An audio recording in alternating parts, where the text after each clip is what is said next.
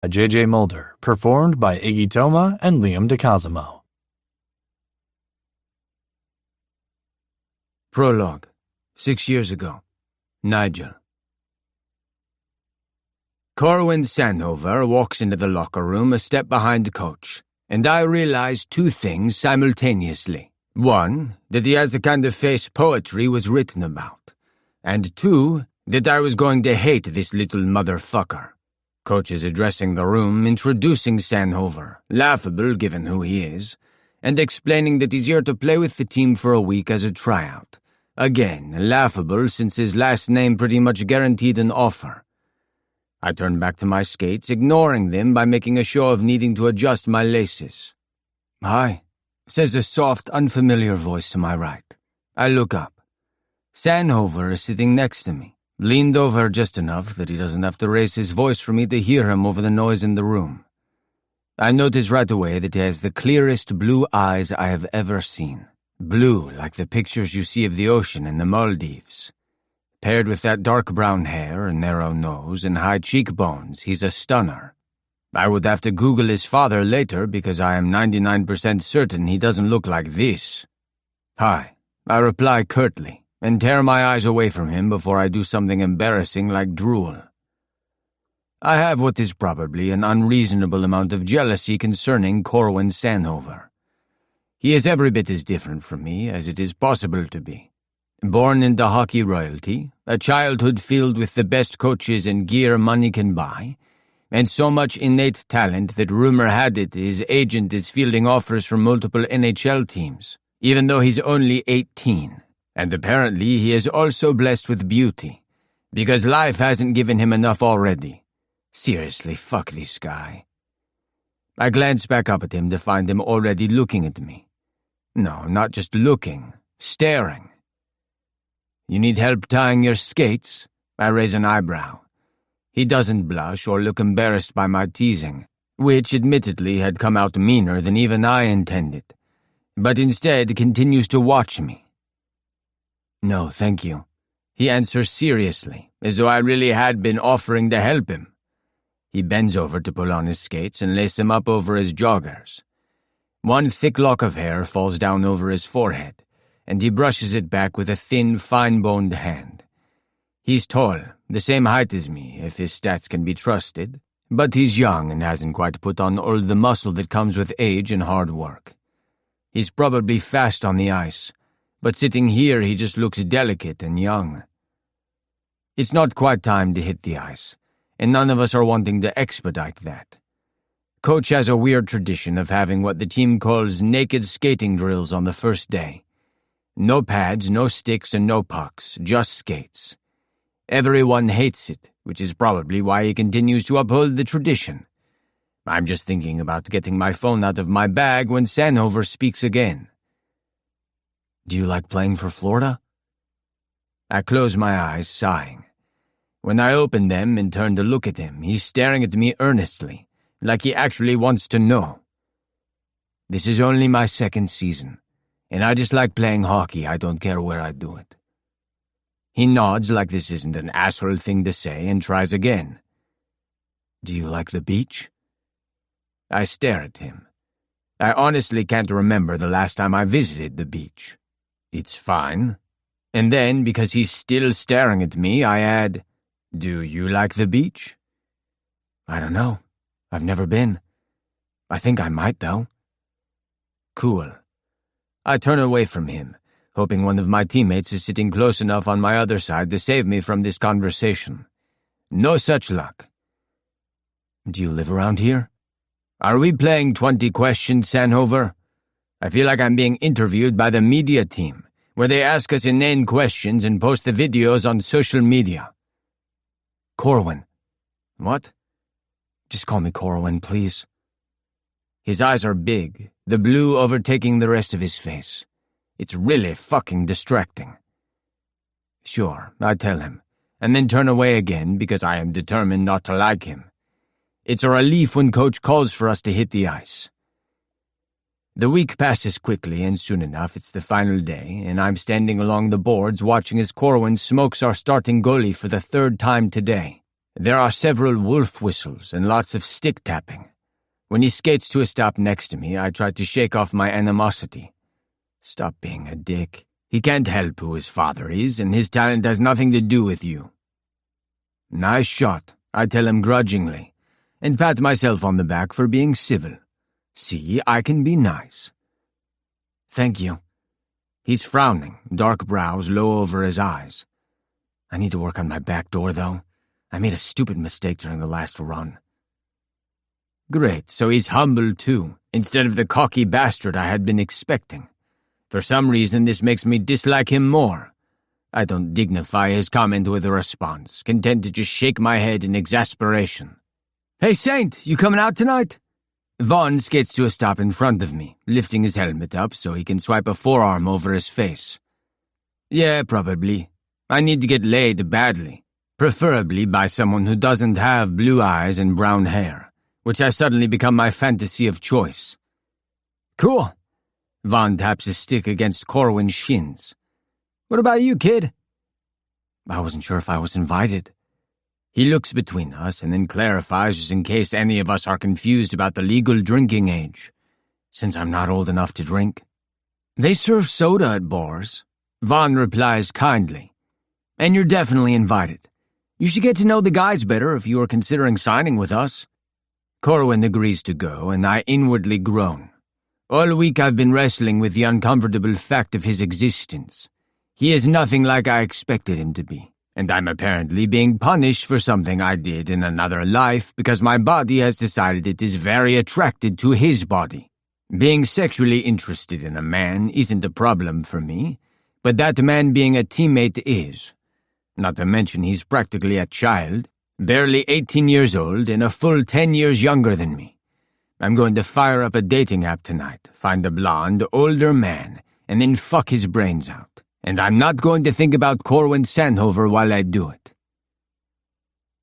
The bar is crowded, all of us squeezed together in a way that usually wouldn't bother me except for the fact that I'm sitting directly across from Corwin, and his leg keeps brushing mine. Every time his knee bumps me, he apologizes, and it's setting my teeth on edge. I wish he wasn't seated where I could touch him, or where I had the full view of his face and he had the full view of mine.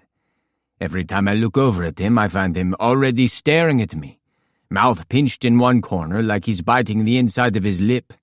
He's doing it now. Is there something on my face? I ask. No, it's perfect.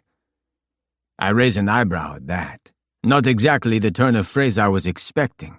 The other guys aren't paying attention, too caught up in their own conversations or whichever puck bunny has their attention tonight.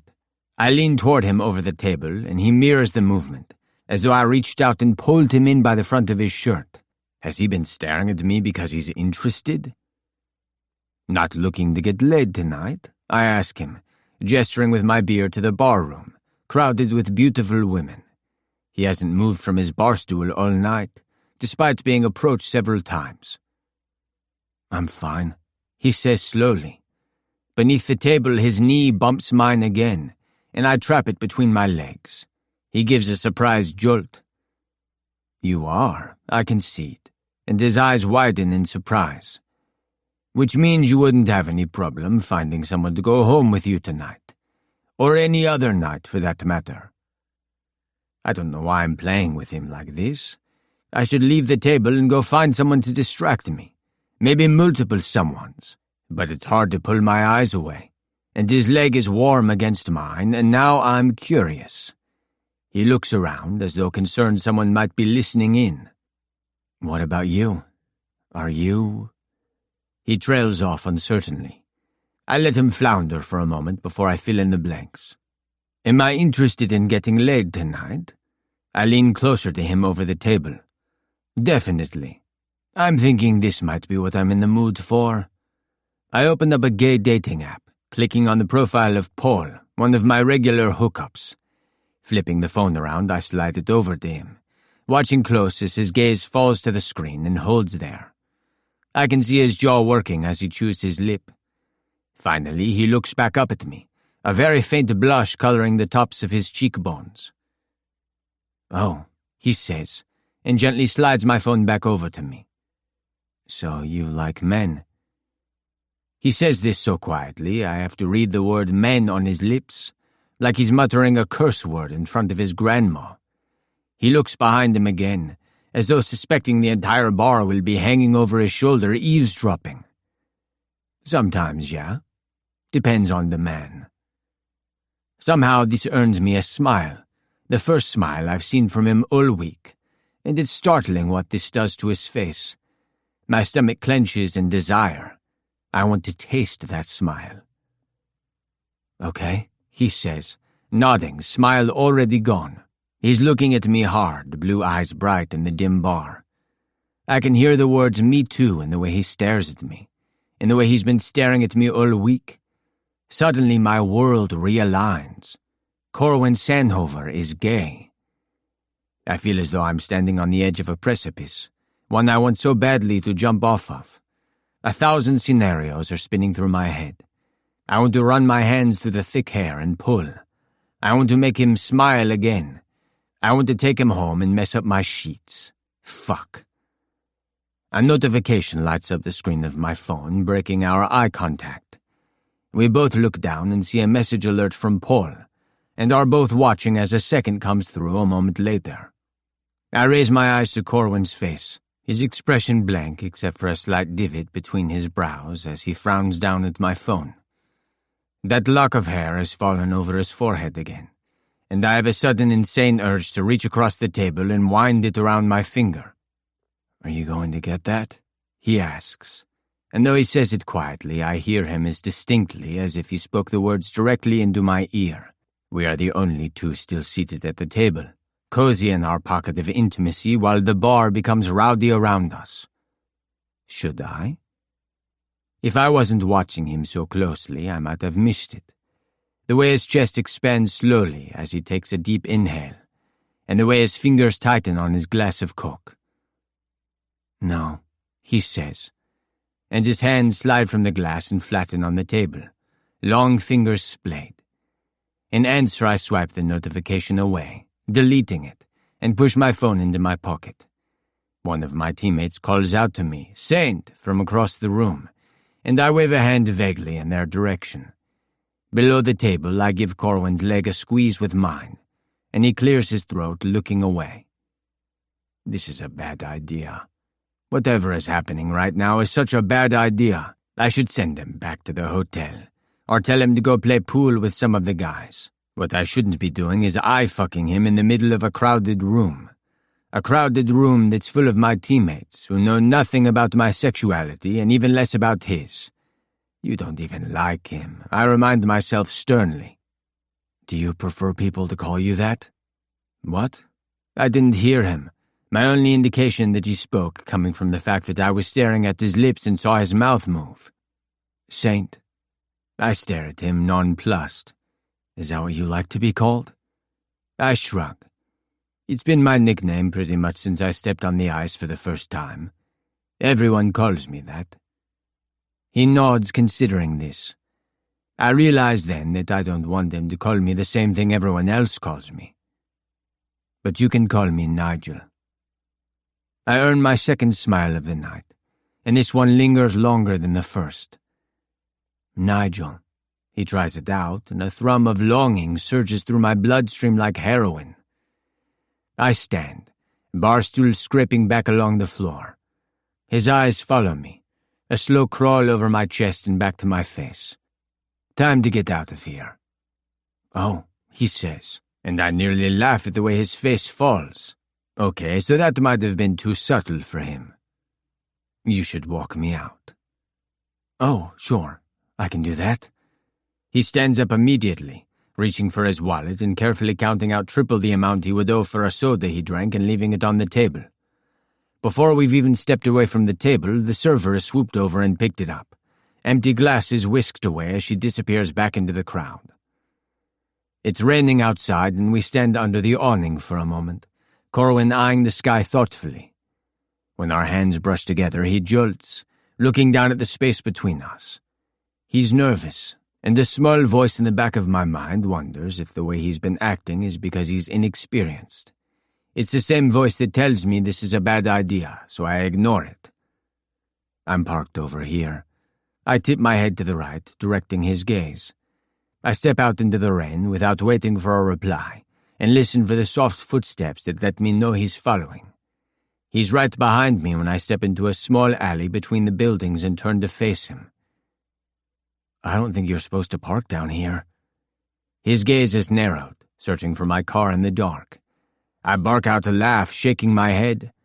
Damn it, I wanted to hate you so fucking bad. No, I concede, smiling.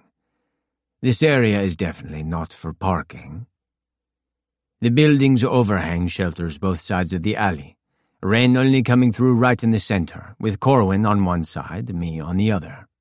His image is distorted slightly as I look at him through the downpour.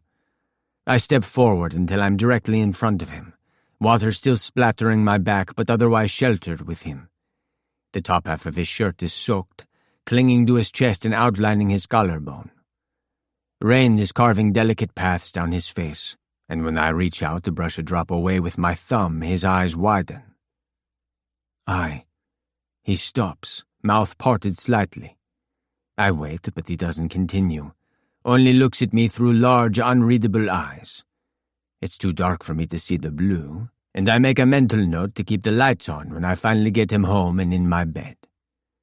I place my hand more firmly against his face, palm to cheek and finger sliding into the hair around his ear. This time I swipe my thumb across his mouth, catching on his bottom lip, and he inhales deeply. I feel a soft touch at my waist, barely there, and only noticeable because my thin shirt is soaked and plastered to me.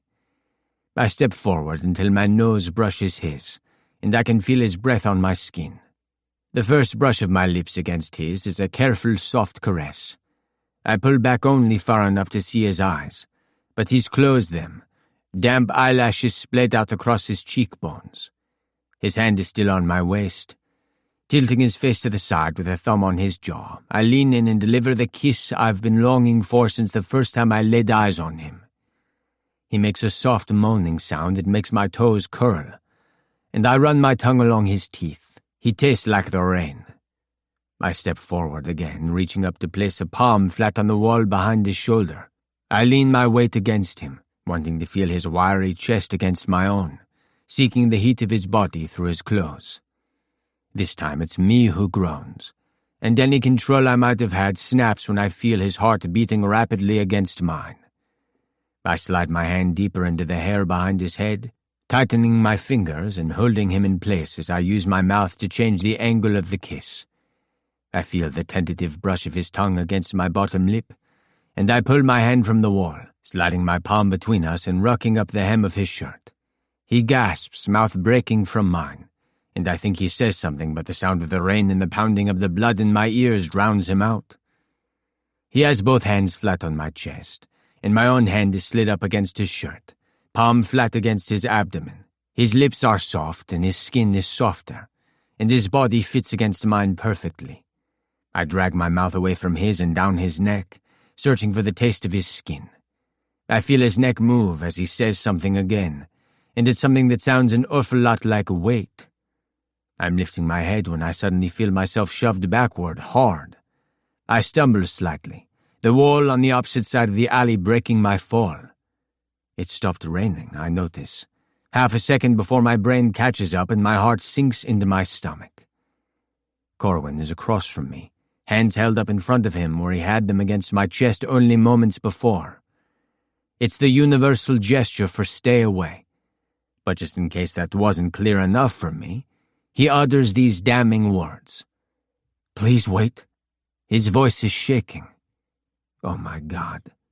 All the blood seems to drain from my body, leaving me woozy and grateful for the wall at my back. Corwin's shirt is partially pulled up, stuck against his damp skin, and his chest is heaving. His eyes are wide and unmistakably frightened. Seeing that look directed at me is like receiving a blow to the stomach. He's lowered his hand slightly, but is obviously still unsure of whether I'm going to make a move toward him. He's pale, face practically glowing in the dim alleyway, and even I can't delude myself that he's shaking because the rain has made him cold. Corwin, I start, and I'm interrupted by a loud chorus of voices as several people spill out into the street from the bar. He flinches at the sound and rushes to right his clothes. His head is bowed so I can no longer see his face. The voices are loud and I recognize several of them, my teammates. Corwin's head snaps up, eyes wide on the mouth of the alley, and it's obvious he recognizes them too. He shoots a panicked look in my direction, apparently doing the same mental calculus as I am. There is only one reason the pair of us would be down a dark alley together, and it's obviously a connection he doesn't want them making. "I have to go," he says, voice wavering in a way that makes me feel sick. He sounds close to tears. I press my palms flat against the wall behind me, reminding myself to stay put and not move toward him. His shaking hands are carding through his hair, trying to set it to rights. "I have to go," he says again, taking a step toward the street. "Corwin, wait. Please look at me." He takes another couple of steps, and now I'm staring at the back of him, where his wet shirt is pulled tight across his shoulders. "I'm sorry." He's gone. I lean my head back against the wall, eyes closed. Fuck.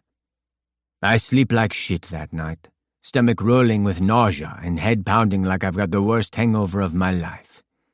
I have no idea what to do. I don't have his number, and I never asked what hotel he was staying at, so I have no way of tracking him down. I'm just grabbing my phone, planning on texting Vaughn to see if he has a way to get in touch with Corwin, when a message comes through our team group chat. "Sanover turned down the contract. Coach just told me." Bile rises in my throat and I think for a second I might actually be sick. The rest of the guys are sounding off, my phone chiming as texts continue to come through. Vaughn says they want Corwin bad, that they're going to send a new offer to his agent for more money and a longer contract term. I lock my phone, switching it to silent and throwing it onto my bed. He won't take that deal. Doesn't matter what they offer. He's not going to play for a team that has me on the roster. Chapter 1. Present Day. Nigel. I've been sitting in my car for 10 minutes trying to work up the nerve to go inside. I check my phone, noting I still have 20 minutes before I'm supposed to meet with the GM. I'll probably die of heat stroke by then, but even that might be preferable to seeing Corwin. I rub my palms vigorously over my face and pull down the visor to check the mirror. I didn't sleep last night, and unfortunately that's exactly how I look. Hopefully my naturally brown skin will hide the fact that I'm pale and have bags under my eyes. This isn't the face a new team wants to be presented with.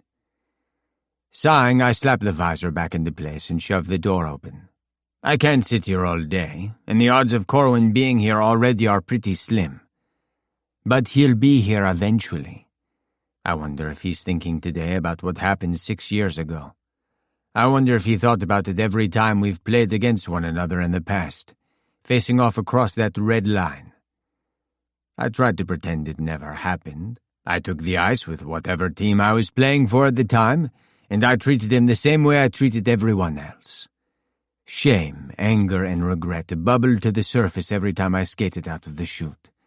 How lucky for me that I played a sport where it's so easy to release aggression. I need to be the bigger man and apologize, but I'm not the bigger man, am I? I'm the man who pushed him against a wall and held him there until he told me to stop. I'm the man who didn't hear him say no, and didn't stop until he shoved me away. I'm a piece of shit. I'm so caught up in my thoughts of Corwin that I barely register someone calling my name. I turn around and see Troy Nichols half jogging across the parking lot toward me, smiling like he's actually happy to see me. "Hey, welcome to South Carolina." "Yeah, thanks." He settles in beside me and matches my stride. "Did you, have a good summer?" Now he's really smiling, joy radiating off of him like sunshine. "I had a great summer. My boyfriend and I went to Ireland. Have you ever been? How was your summer?" My mind snags on boyfriend and the casual way he just threw that out. I don't follow any of the gossip that circulates about NHL players, but even I would have heard rumors about an openly gay player. I realize I've been awkwardly silent and that he asked me a question, Scrambling, I try to think of a way to respond that isn't an outright lie. Yeah, my summer was okay, I guess. Actually, my summer was spent waking up each morning in a cold sweat, dreading the upcoming season. Corwin Sandhover front and center each and every day. Fuck my life. Oh, and no, I've never been. You should go sometime, it's really beautiful. His smile slips a bit as he considers me, reaching out to hold the door for us. Sorry about the trade. It must have been tough to leave again. It is tough to get traded. And truthfully, I had loved being back in Canada. But I'm well used to being traded by now, and I can hardly tell him the exact reason why this trade stings more than the others. Yeah, it was. Thanks. I shrugged, trying to shake it off. We're inside the arena now, and I look around vaguely, wondering if there are any signs posted that might show me the way to the GM's office. No such luck. Hey, I don't suppose you know where Mr. Frank's office is?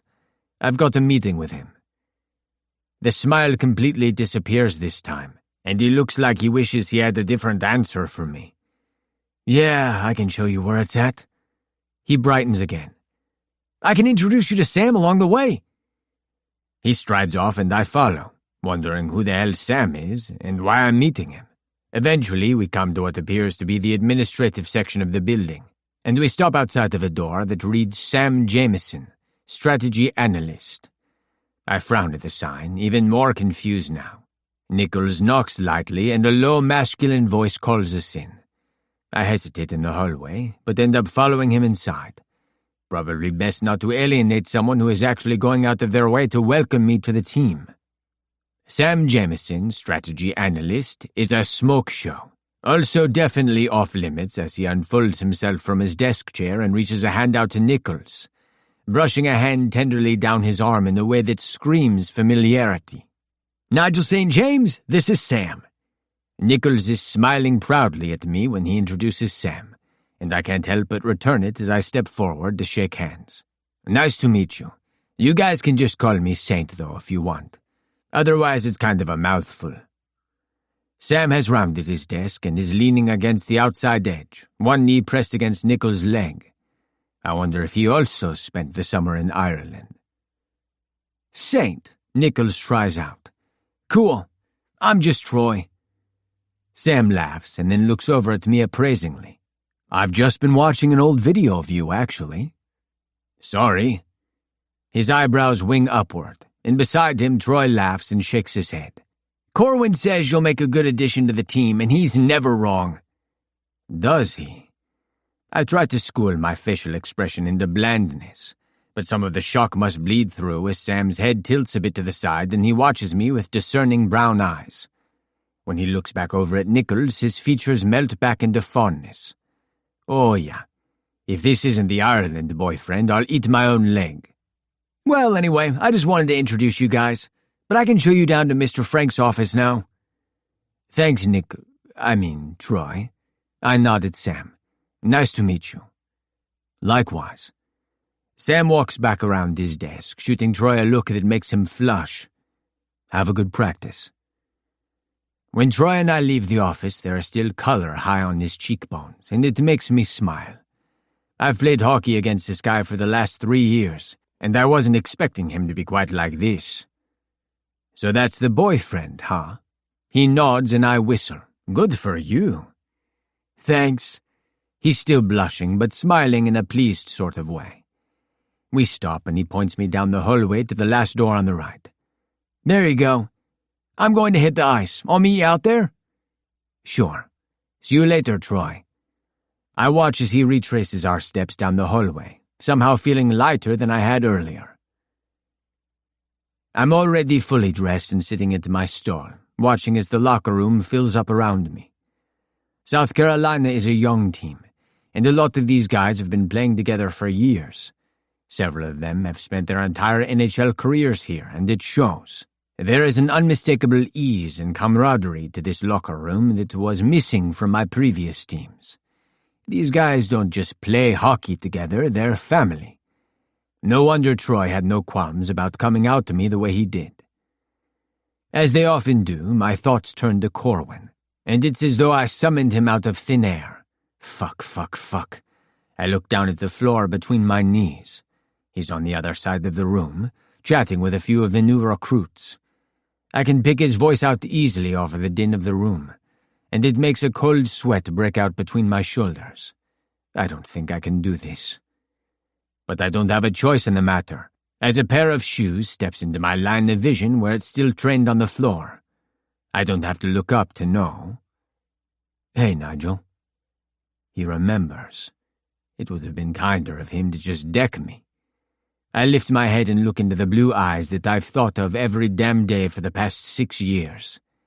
He looks exactly the same.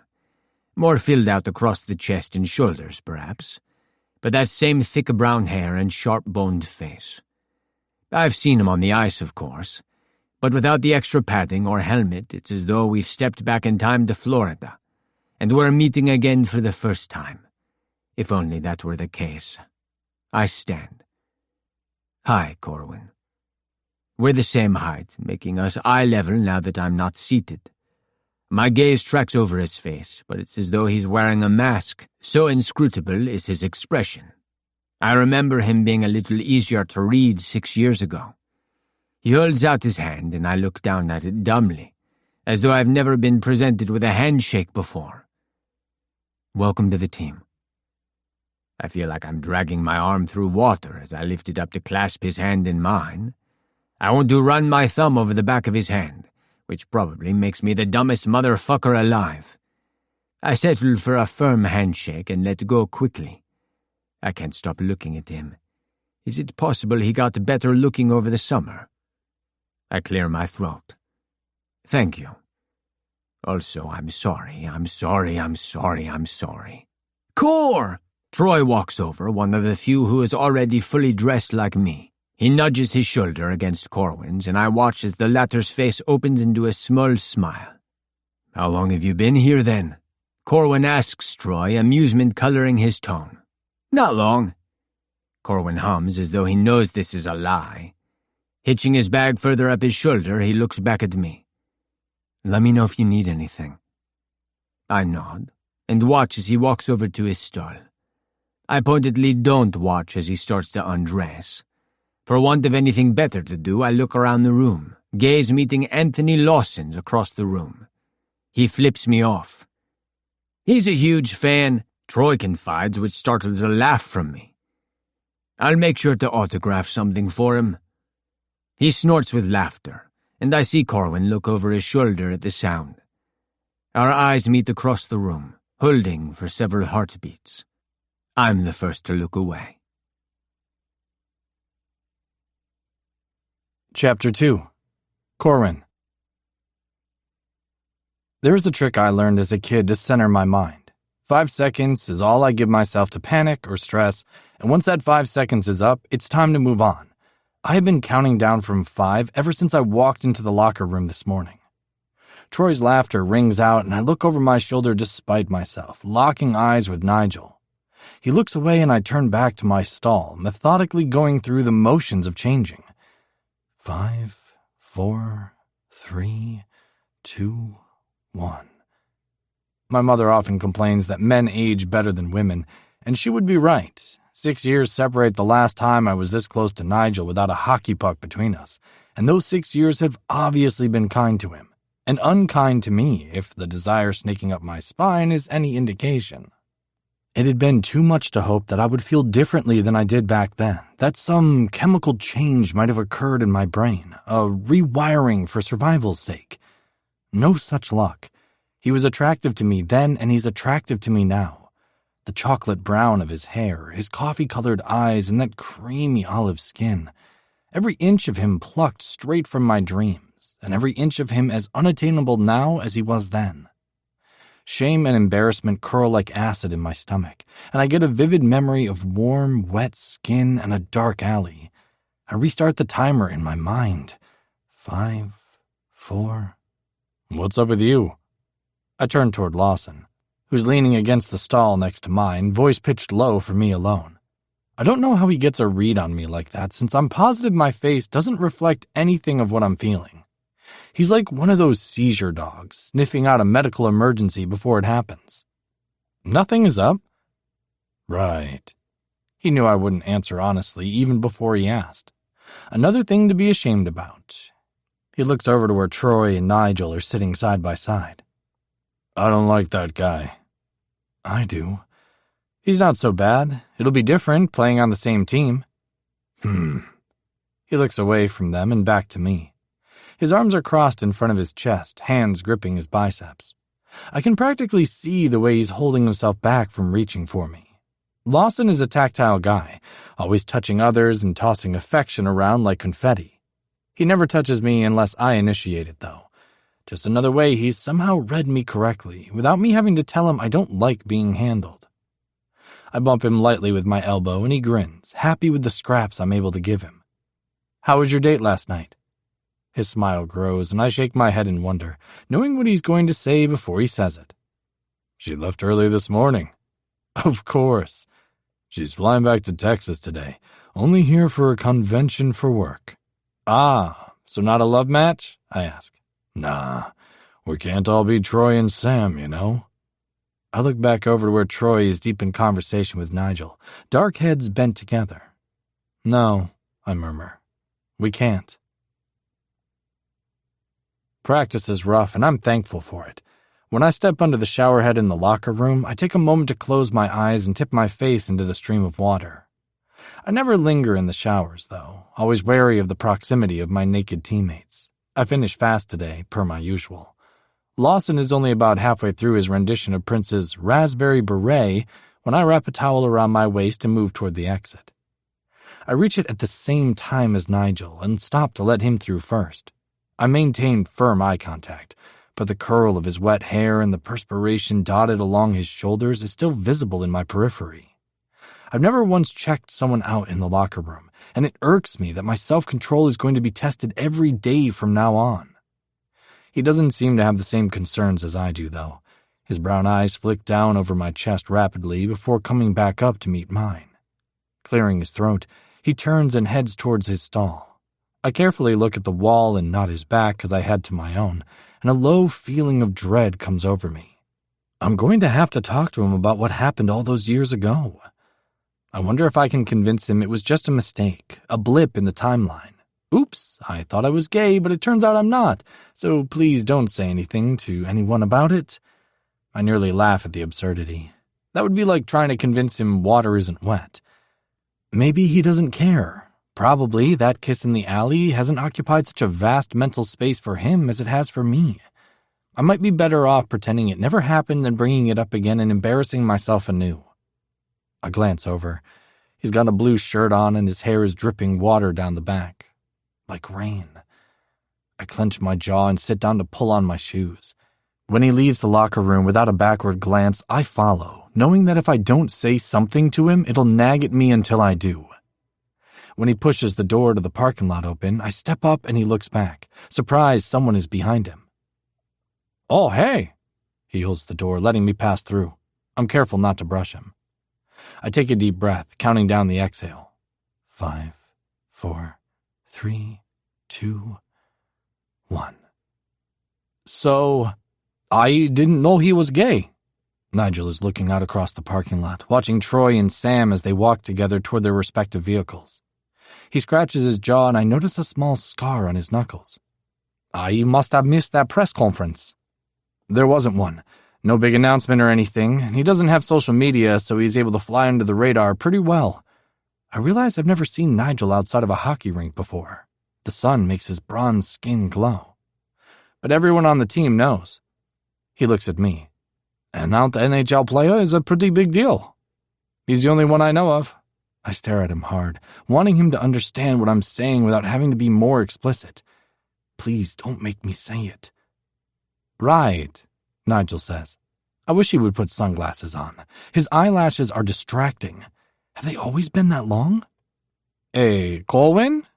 I wish he wouldn't say my name. With his accent, it sounds soft and musical, like something whispered in the dark.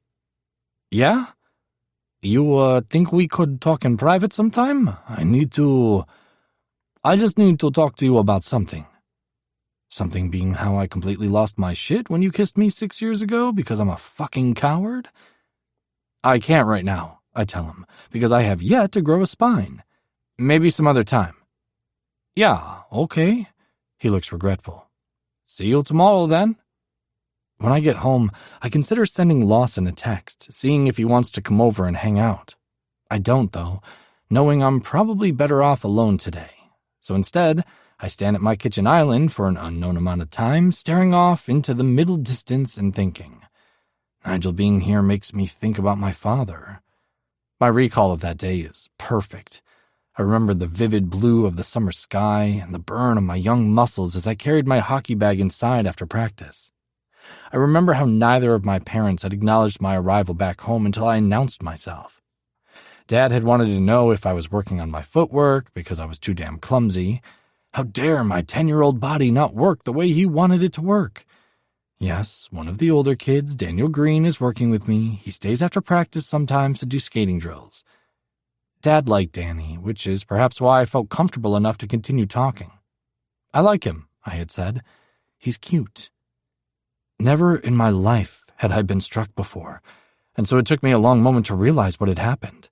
It took blood on the fingers I pulled away from my mouth to realize that Dad had hit me, a single backhanded blow to the face. "What's wrong with you?" he had asked. "Don't ever talk like that about your teammate again, you hear me?" I had nodded yes, still stunned, but determined to learn my lesson. Mom was shaking her head at me, beckoning me over to her. As I went, I heard my dad mutter "fucking disgusting" under his breath. I sat on the toilet as Mom dampened a washcloth and used it to wipe my lip. "Girls are cute too," she told me, and I was a quick learner, so I knew enough by then to remain silent. "You're too young to know what you want," she told me, and I wondered what she would think if I told her Danny wasn't the first boy I had thought was cute, just the first one I had mentioned out loud. I tried after that, I really did. I found a girl to take to my junior prom, one who, admittedly, was thin enough at 16 that she was still flat-chested and had hair cut short in a bob. In the dark, I had reasoned she'll hardly be like a girl at all.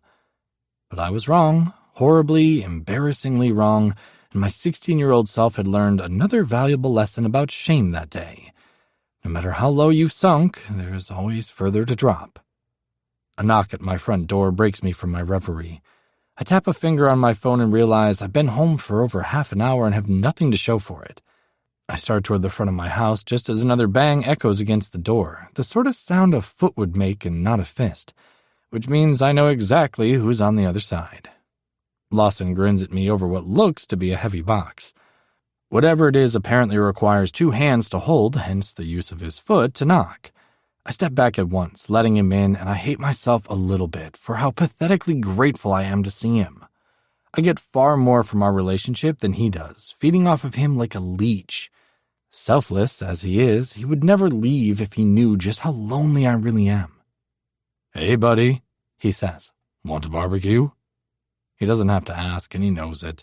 Never in the years we've known each other have I ever told him no, and I'm sure as hell not starting now. I follow him through the house as he beelines for the back door, pushing thoughts of my parents as far from my mind as possible. Chapter 3. Nigel. I've been here a week, and my need to talk to Corwin has me nearly crawling out of my skin. Every day I search his eyes for the memory of that night, and every day I am met with a cool-eyed wall of indifference. I want him to hate me for what happened, and it bothers me that he doesn't. Or maybe he does, but he's too much of a stand-up guy to hold it against me. Either way, I can't do this anymore. I can't play pretend and act like we don't have history. 6 years too late, but I think it's time I apologize. Sighing, I watch him from where I'm standing by the bench, getting some water. He's by Lawson's goal, and the pair of them are chatting, a familiarity between them that speaks of years of friendship. Corwin smiles the private smile that seems to be reserved for only Lawson and Troy, and I turn away before he catches me staring. Replacing the water bottle, I skate toward the opposite end of the rink, putting as much distance between us as possible. When practice ends, I parallel Corwin's movements as much as I can without being too obvious. It's understandable that he would want to avoid me, but I can't see another way to do this without embarrassing us both. He's going to have to talk to me somewhere else if he doesn't want an apology here. Shouted at him across the locker room. Luck appears to be on my side today, however, as he's completely alone when I fall in beside him as he walks across the parking lot after practice. More often than not, he seems to be accompanied by Lawson, like some sort of pseudo-bodyguard. Part of me wonders if something is going on between them. This is also the part of me that wants to run Lawson over with my truck, so I do my best to ignore it. Corwin looks at me from the corner of his eye but doesn't say anything. Well, that's fine, because I only need him to listen anyway. Hey, so I need to talk to you about what happened back in Florida, and I think... He's gone from my field of vision, and I turn back to see him standing frozen, staring at me wide-eyed. My heart is literally pounding in my chest, and I rub a hand over it absently. I think if I don't get the words out now, they might very well kill me. I don't. He trails off. I'm not above begging. Please, just one time, that's all I need. Let me say what I need to say, and that's it.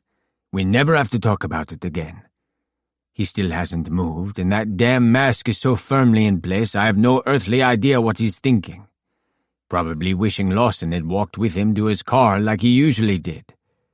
Please, Corwin. He flinches very slightly when I say his name. And if I thought my heart was behaving erratically before, it's nothing to what it does now.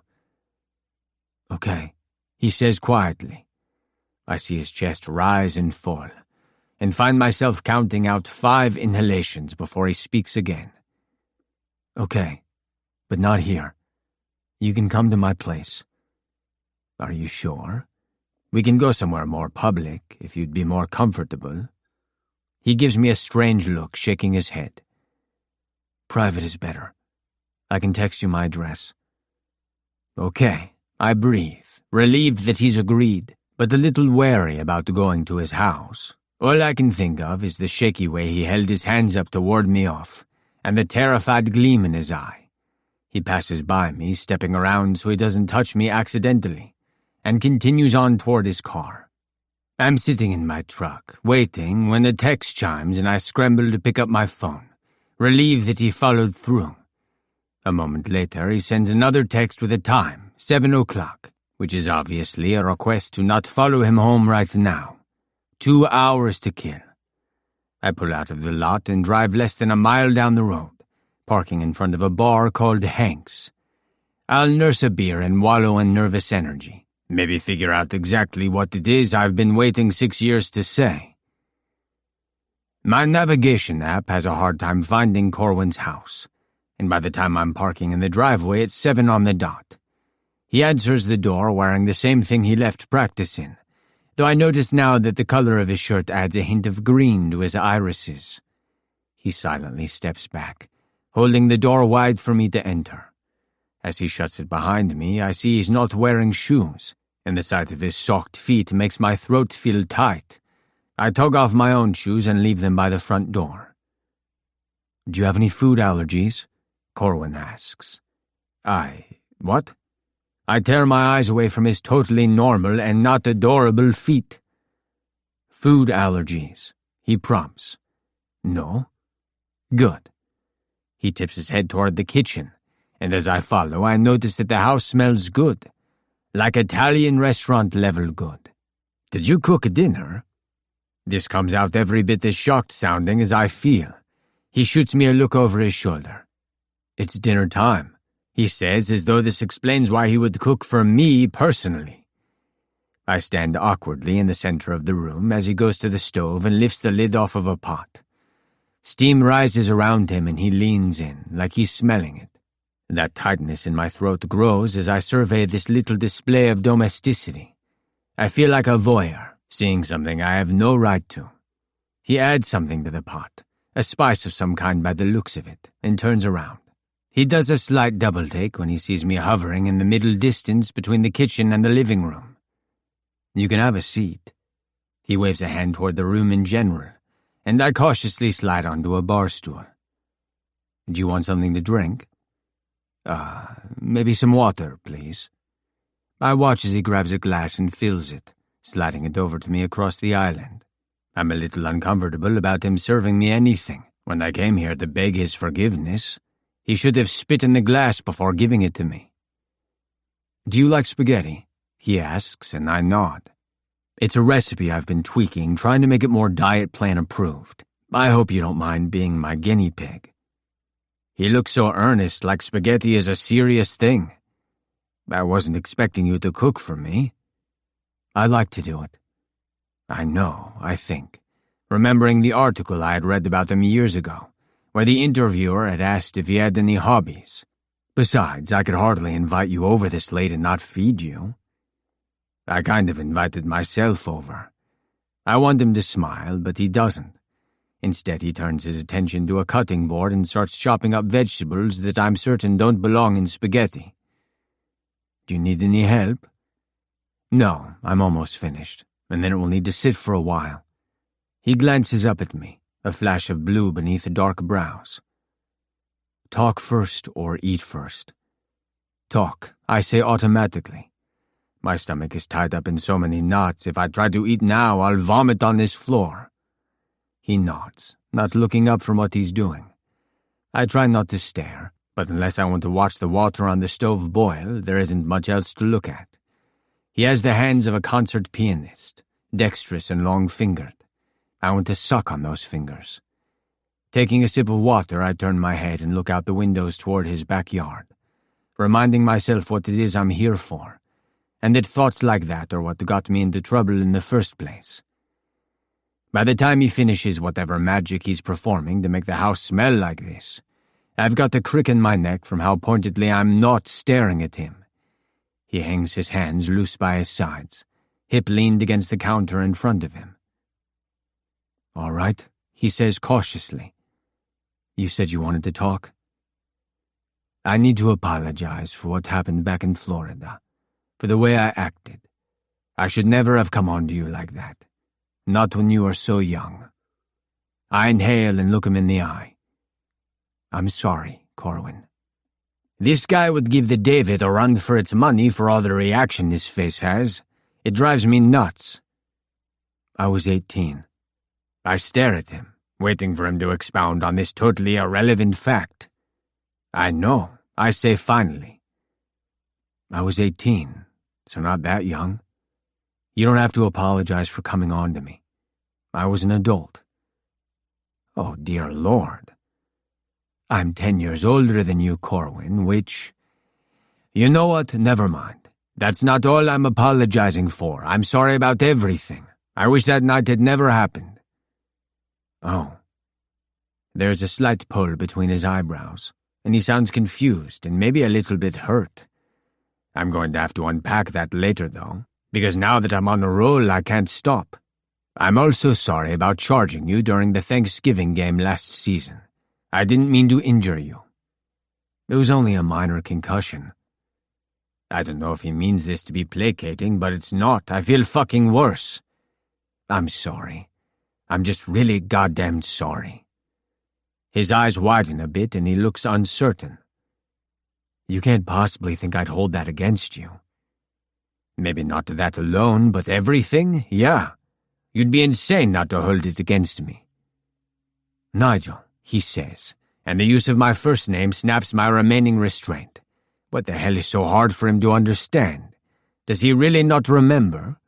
I talk over him before he can continue. I fucking assaulted you. How many times did you tell me to stop before you had to shove me off? That wasn't... He stops, recalibrating. It was the heat of the moment. You weren't trying to... It was the heat of the moment. I mimic cruelly. Yeah, said every rapist ever. Okay, that's enough. He's lifted both hands in front of him, palms toward me in the way that's so reminiscent of 6 years ago it's hard to look at. I don't know what you've convinced yourself happened that night, but if you think I didn't want you, then you're deluded. My voice has risen and I'm dangerously close to shouting. Tell me you weren't scared. Tell me you weren't scared of me. Of course I was fucking scared. He explodes, palms slapping down onto the counter between us. Yes, I think. Lose control. Yell at me. Coming out, being with a man? That was never going to be an option for me. So I lied and I pretended. And everything was fine until you came along, and I wanted you so badly I couldn't stand it. I wanted you so bad I let you kiss me in a public alley where anyone could see. Scared, I was terrified. But not of you.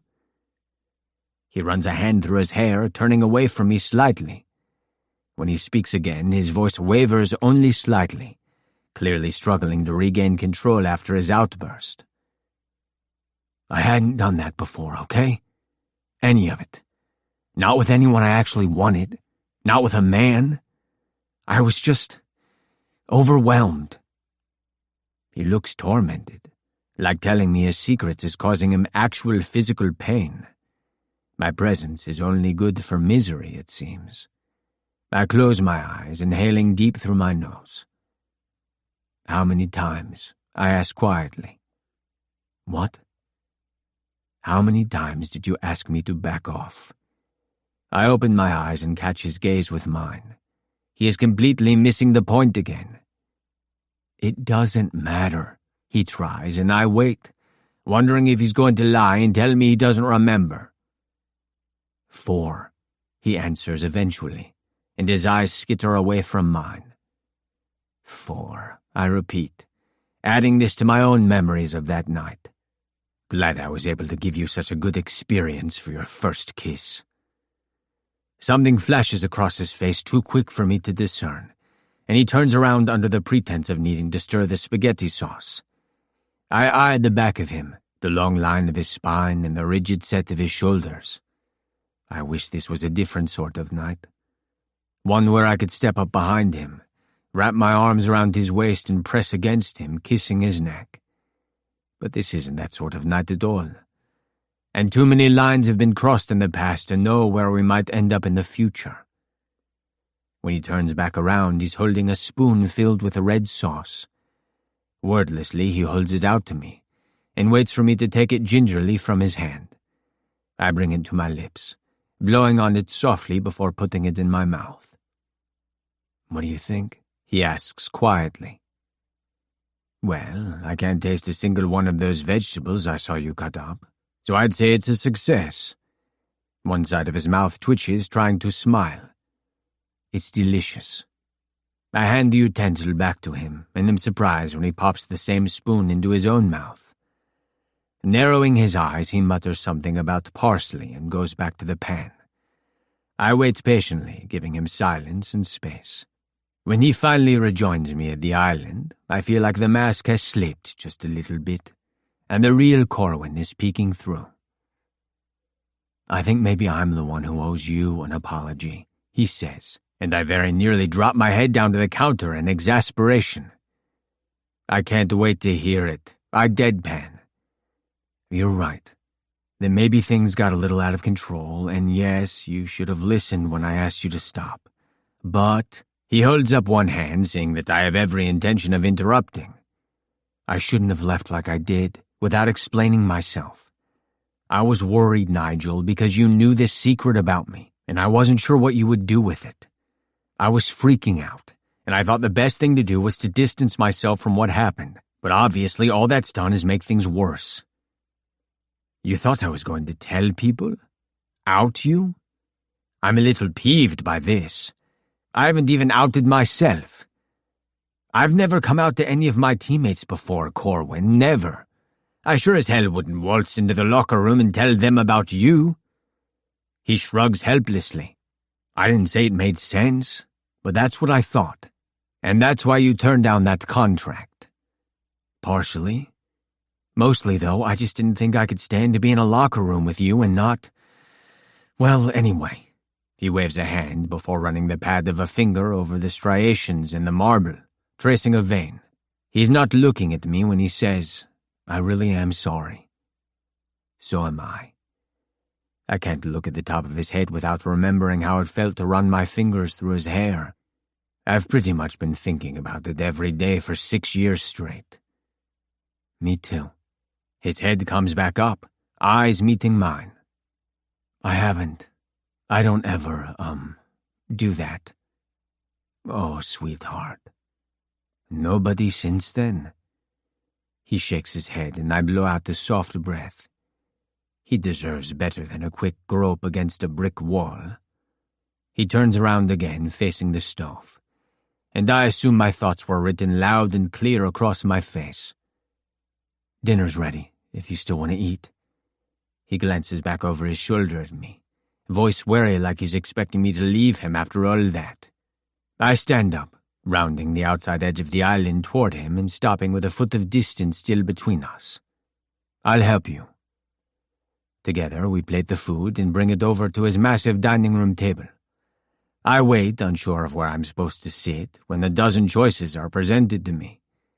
Corwin takes the decision out of my hands, however, when he pulls 2 chairs out, one on the end of the table and the other on the corner next to it.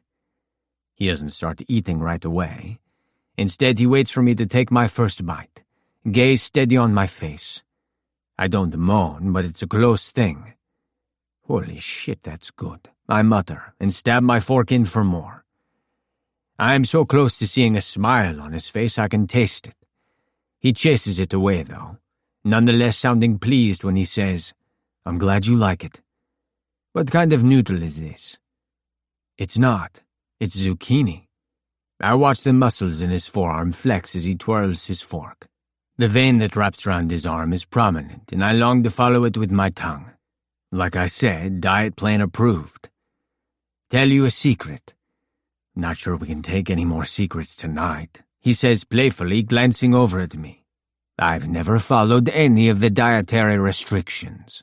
He gasps theatrically. "On any of the teams I've played for." Neither does Lawson, but it's more because he doesn't know how to do anything other than barbecue. He's hopeless in the kitchen. I raise my hand, guilty.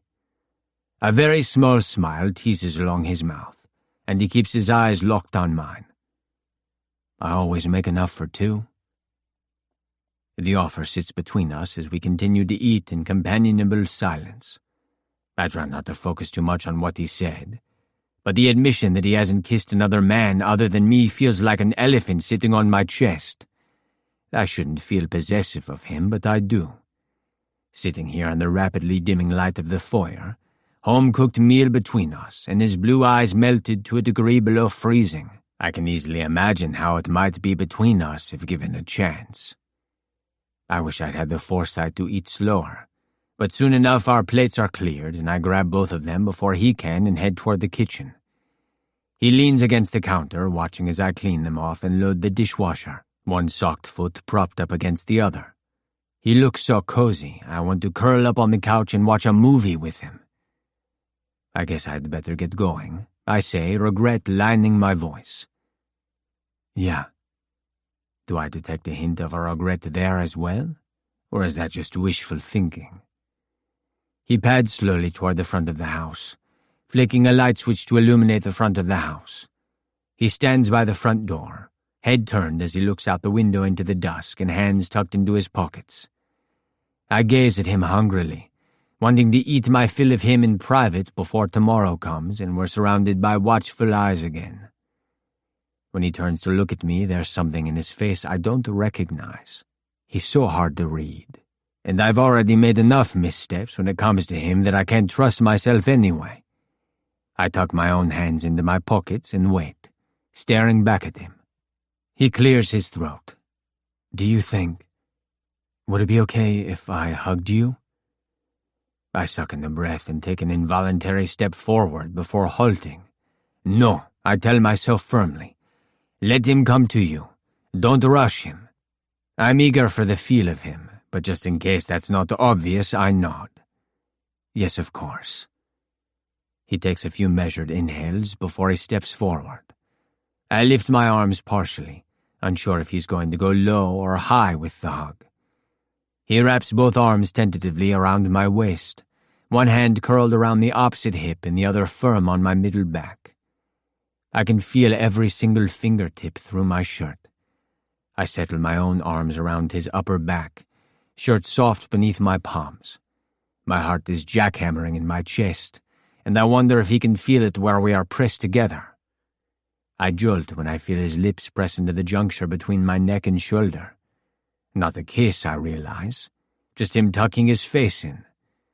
Slowly, I slide a hand up to the back of his neck, palm gentle on his nape and fingertips brushing his hair, not holding him in place, just letting him know I want him to stay, and needing to feel his skin warm against my own. I can feel him breathing against my neck, so slow and even he could be asleep. The only indication to the contrary is the slight contracture of his fingers on my hip, as though he wants to tighten his grip and pull me closer. "We're good, right?" Corwin's voice is muffled, words tickling my skin. I wonder if he's about to pull away, and I feel a sharp pang of regret as though he's already gone. "Yeah, we're good." I punctuate this with a slow caress of my hand from the top of his spine down his back. What feels like a dismally small amount of time later, he steps back, hands sliding away and leaving me bereft. I let my own hands fall to my sides, still tingling with the memory of him. "Sorry," he says, tucking his hands back into the pockets of his sweats. "Didn't mean to take advantage of you." It's full dark outside, the night pressing against the bright interior of the house, which means we were probably standing there for a solid chunk of time. Take advantage of me literally any time. He smiles, and I commit it to memory. "Hey, Corwin." He looks at me waiting. "Do you think, could we do this again sometime?" Another smile, this one wider. "Sure, I'd like that." I feel lighter than I have in years, and as I make my way home, I smile to myself. Maybe this trait wasn't such a bad thing after all. Chapter 4. Corwin. We lose the first 2 games of the season, and it's particularly frustrating because we played well in both. Actually, we played great, which somehow makes the losses worse. I sigh, trying to keep my expression benign for the camera in front of me. I was pulled for post-game interviews, so I'm seated half undressed in front of my stall, wishing for a hot meal and a hotter shower. "What do you think you'll have to do to pull off a win next game?" "Score more goals." "We've got a lot of fresh talent this season, so we're going to keep working hard at practice and figure out how to apply that to games." The reporter nods as though this wasn't a non-answer. I wade through a few more inane questions, rolling out a few of my stock replies. When Coach signals to me that I'm done, I stand, gratefully. The scrum moves off to talk to Lawson, a favorite among the media and the fans. I turn my back to the room and keep stripping off my gear. I feel, more than see, a presence to my side, and I glance over to see Nigel standing with a towel clutched around his waist. Oh boy. I jerk my head up, making sure I'm staring at his face and not his chest. But when I duck my head and bend over to untie my laces, my eyes track over to him unbidden. There is a line of dark hair leading down his abdomen, and the sight of it makes my mouth water. I bite my lip and turn away. The locker room is full of people, some of whom have cameras, and now is not the time to be ogling him. "You going out tonight?" he asks and adjusts the towel, drawing my attention back to where it's slung low across his hips. 5, 4, 3, 2, 1. Straightening, I look him in the eye, probably a little aggressively, but really, what gives him the right to stand there and look like that? "No, I think I'm just going to go home." Some of the guys like to commiserate together after a loss, try to shake it off before heading home to their families. I don't usually join unless it's been a while since I've gone out with the team, and I just don't have the spirit for it tonight. Even Troy, with his bottomless well of energy, is looking exhausted. I watch him over Nigel's shoulder, and he nods at me as he walks to the showers, understandably in a hurry to head home to Sam. "Are you going to go?" Nigel shakes his head, dark eyes steady on mine. He inhales like he's gearing up to speak and moves a small step forward. I stiffen, worried he's going to touch me. He wouldn't, right? Not in front of all these people. He pitches his voice low, talking low into the space between us. "I was wondering if maybe you would like some company. I could pick something up." "Oh," I stare at him, wondering what he means. I'm pretty sure "would you like some company" is a euphemism for sex, but it's hardly something I can ask for clarification on in the middle of the locker room.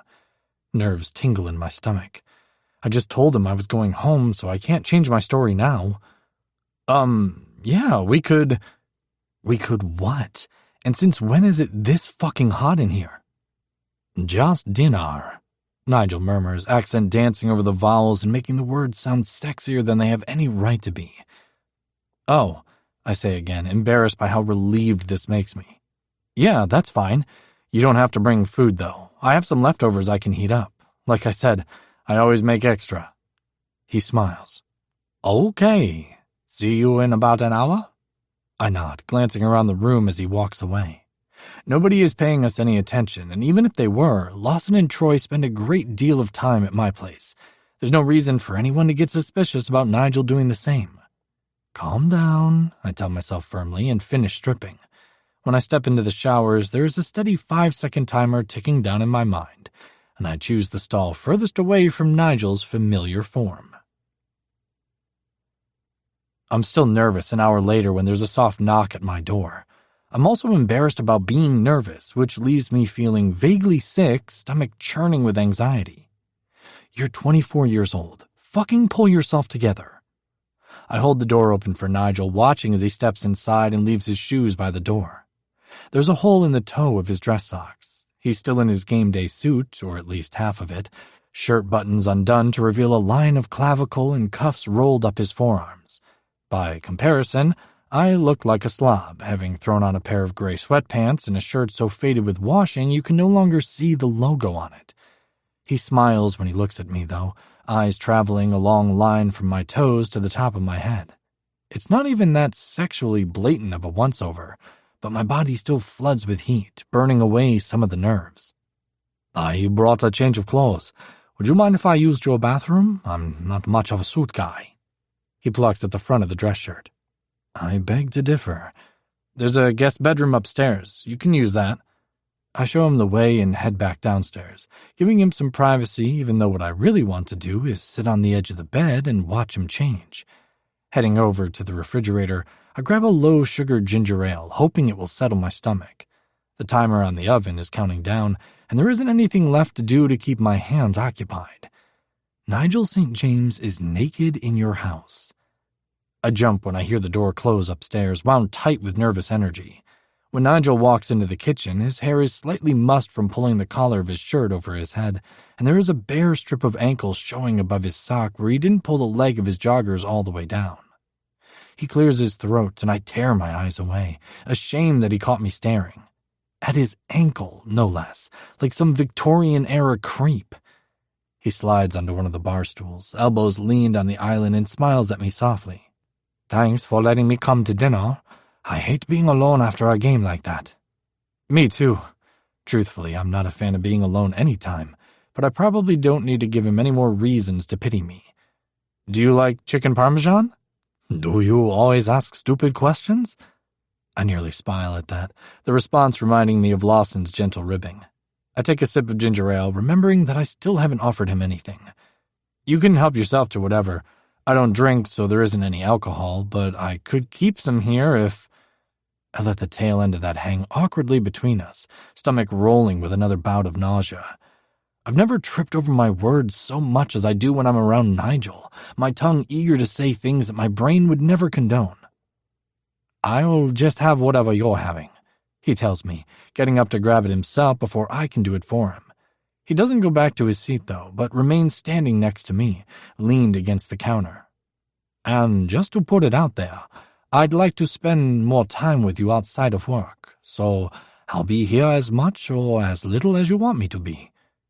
He cracks open the can, taking a sip and smiling benignly at me. His words fill me with happiness and a simultaneous feeling of dread. I can't go on a date with him or hold his hand in public, so if he's looking for a normal relationship, he probably won't find it with me. A memory of Troy and Sam pops into my mind, all of us sitting in my backyard and Sam leaning over to pull a blushing Troy in for a kiss, not even caring who might be watching. I can't do that. I can't fucking do that. Here, you mean, right? I clarify. You want to spend some time together here? Here? My place? Wherever? You're the important part in that equation, not the location. If the counter wasn't holding me up, I don't think I could have remained standing. How the hell do you respond to that? Oh, okay then, I reply, because I'm known for my eloquence. Okay, he repeats, reaching a hand out toward where mine is flat on the counter. He swings it wide at the last moment, though, and I realize sadly that he doesn't ever touch me unless I initiate it. Admittedly, this is what I usually prefer, but it somehow feels like a dreadful loss where Nigel is concerned. You can come over whenever you want. I like having you here. The timer goes off on the oven, and I scramble to pull the pan out, grateful to have something useful to do. I watch as Nigel moves over toward the cupboard I pulled the dishes from last time, grabbing 2 plates and laying them on the counter.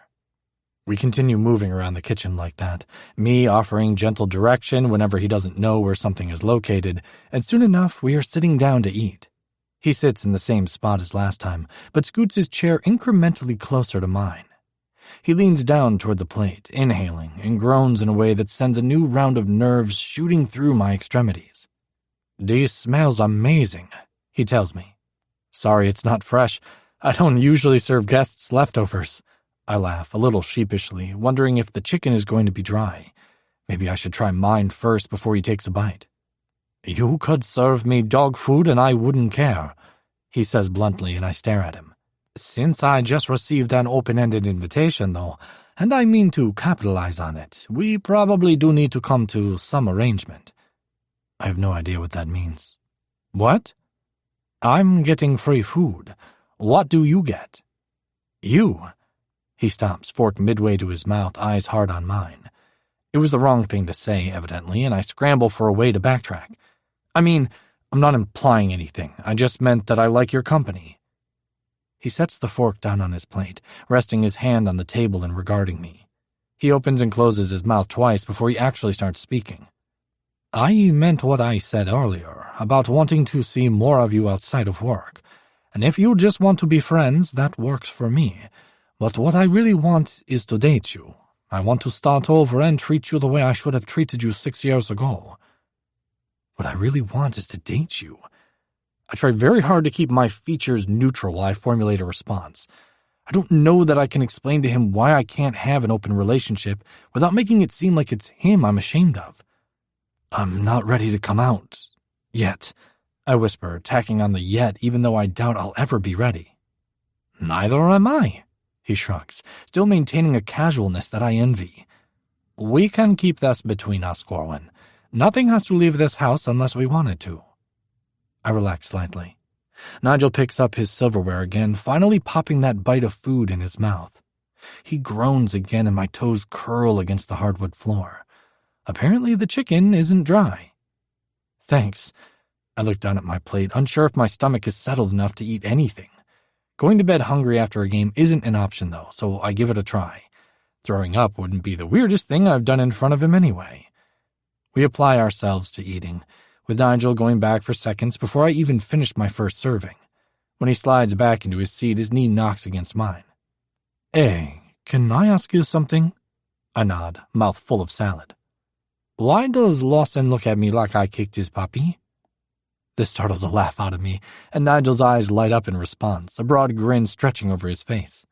"Well, he doesn't like you very much," I admit, and laugh again when he looks crestfallen. "Why? I mean, you're kind of a dick." He leans back in his chair and crosses his arms over his broad chest, considering this. "Offended," he announces, and another peal of laughter escapes me. He beams, not looking the slightest bit offended. "On the ice, I mean. The way you talk shit and showboat. It sort of drives him nuts." "Well, that's kind of the point. Piss the other team off enough that they make stupid mistakes." He shrugs. "I'll have to win him over. He seems like a good guy." "He's the best," I say confidently. "And I wouldn't worry about it. You're going to win Lawson over just by the way you treat Troy. He loves him." "You say that like there are people in the world who don't love Troy." This time, when I walk Nigel to the door, I don't bother with the entryway light, instead allowing the backlighting from the kitchen and dining area to illuminate the hall. He puts on his shoes, thanks me for dinner, and reaches for the door. I stop him with a hand on the forearm, his gaze immediately locking onto mine. I didn't even mean to do it, but now that I did, I realized I don't want to let him leave with anything less than last time. Pitiful as it is, I can't handle anything more than a hug, not yet having worked myself up beyond that. I use my grip on his arm to pull him toward me, and he steps up with no resistance, wrapping his arms around me and drawing them tight. He's gripping me harder than last time, as though more confident that I won't pull away. God, I want to kiss him. I should kiss him. Pull back just enough to see him, maybe cup his face the way he did to mine all those years ago. I could do it. He stands so still in my arms, the only movement coming from the expansion of his ribcage beneath my hands. His face is turned into my hair, breath tickling the top of my ear every time he exhales. I slide my hand up his back, feeling daring. There's no way he can't feel my heart pounding right now, pressed close as we are, but he remains stationary, so I keep going until my fingertips touch the bare skin of his neck. It feels easy, like this, with the lights low and my face pressed into his shoulder. Maybe this is how it could always be. I skim my hand up the rest of the way until my fingers sink into his hair, enjoying the way it feels against my skin. He sighs against my temple, and my heart kicks up a notch. I lean back a bit, Nigel immediately loosening his arms as he misinterprets this as me wanting him to let go. My own tighten in response, and I slide a hand down to rest on his shoulder. Before I completely lose my nerve, I lean in and press my lips to his cheek. It's not the same as actually kissing him, and not nearly enough, but it's something. Chapter 5. Nigel. I slide up to Troy, slamming into the boards in a celebratory hug. That shit's going to make the highlight reel, I tell him. Fucking right! Monroe skates up, piling against us and knocking my helmet into the glass. The crowd is subdued, seeing as it's mainly Minnesota fans, and it's their goalie that Troy just embarrassed with that dangle. The score is 2-0 in favor of us. Monroe and Troy both putting one on the board, and with only a handful of minutes left on the clock, it seems like Lawson is headed for another notch on his shutout belt. As we skate back toward the bench, Corwin bumps his shoulder against mine, and I grin around my mouth guard. Reserved as he is, that's practically the same as him holding my hand. Less than a minute left in the game, and Corwin is hurtling down the ice. I watch him fake out the defenseman with footwork that makes my own knees groan in protest. The goalie is too focused on him, though, clearly expecting him to shoot. So instead he drops the puck to me seconds before he's checked into the boards. I send a slap shot into the wide-open net, lamp lighting up just seconds before the final buzzer. It's a jovial crew that heads back to the hotel, bus ringing with happiness. Lawson is trying to organize everyone into going out, which is proving to be a difficult task in Minnesota as there aren't any bars within walking distance. What the hell else is there to do here but drink? Lawson mutters angrily. In the end, cabs are arranged and everyone heads upstairs to change, Coach shouting warnings about the early flight tomorrow and curfew for the rookies. Troy, who's walking beside me, pulls his beanie off in a haphazard way that leaves his damp hair sticking straight up. It's adorable, and I see a teenage girl openly ogle him as we walk through the lobby. He's smiling down at his phone, oblivious. Did Sam watch the game? Yeah, he smiles at me. He said nice goal, but mine was better. I roll my eyes, pressing the up arrow at the elevator bank. Troy motions toward the stairwell, and I look at him sideways. Did we not just play an entire hockey game? We're joined by Lawson and Corwin, and I only allow myself a fleeting look at Corwin before I turn away. He's wearing a navy blue suit that makes his eyes even brighter, contrasting starkly with the rich brown of his hair. I can smell his aftershave, the scent lingering in the collar of his shirt long after it's been washed off his skin. I stand next to him inside the elevator, stupidly grateful that 4 large hockey players limits the space and our shoulders are pressed together. You in for tonight, guys? Lawson turns, putting his back to the corner so he can see everyone. Rain check, Corwin says, and Troy looks up, sliding his phone into his pocket. Same here. I'm going to FaceTime Sam. Lawson nods, not surprised by either of these answers. I stay quiet, knowing the question wasn't meant for me. He looks at me. And you, Saint? I raise an eyebrow at him. That's all right. I'll probably call it an early night. Come on, he says, reaching out to tap his fingers against my upper arm. We've got to celebrate that goal, and this bar is hosting ladies' night tonight, so even someone as ugly as you should be able to find a date. Fuck. I should go, particularly since it's Lawson inviting me, and he's close friends with Corwin. I want him to like me so that down the road it's not a big deal when he finds out about us, hopefully. But what I don't want is to spend the nights pretending to be interested in chasing women. This time last year I would have been all for it, but now I just want one person, and that person will be in this hotel probably wondering if I'm out trying to get laid. Yeah, all right. I'll come out for a bit. I brush my fingers against Corwin's. The elevator dings, depositing us on our floor. Troy immediately steps off, walking toward his room with purpose. Corwin follows, and I watch the back of him morosely. Hey, Troy, make sure you comb your hair before you get on FaceTime, Lawson calls, opening his own door. You look like you were electrocuted. At least I can fix my hair, Troy shoots back. You're stuck with that face. I snort, swiping into my room.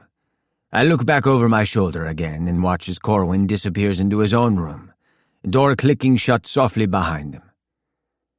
The bar is packed, and as promised, it's mostly filled with women. A surprising number of them seem to be hockey fans too, as our group has been constantly bombarded with selfie requests. Nobody is going to have trouble finding someone to bring back to the hotel tonight. I've already had to convince 4 women that I'm not interested, while Lawson and the others look on in bemusement. You good? Lawson asks, leaning across the table. Yeah, I say, taking a sip of the soda water I'm nursing instead of a drink. He regards me for a moment, spinning the beer bottle in his hand. You seeing someone? He asks. I lift my shoulder in a half shrug. Yeah, sort of. It's complicated. Please don't ask for more information than that, I silently beg, not wanting to spin a lie about my imaginary girlfriend. He doesn't pry, though, just tilts his bottle in my direction with a wry smile. Better you than me. I consider sending Corwin a text, letting him know that I'm just here to befriend the team, not pick up women. I don't want to have a serious conversation through virtual means, though, and most of our chats seem to head in that direction. Across from me, Lawson is yawning, rolling his head between his shoulders. He's probably exhausted after the game we just played. You look dead on your feet, I tell him. He grunts. Getting old. Aren't you 4 years younger than me? I ask, laughing. I always forget you're old as shit. You don't play like you're geriatric. Only you would insult and compliment me in the same breath. He tips his head back, laughing, reaching his bottle toward me. I clink my glass against it and shake my head as I take a sip. I look around the room, surveying the crowd. I pick out several of my teammates, arms around local girls by the bar, and a few of the more adventurous ones out on the dance floor. I long to be back at the hotel. Actually, scratch that, I long to be at Corwin's house, coaxing smiles out of him and feeling the press of his lips against my face. You ready to head back? Lawson asks me, jolting me back to the present. He's watching me, and I wonder what he has seen on my face while I've been thinking of Corwin. Yeah, I sigh. You hanging out for a bit? I'll stay for a while. Go back soon. His eyes do a quick once-over of the room, and I realize he had probably remained alone at the table because of me. Have fun. I stand up, bumping my knuckles with his. I turn back when I reach the door, chuckling when I see a blonde head already sliding into my vacated seat. It takes a while for a cab to come, and by the time I'm back at my hotel room, I really am feeling old. Also horny. Flopping down on my bed, I rest my hands on my abdomen and try to remember the last time I went this long without having sex. I want to walk down the hall, knock on Corwin's door, and crawl into bed with him. And nothing, I know, will send him running for the hills faster. He's inexperienced, but that's neither a turn-off nor a deal-breaker for me. What does worry me, though, is the obvious anxiety he has about any sort of physical contact. There is a tremor of fear present even when we're doing something as mild as hugging, and it makes me worry. It would be easy, so fucking easy, to hurt him. Again. Sighing, I sit up and rub a palm over my face. I have to take things slow, which means, for now, the dry spell will continue. Resigned, I head into the bathroom to jack off in the shower. When I flop down into the seat next to Corwin, he startles slightly and then smiles tentatively when he sees it's me. I'm one of the last to board the plane, and soon enough we are in the air. I turn around in my seat, eyeing those around us. Most everyone has earbuds in, though a few of my teammates are in the back playing a rambunctious game of what appears to be Uno. Righting myself, I lean back and look over at Corwin. "Hey," I say softly. "Hey." I weave my fingers together in my lap, a reminder that I can look at him but not touch. Even looking within the confines of the team jet is probably risky, but I missed him so damn much last night I sort of don't even care. "How's the bar?" he asks. Wasn't my scene. I left pretty quick, but I think the guys had fun. Both of us look over at Lawson, seated across the aisle and already snoring softly. "What did you do?" "I watched British Bake Off and then went to sleep." He says this completely without guile, as though it's not the cutest thing I've heard all day. "You watched a cooking show?" "A British cooking show. It's in a tent." I pinch my lips together, imagining him curled up in bed with socks on his feet, watching a damn cooking show. Of course, in my imagination, I'm also there, wrapped around him and not off being miserable somewhere in a bar. "Why is it in a tent?" I ask. "Nobody fucking knows," he says, and I laugh, leaning my head back against the seat and just looking at him. He reaches up to loosen the knot of his tie slightly, undoing the top button of his dress shirt and exposing the hollow of his throat. A cry rises from the back of the plane, and Corwin turns to look, making sure he's not needed to run interference. "Uno sounds dangerous," I remark. He eyes me, a small, playful tug at the corner of his mouth.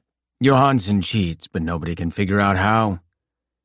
The flight attendant comes through, passing out meals and beverages, and the plane lapses into silence. Corwin, I notice, has a book tucked into the seat pocket in front of him like he has been intending to read before I sat down and started bothering him.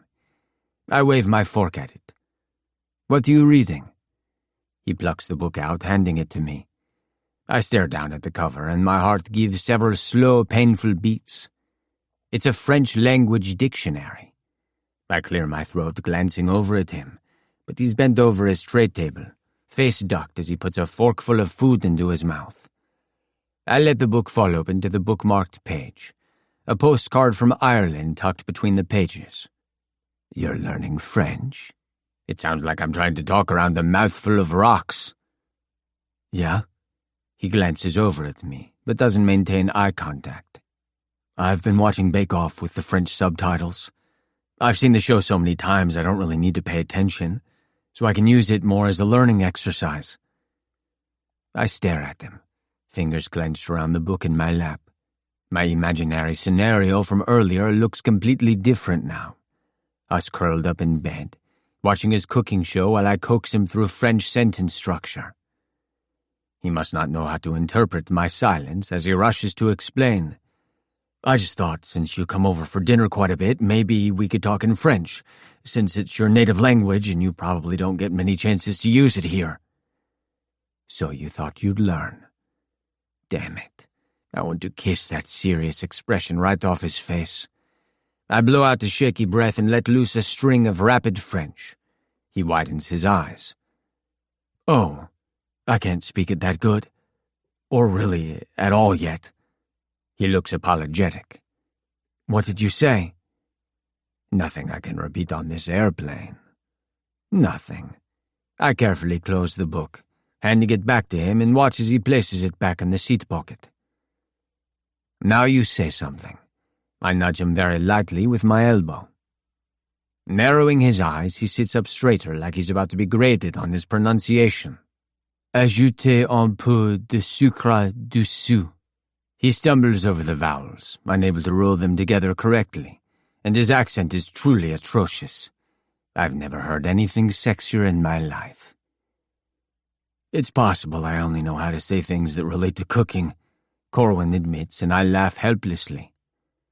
That was very good, I tell him, and he shoots me a stern look because he knows this is a gross exaggeration. I rub a hand over my chest and check the time on my phone. I do not want to be around anyone else right now. I want to go to Corwin's house, put on sweats, and listen to him speak bad French. I want to kiss him. Corwin, who is blissfully unaware of the inner turmoil happening inside me, sighs and leans his head back.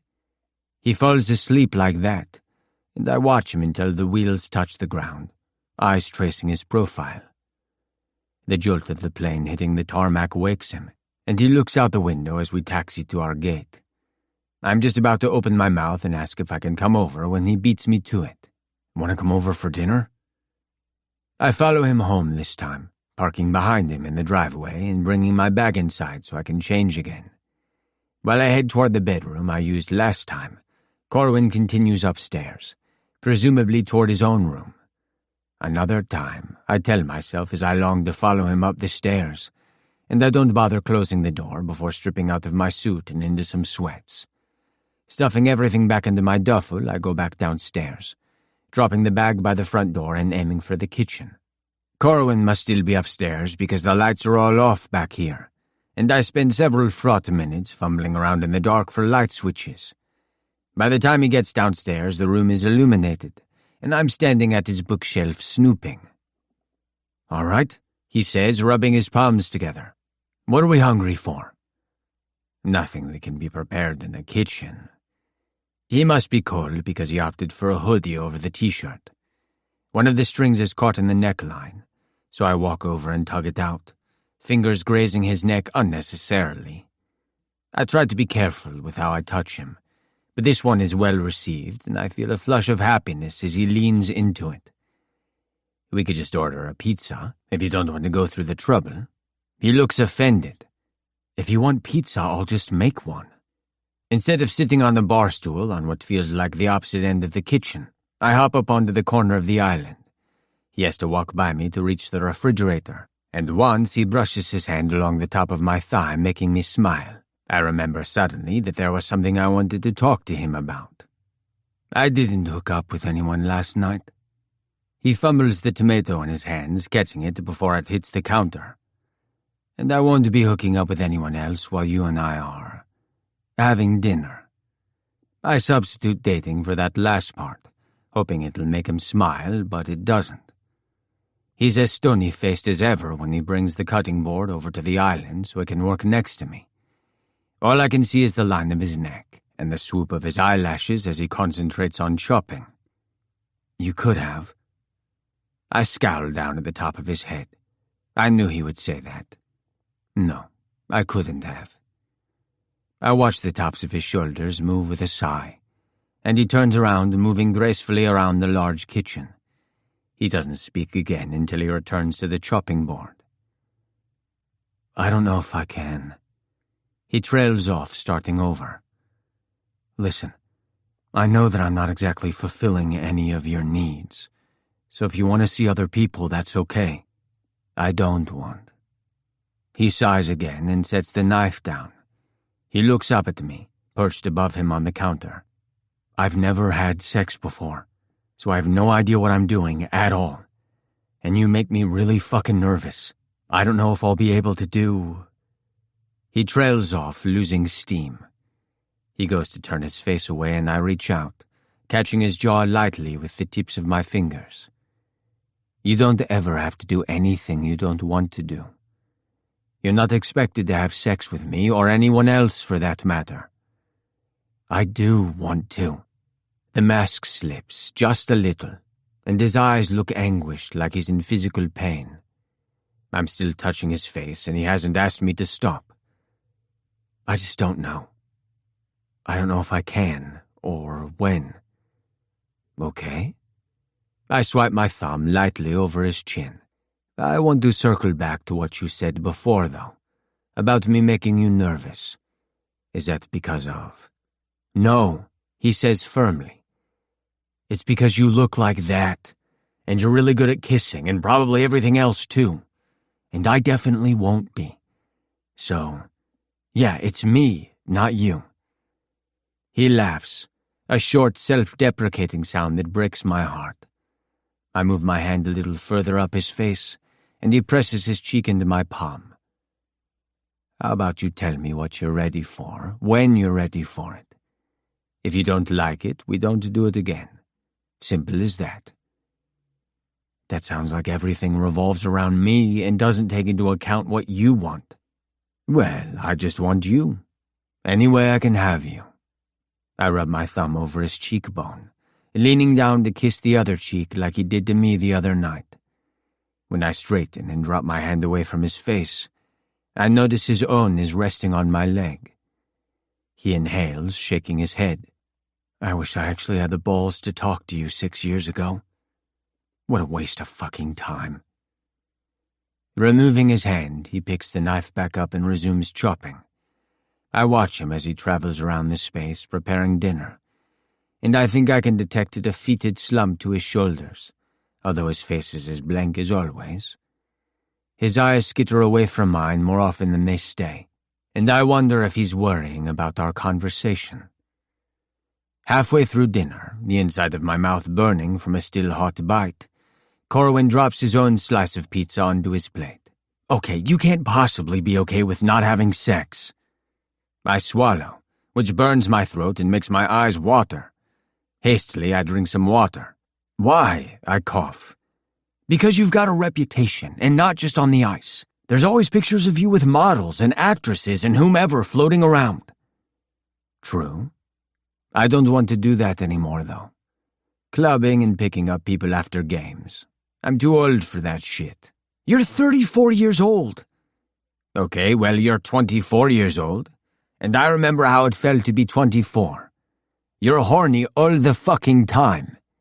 I pointed him, eyes narrowed. Don't tell me you're not. So what do you do, if you're not getting laid? He bites the inside of his cheek, considering. When he sighs, I know I've won this particular argument. I jack off. Like, a lot. Smiling, I take another bite of pizza. It's cooled down a bit, and all my taste buds have been seared off anyway. Fantastic. I'll do the same. Maybe we can do it together. I waggle my eyebrows at him, and his lips twitch. He sighs again, shaking his head. I can't figure out why you're bothering. I pop my thumb into my mouth, sucking off some of the pizza sauce, and lean back in my chair. Is there any way I could answer that would convince you? He opens his mouth, pauses, and closes it again, casting his eyes toward the ceiling. No, probably not. Later, I nudge his foot with mine below the table, bringing his gaze back to mine. Usually I leave pretty much right after dinner, staying only long enough to help him clean up, not wanting to overstay my welcome. But we have an off day tomorrow, and there is an ease between us tonight, like we might finally be on the same page, or at least close. I think of all the times he's voluntarily touched me tonight, or let me touch him, each one a miniature victory. I wonder if I can get away with a couple more. Washington plays tonight, I note, and he nods. Do you want to watch the game? He smiles, a real honest-to-God smile that is so beautiful it nearly sends me into cardiac arrest. Hell yes. Do you want to stay and watch with me? He reaches to grab my empty dinner plate. I snatch it back before he can take it from me, and hold a hand out until he passes me his, too. Obviously, I want to stay and watch it with you, idiot. Go sit down. I'll clean this up. He pads off toward the living room, adjusting the lighting so it's low but not completely dark. I watch him go, nearly salivating over how good he looks in a shapeless hoodie and baggy gray sweatpants. And he really thought I was going to want to date other people. Fucking madness. I clean up quickly, wiping down the counters and making sure everything looks as spotless as it does every time I come over. I pull open one of the cupboards and find coffee mugs. Nope, not what I'm looking for. Hey, Corwin, I call, raising my voice to be heard in the living room. You have any microwave popcorn?" "In the pantry, left side of the refrigerator," I hear him yell back. I find the popcorn quicker than it takes me to find a bowl. I fill it with 2 bags of popcorn and then nuke some butter to add in as well, figuring if we're going to break the diet plan, we might as well go all in. Tucking 2 bottles of Gatorade under my arms, I head into the living room. Corwin looks over the back of the couch when he sees me approach. "That's a salad bowl," he tells me. "Dude, I can't believe you even had microwave popcorn. I had you pegged for stovetop all the way." "Too much work just for popcorn?" I snort, rounding the couch and placing the bowl under the coffee table. He already has the game pulled up on the TV. "Too much work," says the guy who makes everything harder than it needs to be. He rolls his eyes, but I see a partial smile try and peek through. He's reclined back against the armrest of the couch, legs stretched in front of him. After I set the Gatorade down on a pair of coasters, I pick up the bowl and hand it to him. He swings his feet off the couch and onto the floor, making room for me next to him. I settle in, leaving a foot of distance between us, and then reach down, hooking his ankles with my hands and bringing them back up and onto my lap. Leaving his socks on so he doesn't get cold, I rub a thumb over the ball of his foot and he flinches. I pause, looking over at him. He's watching me, wide-eyed and wary. Not ticklish, I realize, just distrustful of the gesture. I start again, working my thumbs into his foot, gently at first before adding more pressure. It's a full minute, at least, before he speaks. "What are you doing?" "Foot massage." I glance over. He blinks at me over the massive bowl of popcorn that's balanced on his lap. "Why?" "Because I want to touch you? Because you're a professional athlete and hockey is hell on the ankles? Because you made me dinner?" I shrug, running my thumb from his ankle up his calf. "How many reasons do you need?" I pause, reaching over and grabbing some popcorn before continuing. He looks so fucking cute, I don't think I'm going to be paying too much attention to the game. So far, I've kept my ministrations over his clothes, but his sweatpants are pretty thick and it's hard to get at his muscles through the fabric, which gives me a convenient excuse to reach up to his knees and tug the pants up his legs until a strip of skin is visible above his socks. I hold one foot in place with a hand while I use the thumb on the other to massage deep circles into the side of his heel, below the ankle bone. Every time I move my hands, I start slow and work up to a deeper pressure, not wanting to hurt him. I glance up at him again, but his eyes are on where my hand is now touching the bare skin of his ankle.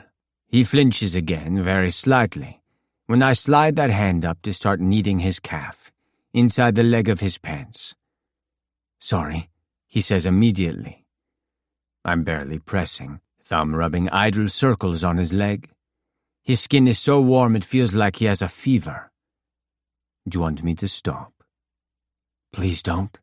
His eyes are wide, and he's watching with the focus of someone who is going to be quizzed later. "The point is for you to relax." He nods, and I feel his legs fall heavier into my lap, proving just how tense he'd been before. Smiling, I go back to what I was doing, enjoying the scrape of his leg hair against my fingers. I keep at it for a while, working his calf right up to his knee until his sweats are rucked up along my forearm. When I stop and pull my arm back, I slide my hand along the back of his leg, maintaining contact as long as possible. I reach for some popcorn, which he holds out to me. Neither of us are paying any bit of attention to the game. I tug his pant leg back down, setting it to rights before I move over to the other foot and start the whole process over. He's far more relaxed on this side, and when I dig my fingers into a particularly large knot in his calf, he actually groans. I take a deep breath. If he makes any more sounds like that, I'm going to be sporting a semi before this is over. When I look at his face, checking to make sure he's not freaking out, his eyes are closed and his face is relaxed. I did that, I think, smiling. I keep my eyes on his face without stopping the motion of my hands, enjoying the peaceful expression. I finish this side, regretfully removing my hands from inside his sweats and pulling the cuff back down. He opens his eyes when I rest my hands on the tops of his legs and sighs, shaking his head at me. "I almost fell asleep," he tells me. I noticed, I say, smiling. He leans over toward the table, placing the popcorn down so he can swing his legs off of me and onto the floor. I'm just starting to feel disappointed when he scoots over until he's right next to me, thigh pressed against mine. Without thinking, I lift my arm and drape it loosely over his shoulder, hand on the back of the couch. We're both facing the TV, the light illuminating the sharp angles of his face. The half of his mouth I can see is pulled up into a smile. Chapter 6. Corwin. I'm pretending to watch the game, but it's hard to focus on anything other than where Nigel's body is in contact with mine. I'm cursing whatever idiocy compelled me to put on so much thick clothing earlier. He's got his arm over the tops of my shoulders, and when I inch a little closer against him, he drops his hand from the back of the couch and rests it over my hip. My heart ratchets up, beating furiously, and a burn of anxiety pools in my stomach. I don't know what to do with my hands, which are currently in my lap. His leg is right there, pressed up against mine, black sweats contrasting with my gray. I take a couple fortifying breaths and carefully slide my hand onto his thigh, midway between his knee and his groin, which I have deemed to be a safe space. He jolts, and I snatch my hand back like it was burned. Fuck. No, sorry. You're okay? I just wasn't expecting that. He tightens the arm he has around me like he's giving me a half hug. With his other hand, he reaches across himself and wraps his fingers around my wrist, gently pulling my hand back to his leg. Before he lets go, he swipes his thumb over the inside of my wrist in a way that sends heat skittering up my arm. His leg is hard, solid muscle beneath my palm. He's a big guy, but even so, my fingers curve across the top of his quad and rest along his inner thigh. Every nerve ending in my body is hyper-aware of this fact. I'm not even touching him that close to his groin, much closer to his knee, in fact, but I could slide my hand up a little bit. I turn my head, trying to get a glimpse of his face. He looks at me and smiles, crinkles fanning out around his dark eyes. It would be so easy, so fucking easy to lean forward and kiss him. I should do it. There is no reason not to. He made it clear that he's not going to rush me and make any bold moves, which, ironically, makes me more nervous because now it's up to me to do it. I turn my face away back toward the TV, and a dose of shame joins the anxiety sitting low in my chest. He tightens his arm again, as though he's trying to pull me closer still. We're already plastered together, though, and the only way I'm getting closer is by crawling into his lap. Maybe you should do that, my brain helpfully supplies. Since I'm not quite bold enough to sit on top of him, I content myself with a measured slide of my hand, moving it up his leg a few millimeters. Spreading my fingers, I try to cover as much surface area as possible, and given that I have very long fingers, this works in my favor. I hear a small inhale from Nigel and shoot a quick glance at him. His eyes are fixed on the TV, but the corner of his lip is depressed, as though he's biting it. Watching his face, I slide my hand another inch up his thigh. He swallows, Adam's apple shifting. When he glances over and meets my eyes, I can't help but smile. Thanks for the foot massage, I say quietly. The volume of the TV is low, room dim around us. It feels cozy and safe, and I wish I was brave enough to ask him to stay. You're welcome. He glances down at my hand on his leg. You are going to repay me with a groin massage? I widen my eyes, trying to project an air of innocence. Oh no, did you strain your adductor during the game? He laughs, ducking his head down to kiss my shoulder. By all accounts, this is the least romantic kiss one could receive given the sheer amount of clothing between my shoulder and his mouth. But damn, if I couldn't feel that touch burn right through. Get fucked, St. James, Walden spits, shoving hard against my chest, trying to dislodge the arm I've got him pinned against the glass with. Oh, I plan to. Your mom and I always have so much fun together. Seriously? I grunt over my shoulder at Nigel as Walden hurls himself against me in his effort to get to him. Nigel just laughs, raising two gloved hands in the air when the ref skates up to separate everyone. I let go of Walden after making sure he won't go after Nigel again, and he knocks hard against my shoulder as he skates away. Nigel opens his mouth to call after him, and the ref points a stern finger at him.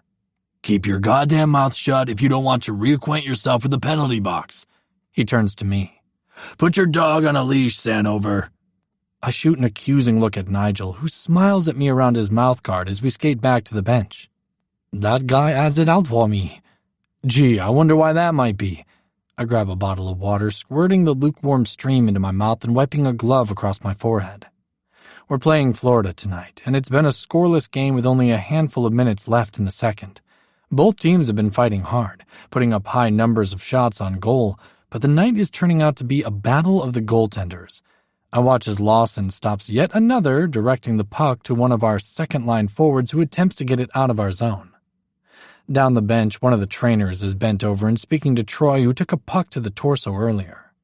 He's shaking his head, telling him he's fine, although I saw where he was hit and know that our padding is light there. Bruised ribs are likely. I'll have to talk to him, make sure he's not playing through an injury. Nigel slaps a hand on my shoulder and swings a leg over the boards. Popping my mouthguard back in, Troy and I follow suit, hopping over the wall and heading back out onto the ice. By the end of the second, the score remains zeroed, and Lawson looks like he's just climbed out of a swimming pool. He sits down on a bench in the locker room, rubbing a towel over his wet face. When Troy sits next to him, he peeks at him from under the cloth. You realize I've got padding specifically for, stopping the puck, right? Troy, rubbing a hand over his ribs, shoots a furtive look over his shoulder, making sure the athletic trainer isn't watching him. Fuck you, you're welcome. I sit down next to Lawson, towel drying my own sweat-soaked head. Nigel sits next to me, and we all listen as Coach outlines everything we're doing wrong and what we need to do to salvage the last period of the game. When he's done ripping us a new one and we're heading back down the chute, Lawson sends a stern look toward Troy. Stop trying to do my job, kid. Troy opens his mouth to respond, but Lawson talks over him, waving his stick to encompass Troy, Nigel, and I. And you three, start doing yours. Nigel grins, rolling his head between his shoulders. He holds a gloved hand out to me, and I tap mine against it. When we take the ice, the crowd booing and cheering in equal measure, I skate close to Troy. You good? He nods quickly. Fine, just a bruise. I take him at his word, since he couldn't tell a lie to save his life. All right, if that changes, I expect to be the first to know, okay?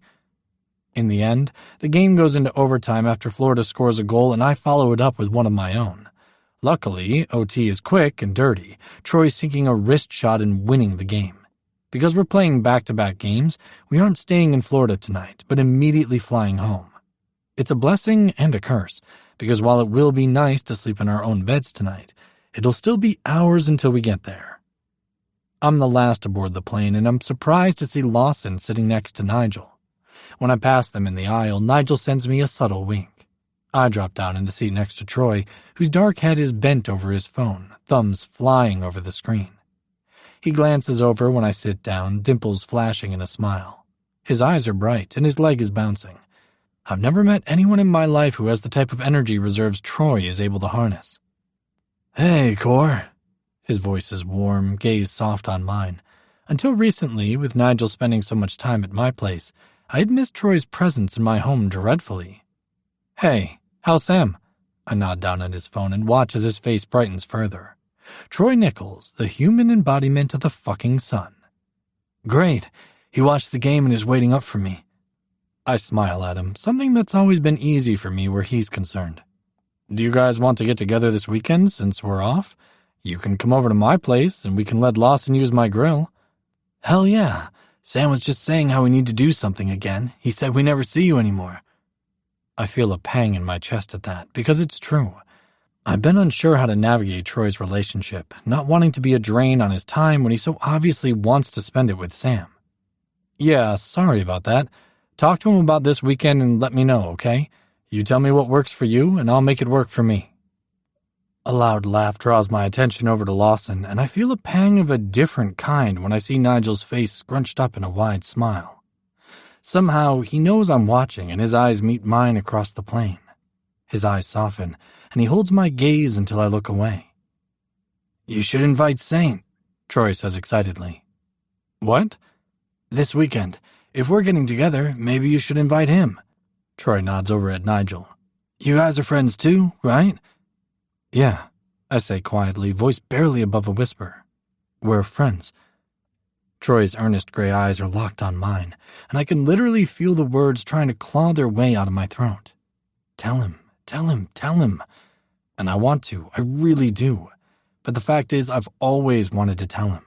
Since day one, I've wanted to sit him down and bridge that gap between us, to finally say the words, I'm gay, to someone who would understand, someone I love and trust. But I never did, because I was afraid, and now, in our 4th year being teammates and friends, it was far too late. If I told Troy now, the only thing it would do was hurt him, which means any chance of telling him about Nigel is out the window. I struggle to maintain a neutral expression, chest aching with humiliation. If I can't even manage to tell my friends about myself, how the fuck will I ever tell anyone else? Congratulations, Nigel, you've signed up for a relationship of hiding and fucking your own hand instead of your boyfriend. What's wrong? Troy's brow is furrowed and he's leaned toward me slightly.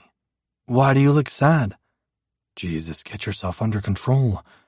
Nothing, I'm just tired. Yeah, me too, says Troy, whose leg is currently bouncing at 147 miles per hour. He flops back in his seat, head leaned back against the rest. I can't wait to get home. Unbidden, my gaze tracks over to Nigel again.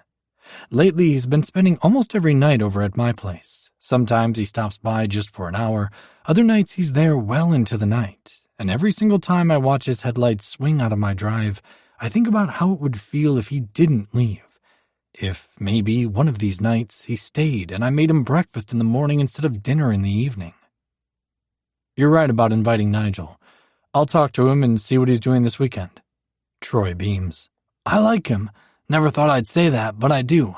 And Lawson does too, which is even more surprising.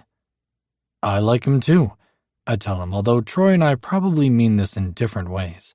It feels like I've admitted something, though, and an incremental bit of worry lifts off of my chest. Baby steps.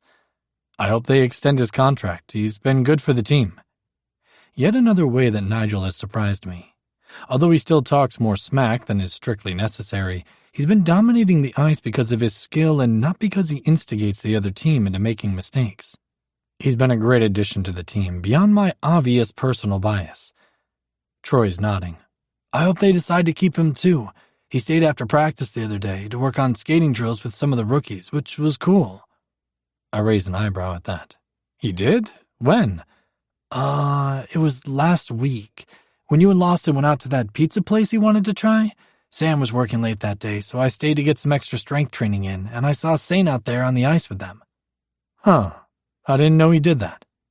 I mull this over for a moment, a warm feeling diffusing in my chest as I think. He'd make a good coach. Troy laughs, nudging my arm with his elbow. Funny, I've always thought the same thing about you. Maybe we'll do it together.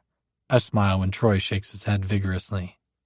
You can't be thinking about jobs yet. You don't get to retire until you're 40. Sounds good to me. We settle into a restful silence after that, the plain quiet around us apart from a few murmurs between seatmates. Most everyone has earbuds in and are napping, the game and strenuous travel schedule catching up with them. Troy falls asleep eventually, shoulder heavy against mine as he leans against me. I sit as still as I can, not wanting to jostle him, and spend the rest of the flight thinking about Nigel and wondering if he still tastes like peppermint toothpaste, like he did all those years ago. Lawson is the first to arrive at my house on Saturday, which isn't a surprise. Even though it's late October, the weather is still fairly mild, so he's wearing an outfit that looks better suited for a beach day.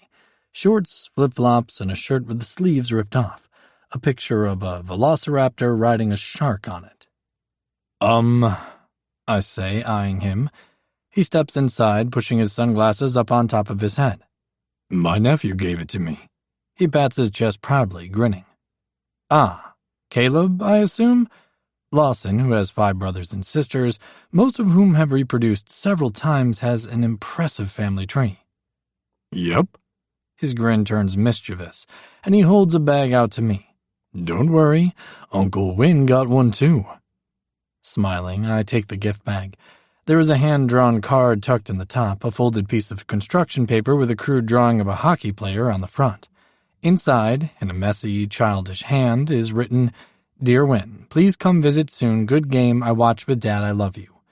There is another drawing on the inside, this time of 2 hockey players, one big and one small. He's getting good at the letters. I take the card and carefully stick it to my refrigerator, still smiling. My brother helped him with the spelling, but they haven't tackled punctuation yet.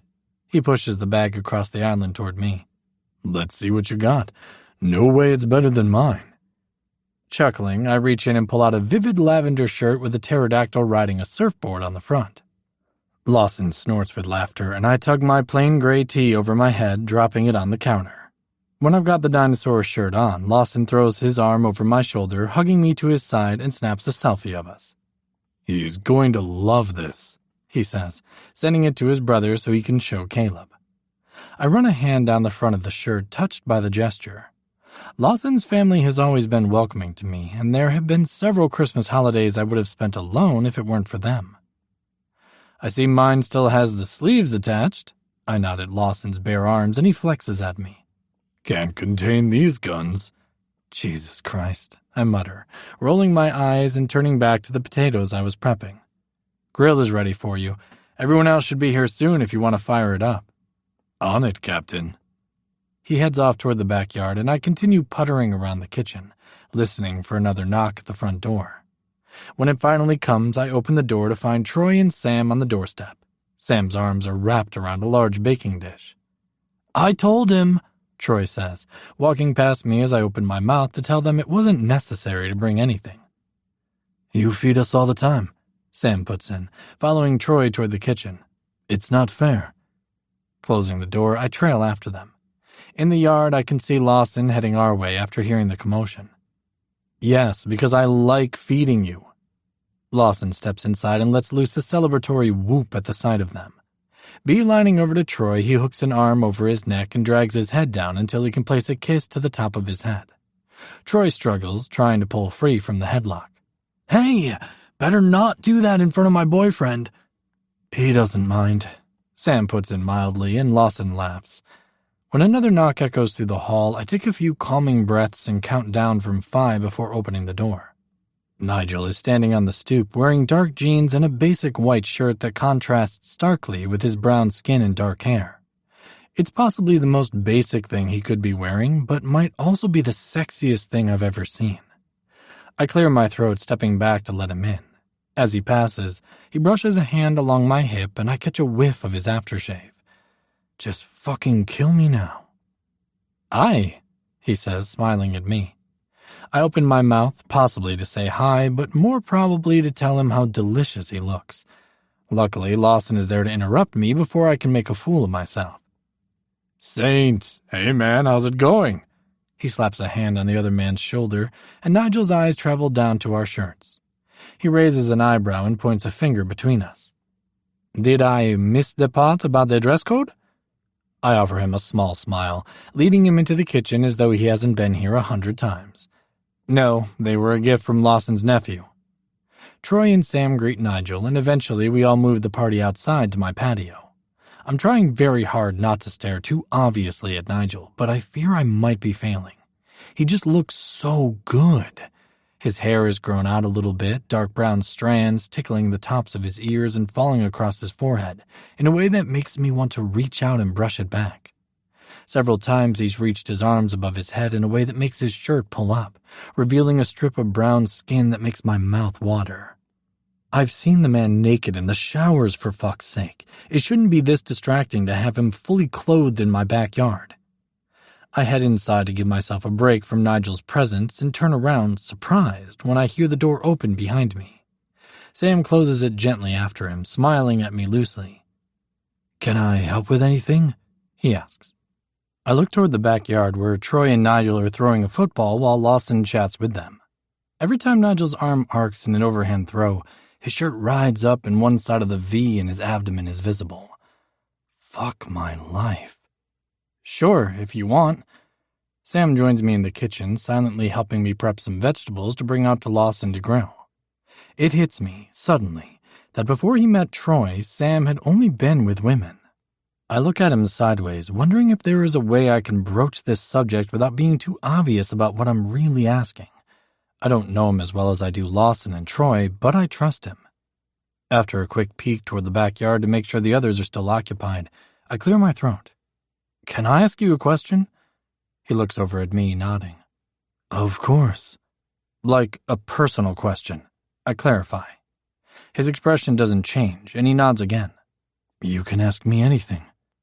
Thanks. I inhale deeply, squinting down at the pan of vegetable kebabs we're putting together and try to sort out my words.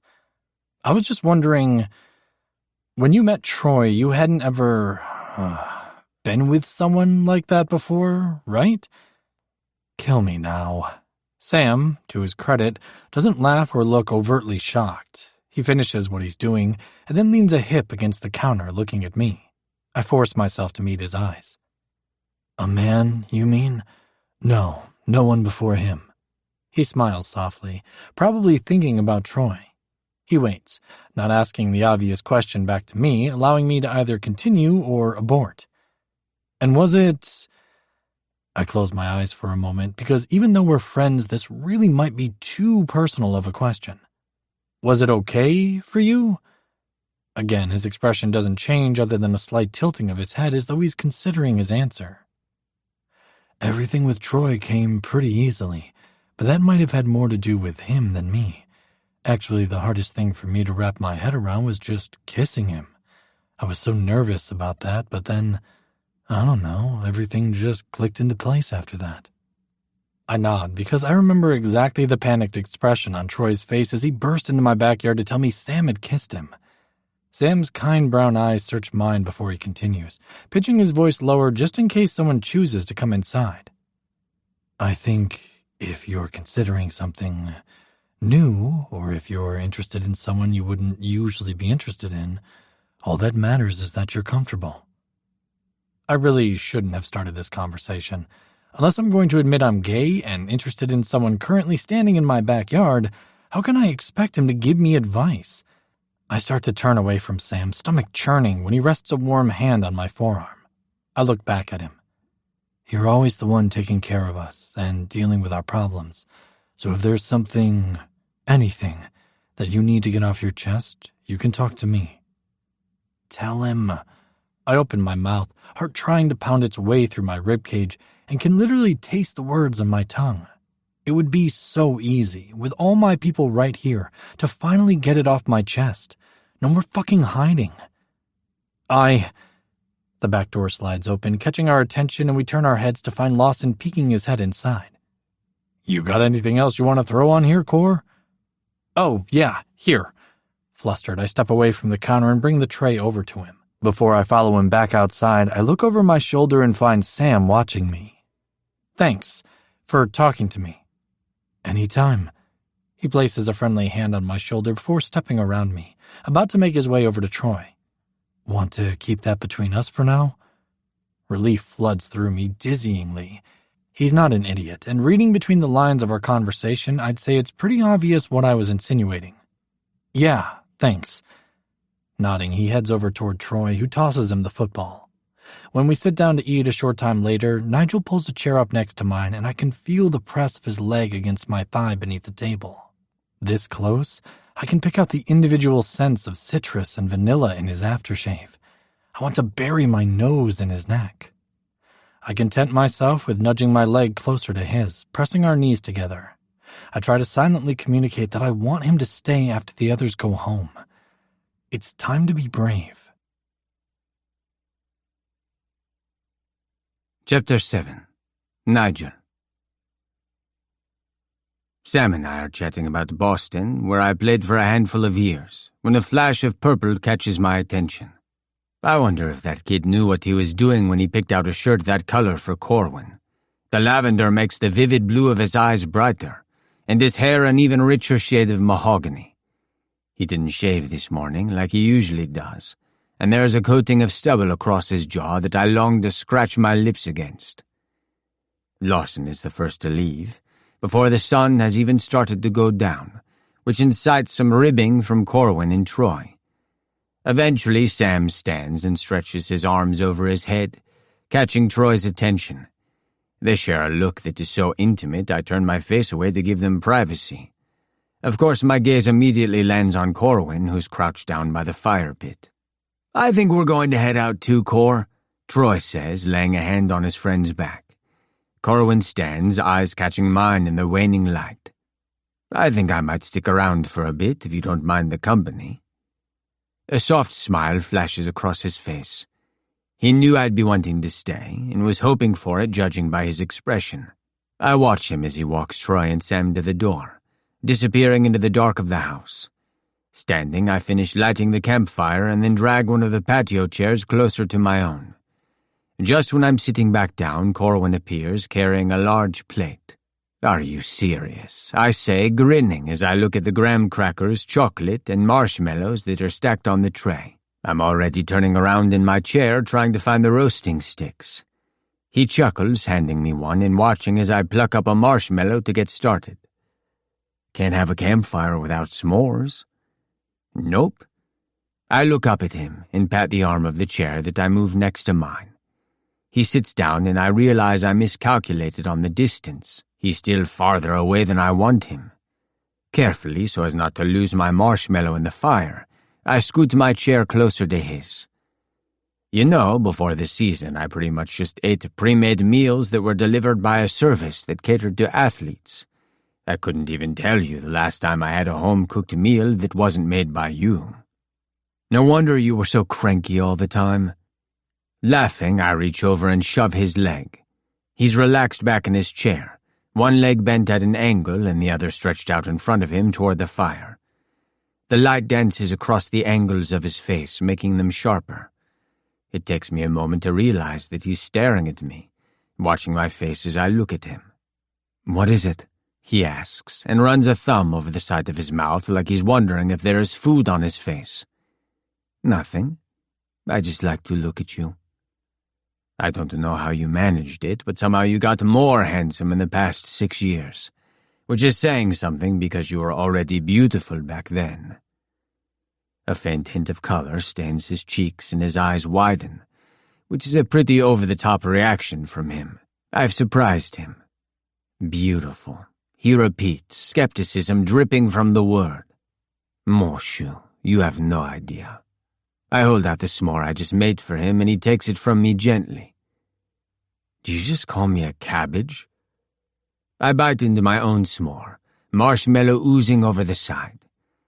It's a term of endearment. Licking my thumb clean, I lean back in my chair and reach over to rest my hand on his knee. Almost immediately, as though he's been waiting for the chance, he puts his own hand on mine. Turning my head so I can see him, I carefully flip my palm until it's flat against his own, sliding my fingers between his and curling them until we are holding hands.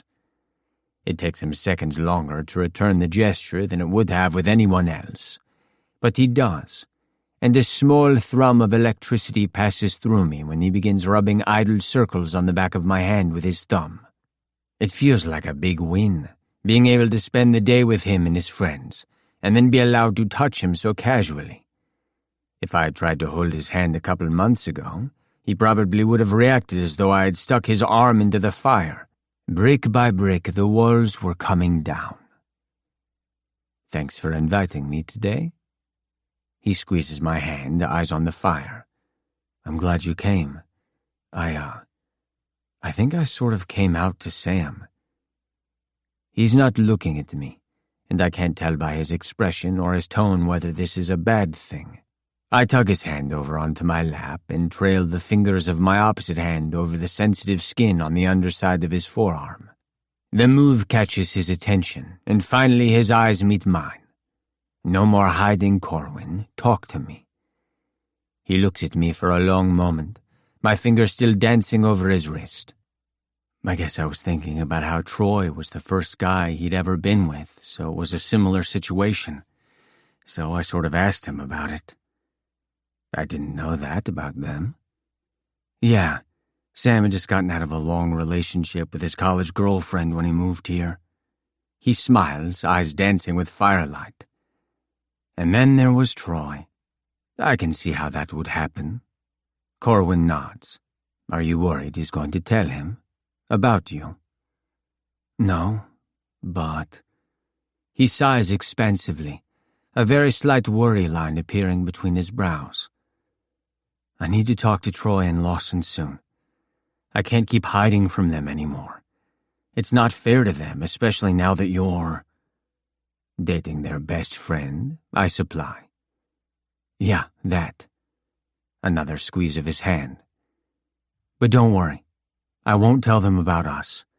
I can just explain about me and leave you out of it. No, you should. I'm not going anywhere, and they're bound to figure it out eventually. If you don't want to do the whole coming out to the team and the league thing, then we can do what Troy and Sam do. Just tell who we want to tell and let the rest happen naturally. You make it sound easy.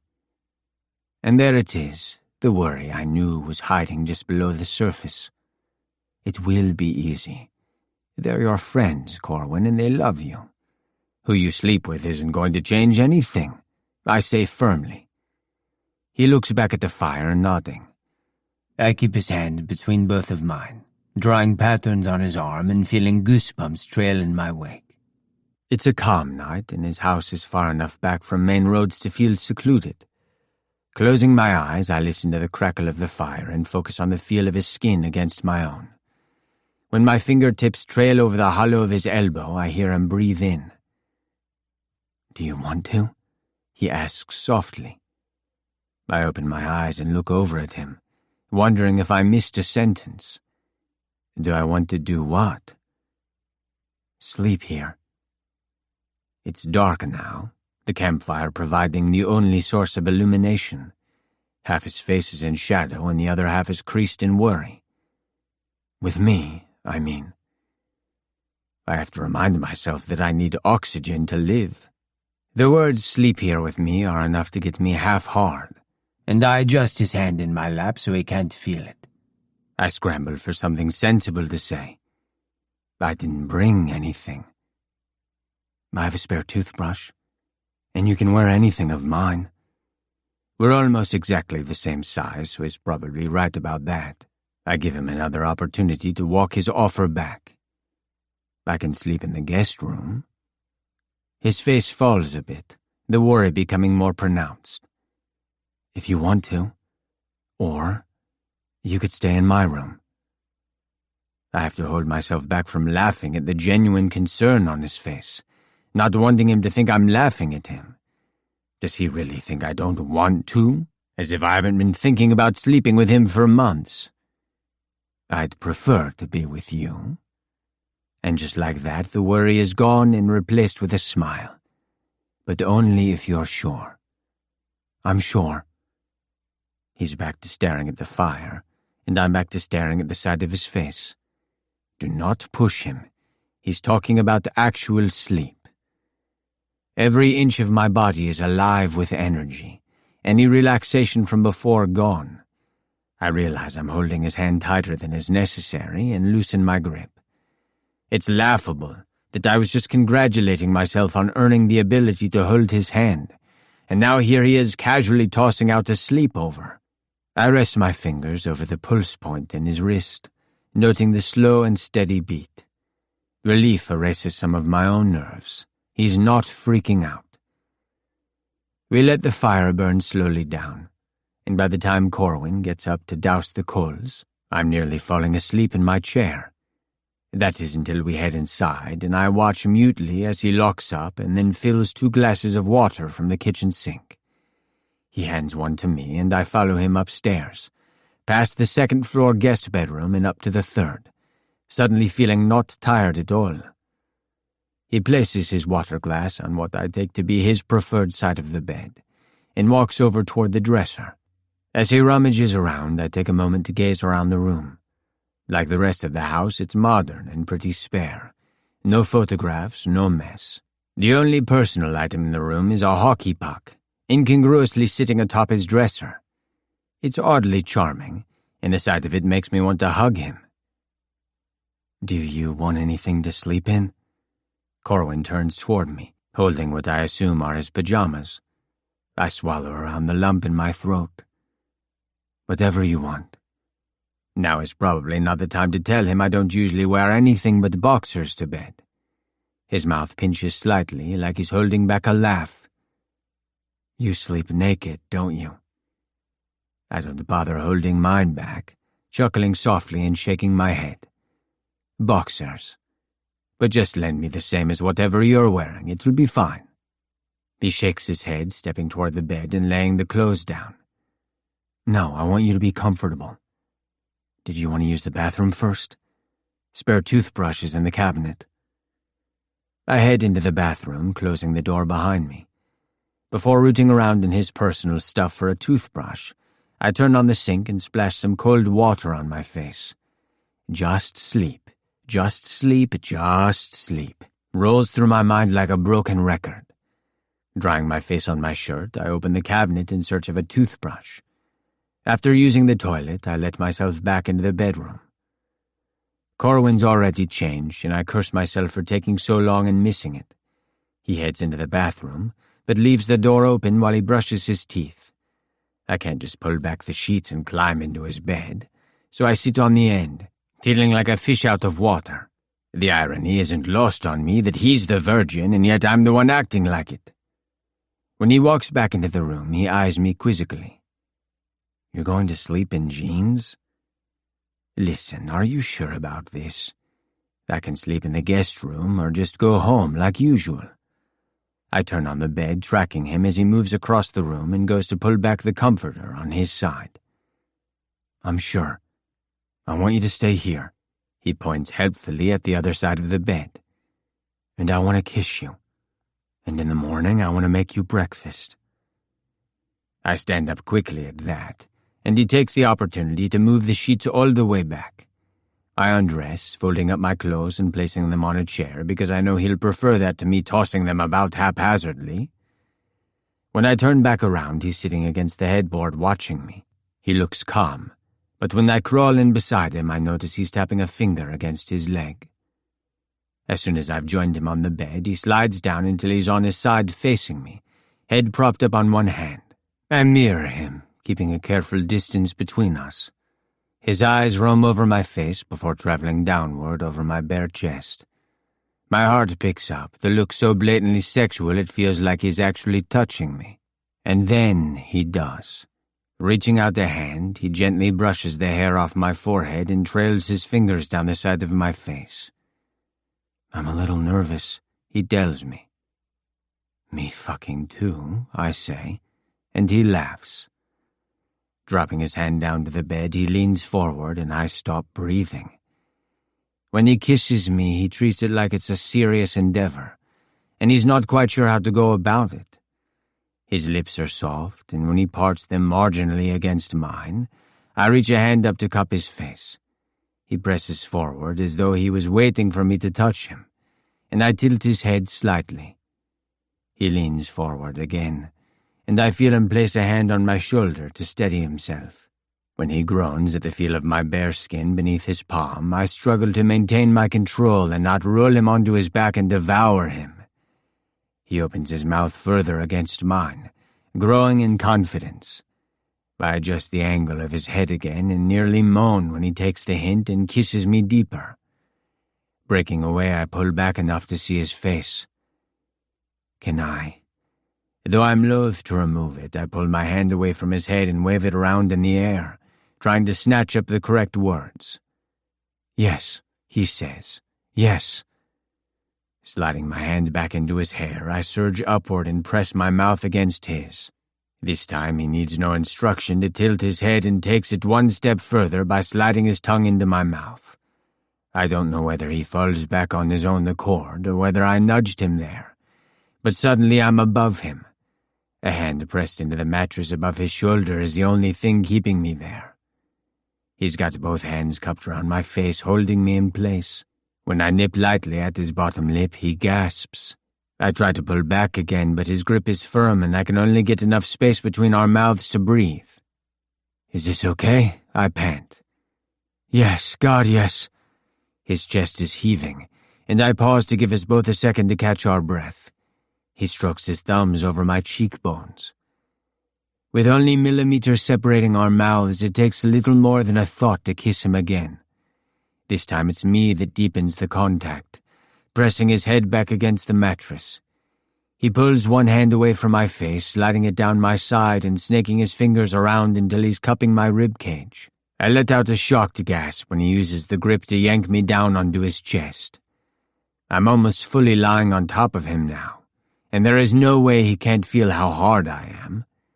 A warning bell starts to sound in the back of my mind, cautioning that this might be a good time to abort. His back bows slightly beneath me, and I feel his own erection through the soft fabric of his pants. Fuck. His fingers are split across my ribs, and when his hand slides down to my hip and he uses it to pull our groins together, I nearly black out.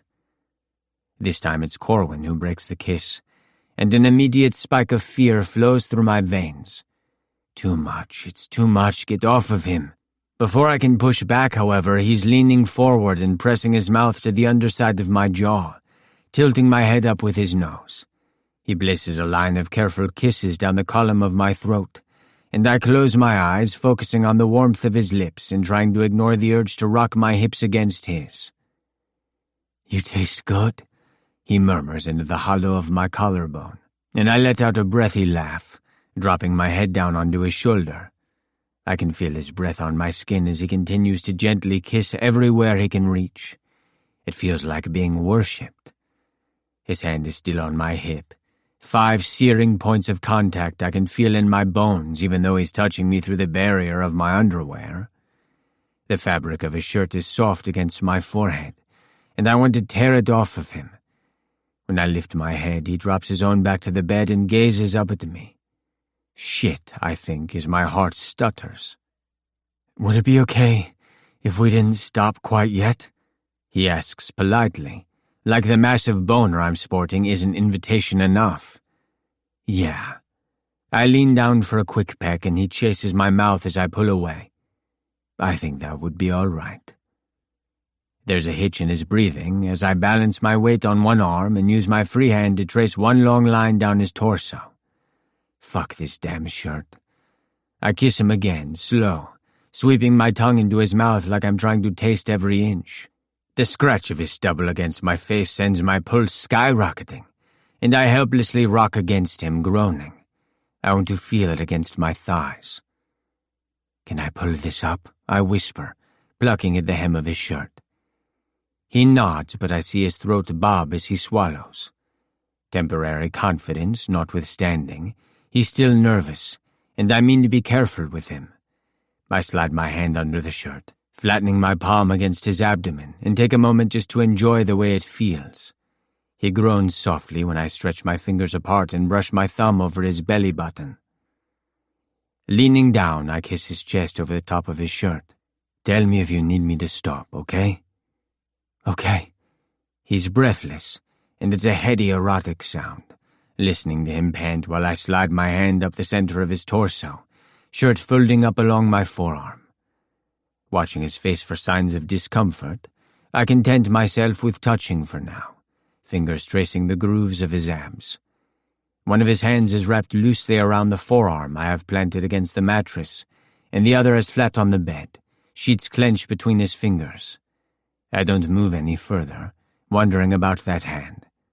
Flicking my gaze back up to his, I see he's already watching me, azure eyes steady on mine with no obvious signs of distress. I hope he feels safe and isn't just putting on an act. Fanning my fingers against his stomach, I glide my palm over until I can tuck my hand into the soft pocket of skin above his hip bone. When I lean down and press an open-mouthed kiss just below his belly button, he arches his hips off the bed and groans. I don't dare move my mouth lower to where his erection is straining against the soft fabric of his pants, knowing we aren't there yet. Lazily, I coast my lips over the delicate skin of his stomach, listening close to the catches in his breathing. I linger when I find a particularly sensitive spot, and Corwin moans my name. I have to stop then before I do something embarrassing like come in my boxers, without even touching my dick. His face is flushed, and he's biting his lip like he's embarrassed by the noise that just came out of his mouth. When I lean down to kiss him, he immediately threads his fingers into my hair. Clearing my throat, I stretch back out on the bed next to him and reach over to pull his shirt back down gently. His eyelids have fluttered closed. Resting my hand flat on his stomach, I just let him breathe. I'm ridiculously nervous, eyes never leaving his face. For some reason I worry he might now ask me to leave, and I desperately want to stay. "Nigel?" he says softly. "Yeah?" My throat feels like sandpaper, and I wish I could grab the water glass on the bedside table without removing my hand from him. "You're still planning to stay, right?" I breathe a sigh of relief. Yeah, I'm going to stay." He's moved his hand off the bed so that it's laying on top of mine, rising and falling with the movement of his abdomen. "You okay?" I don't want to insult him by asking, but I feel like I need to hear him say the words out loud. He's pretty closed off, and the thought of him feeling scared or anxious but hiding it has got me stressed out. He opens his eyes, looking over at me and smiling loosely. "I'm good." Clearing his throat, he wiggles his hips a little bit, as though adjusting himself to a more comfortable position. I was trying to keep up with you. You are really good at sex stuff." I snort a laugh. Sex stuff. And to my surprise, he joins in. "Well, we're just getting started, you and I. And you are keeping up fine." I think I need more practice, though." He says this so seriously, only someone who knew him well would see the humor underlying the words. 10,000 hours until mastery and all that. I grin down at him, head propped up on my hand so I can see his full face. I've never had a relationship like this. One where sex is off the table and not one of the first things you check off the list. It's also the only relationship that I've ever felt this level of attachment to. If Corwin told me he wanted nothing more than a lifetime of makeout sessions like this one, I wouldn't hesitate to say yes. Anything to keep him. I like this. Goosebumps break out over my skin as Corwin drags a knuckle lightly down my happy trail. My waistband stops him from going any further, but my body responds like it would have had he slid his hand inside. He's watching my reaction, small smile teasing his lips. "You're a little shit," I mutter, and the smile grows wider. This is an entirely new side of Corwin. The one who's relaxed and comfortable in his skin. The one who smiles easily and makes jokes. It makes me unreasonably happy to know that I'm the only person who's ever seen it. The only one to lay in his bed and touch him. The words "my Corwin" flash into my brain. And although I know I have no actual claim to him, I like the way it sounds more than I probably should. I look at our hands layered together on his stomach. Mine. "We should probably get some sleep," I tell him, when I catch him trying to hold back a yawn. We've been lying here long enough that our dicks have calmed down and probably don't need to be taken care of right at this moment. So I reluctantly pull my hand away from him and move over a little to give him space. When the lights click off, the room is fully dark except for a small light coming from the bathroom. Not enough illumination to see him, but it's a comfort knowing he's there by the sound of his breathing alone. A different sort of intimacy than what we'd been doing before, but perhaps a more meaningful one. He trusts me enough to let me sleep here, and that's not nothing.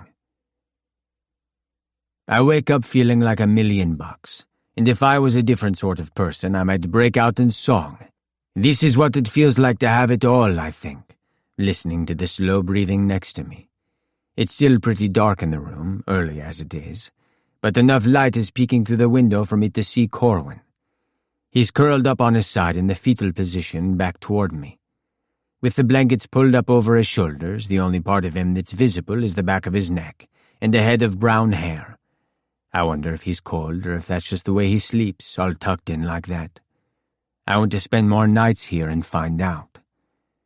I want to slide over and wrap an arm around him, press my chest against his back and bury my nose in his hair.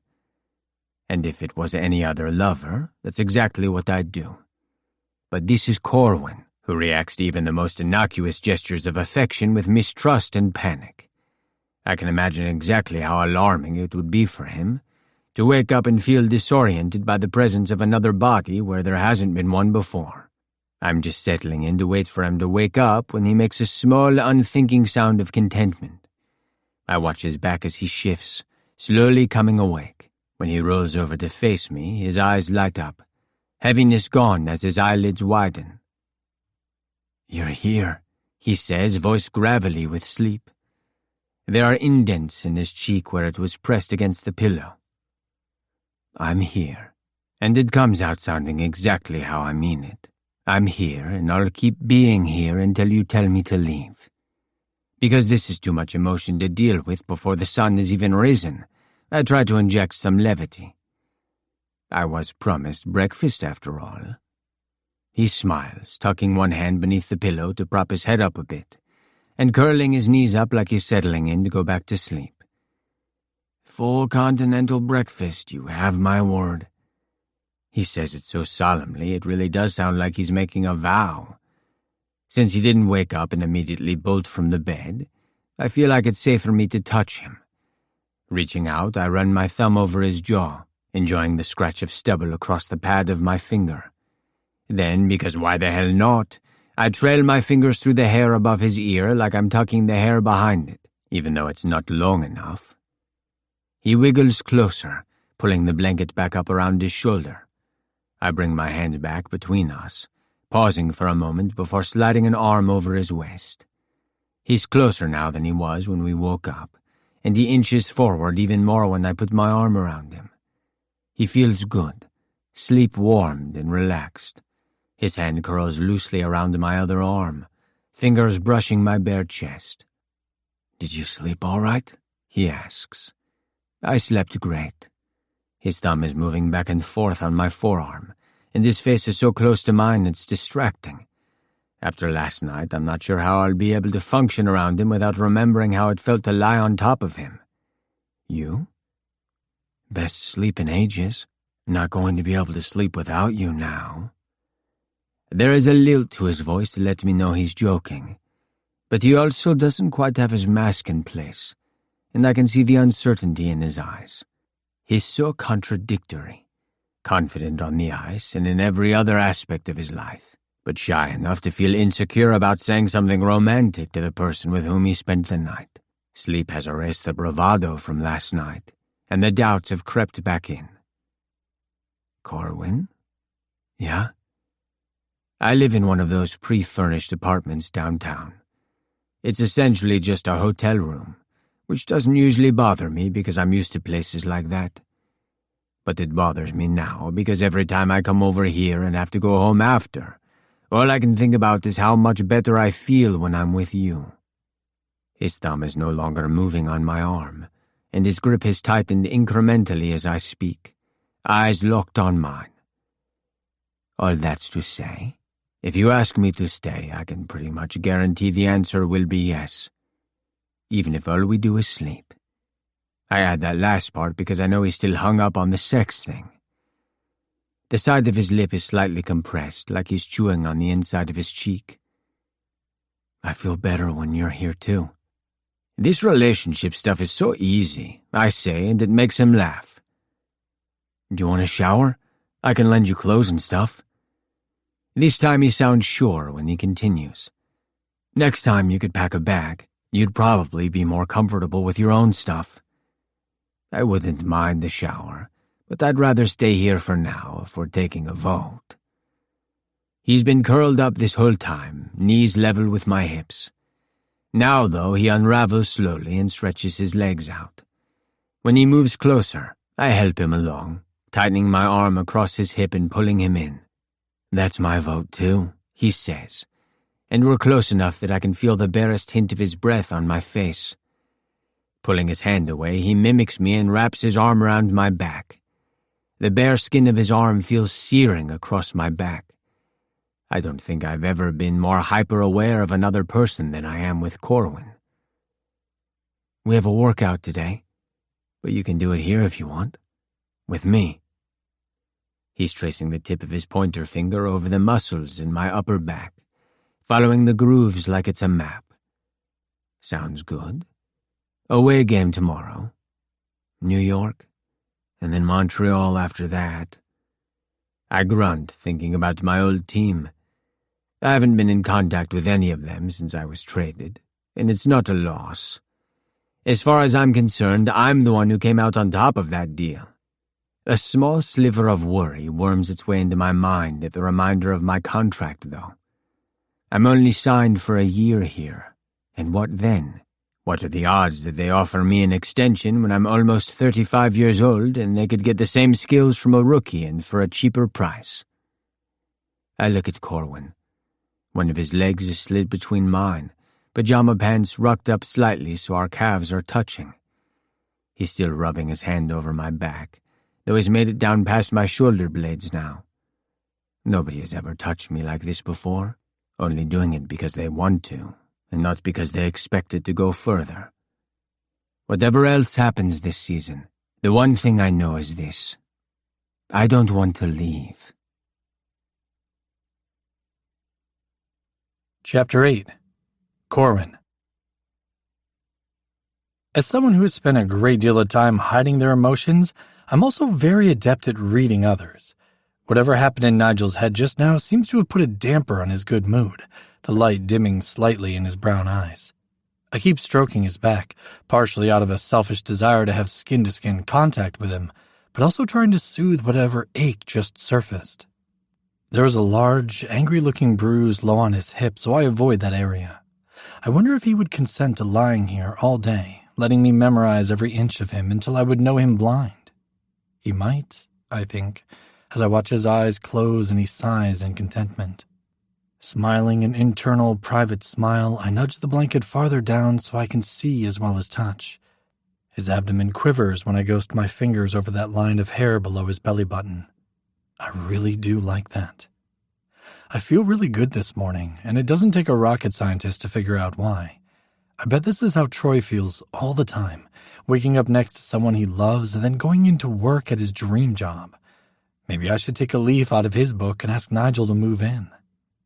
Running my fingers along the waistband of his boxers, I watch the rise and fall of his stomach.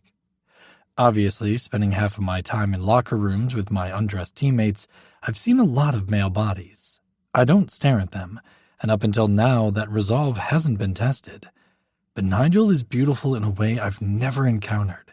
Smooth olive skin broken up by smatterings of dark hair. He looks like he spent the day on a Grecian beach. His eyes are still closed, and I wonder if maybe he needs more sleep and I should stop pawing at him.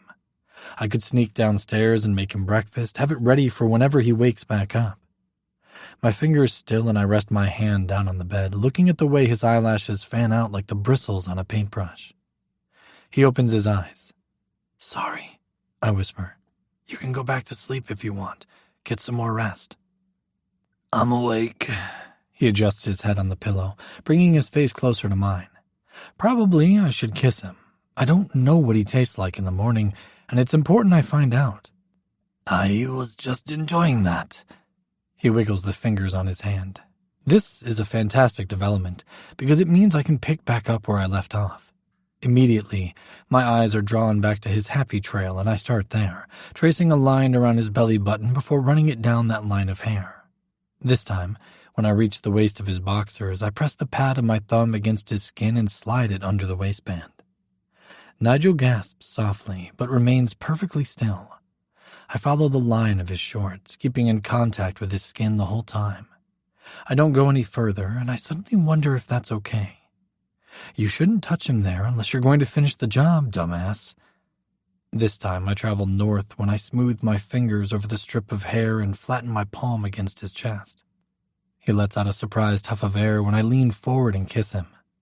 Mystery solved. Nigel tastes just as good in the morning as he does in the evening. I hum into his mouth, hands still flat against his chest. He breaks away first, and I'm stupidly grateful. I'm not exactly sure how to put what I want to do into action, and no amount of porn will give me the confidence to execute it. He tips my chin up with his thumb and kisses my neck. Who the fuck knew there were so many nerve endings in your neck? He doesn't pull back far, lips tickling my skin as he speaks. "We should get up." Another kiss. I try to focus, but honestly, it doesn't sound like he's saying anything I want to hear. "Weight training, remember? And breakfast." We do actually get out of bed after that, heading downstairs to complete the workout. Because the only clothes he has here are the ones he came to the barbecue in, Nigel is wearing my athletic gear, similar to every other piece of athletic gear except for the fact that it's mine. It's incredibly distracting, and I purposely keep him out of my visual field while we lift, not wanting to drop a dumbbell on my foot. When we finish, Nigel goes upstairs to take a shower while I head into the kitchen to prepare the breakfast that was promised. I watch him go, noting the way my shorts fit across his muscular thighs. It feels wrong, somehow, that he'll be naked in my house and I won't be there to enjoy it. Of course, I probably could enjoy it, could probably walk right up the stairs and step into the shower behind him. I consider it for a moment, fingers drumming on the counter in front of me. But then what? Every fantasy I've had of being with Nigel has been vague and shadowy, like I know what's happening, but I don't actually know. Where do I put my hands, my mouth? How am I supposed to ask for what I want when I don't even know what that is? It's all a confusing jumble in my head, made more so by the fact that he's being so damn patient, waiting for me to figure my shit out. I rub a palm over my face and turn toward the refrigerator. Nobody ever figured their shit out on an empty stomach, I reason as I grab a carton of eggs. I get started, mine going into autopilot as I maneuver around the kitchen. When my phone dings, I go to check it immediately, just in case it's someone from the team who needs something. I pick it up, eggs balanced in the other hand as I check the screen. One of the eggs falls to the floor as I jolt, reading the name on the alert. Dad.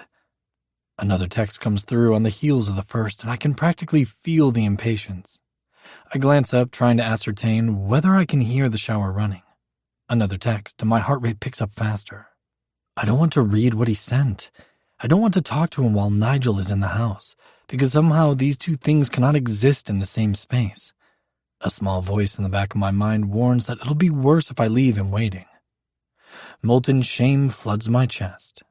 24-year-old virgin and afraid of your father, too. Gritting my teeth, I gently place the eggs back in the carton and unlock my phone. 3 messages, all telling me to call him. Deliberately, I slide the phone into my pocket and take the time to clean up the egg I dropped on the floor. I slowly count down from 5 as I go outside to my backyard, closing the door gently behind me. He answers on the first ring when I call him back. It's 9 a.m. on a Wednesday morning and you didn't have a game last night. What the hell were you doing that it took you so long to answer? Hey, Dad. Are you busy? He sounds skeptical, like he doubts anything might have more importance than this call.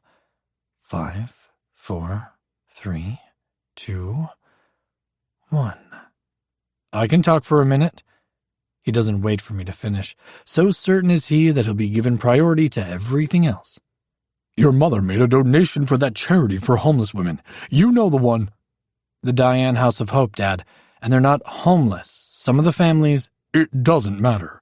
Your mother said you're on the list of celebrity guests for the event in 2 weeks. I can feel a headache forming right behind my eyes. Yes? Events like these are required, and I'm not the only member of the team who will be in attendance. Nothing like a couple of famous athletes to make everyone loose with their checkbooks. Well, good. I'll be there as well. Been a while since we've seen you, so it'll be a nice opportunity to catch up.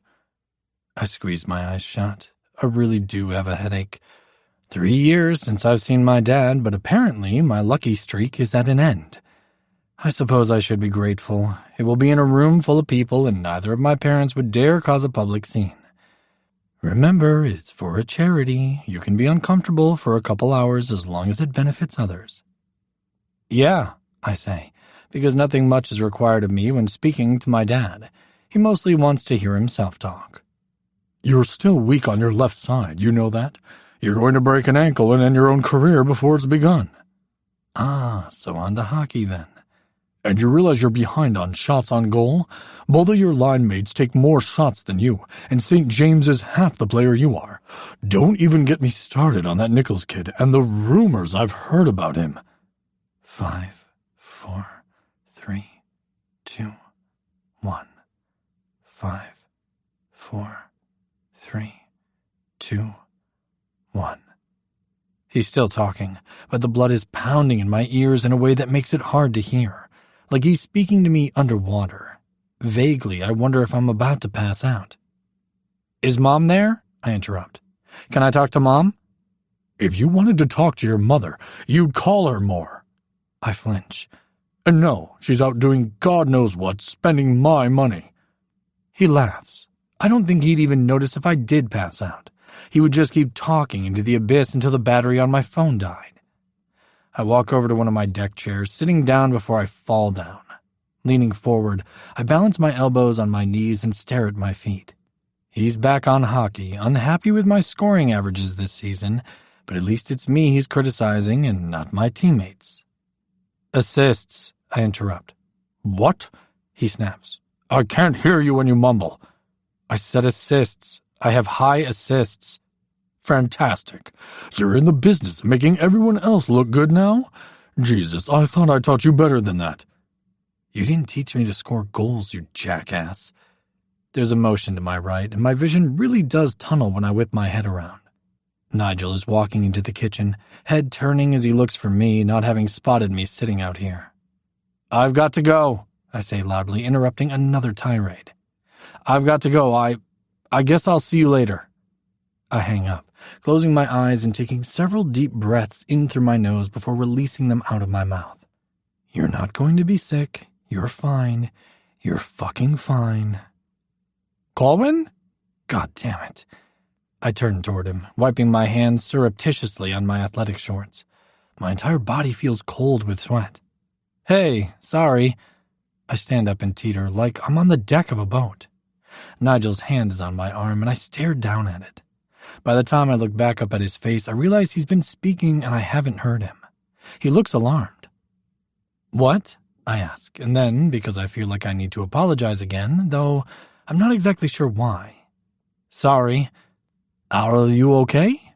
He can't hide a single one of his feelings, and right now his brows are furrowed in worry and his grip is firm on my arm. I focus on that, trying to absorb the warmth from his hand. I'm fine. He's staring at me, eyes moving over my face rapidly as he tries to read my expression. It wasn't exactly a lie. I really do feel fine now that he's standing here.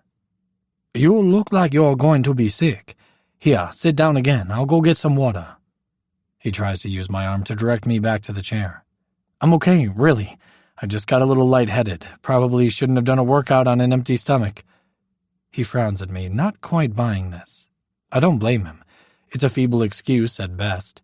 I do a lot of workouts on an empty stomach, and he knows it. It also doesn't explain why I'm outside. Colwyn, he says softly in the same voice he used in bed this morning. It makes my throat feel tight, which is great. The last thing I need right now is to start crying. Come on, I tell him. Let's go back inside, get some food. I move toward the door and he lets me, though he doesn't let go of my arm. Instead, he slides his hand down until he can link his fingers with mine.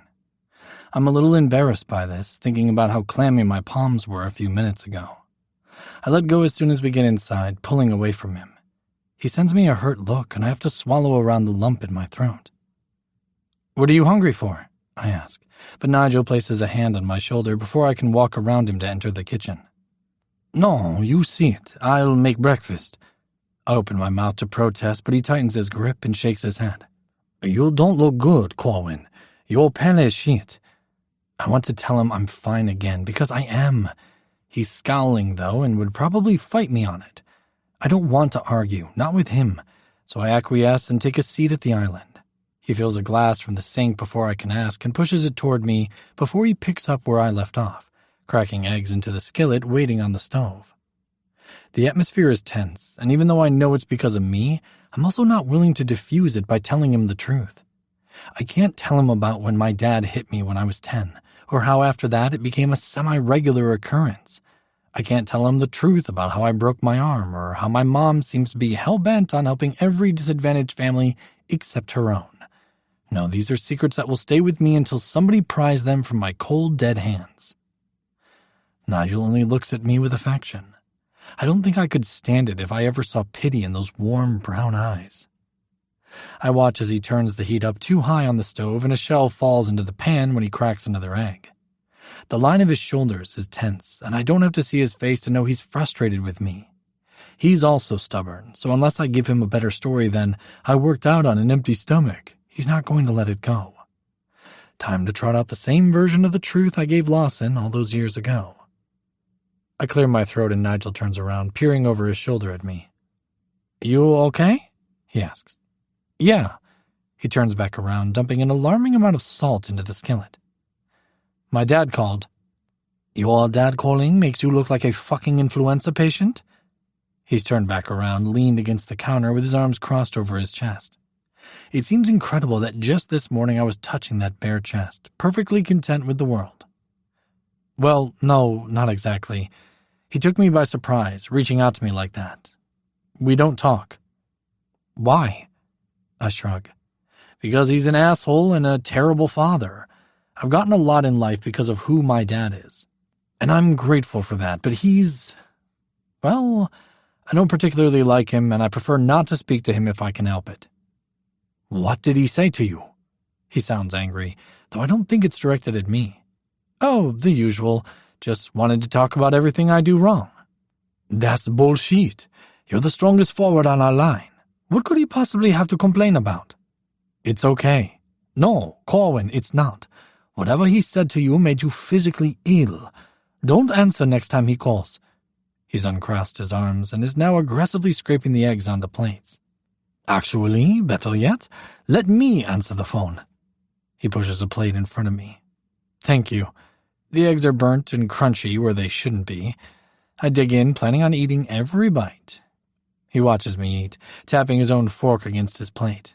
I'm almost finished by the time he takes his first bite and grimaces. This is disgusting, he tells me. I pop my last bite in my mouth. It really is. I think you covered our sodium allotment for the week, too. His lips twitch in a half smile, but he points a stern finger at me. Don't try to distract me. I don't think you're as fine as you're telling me you are. Talk to me. This last is added in a soft, plaintive tone. A request, not an order. You know that event Lawson, Bernard, Volstrom, and I are doing for charity? Yeah? I guess my parents made a donation to the foundation, so they'll be coming as guests. Shit. Can you get out of it? He's frowning again. No. It'll be fine, though. Really, it will. I haven't seen them in years, and the event will be busy, so I'll barely have to interact with them. He bites his lip, fingers tapping against the counter. His plate is largely untouched, and I contemplate going over to remake him something edible to eat. Standing up, I bring my dishes over to the sink, rinsing everything and loading it into the dishwasher. When I turn back around, Nigel's watching me as if making sure I don't tip over. Unsure of what I should do, I hover uncertainly in the middle space of the kitchen facing him. You can tell me if something else is going on. You know that, right?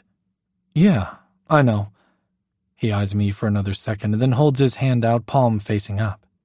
Immediately I clasp it and he tugs me gently toward him, leaning forward. He stops before our lips actually meet, as though giving me the chance to pull away, so I close the distance and kiss him. I can only imagine what my dad would think if he saw me now, kissing a man in my kitchen while he strokes loving fingers up my spine.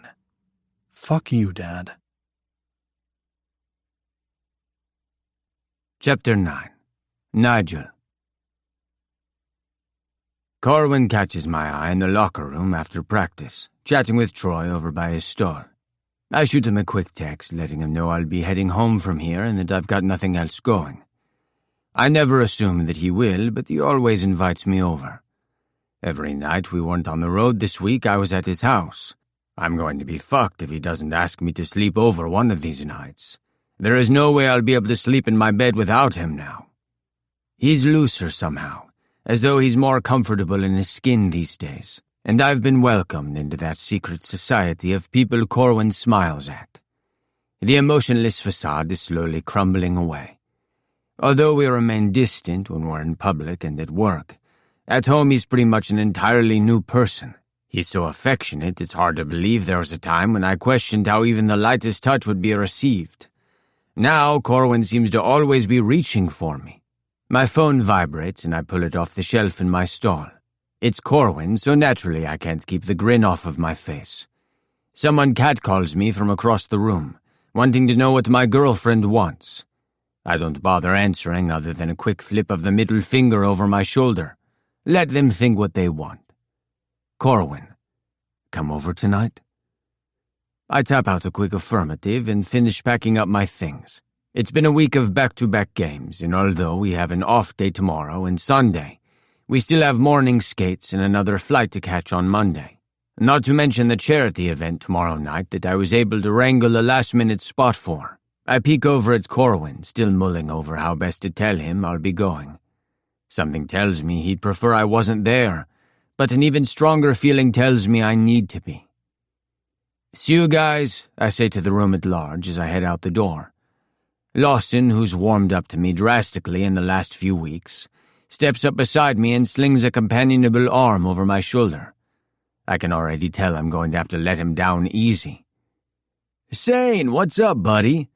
I raise my eyebrows at him. Buddy is new. "You want to grab a beer at Hank's?" "Couldn't find another taker back there, so you had to scrape the bottom of the barrel." "Damn, you got me. Buddy was too far, wasn't it?" I laugh, and he pats my back as he slides his arm off my shoulders. Never thought I'd say it, but I like Lawson. I'm glad he's so close with Corwin. It's nice to know he's got a friend like that in his corner. "Sorry, buddy. I already have plans."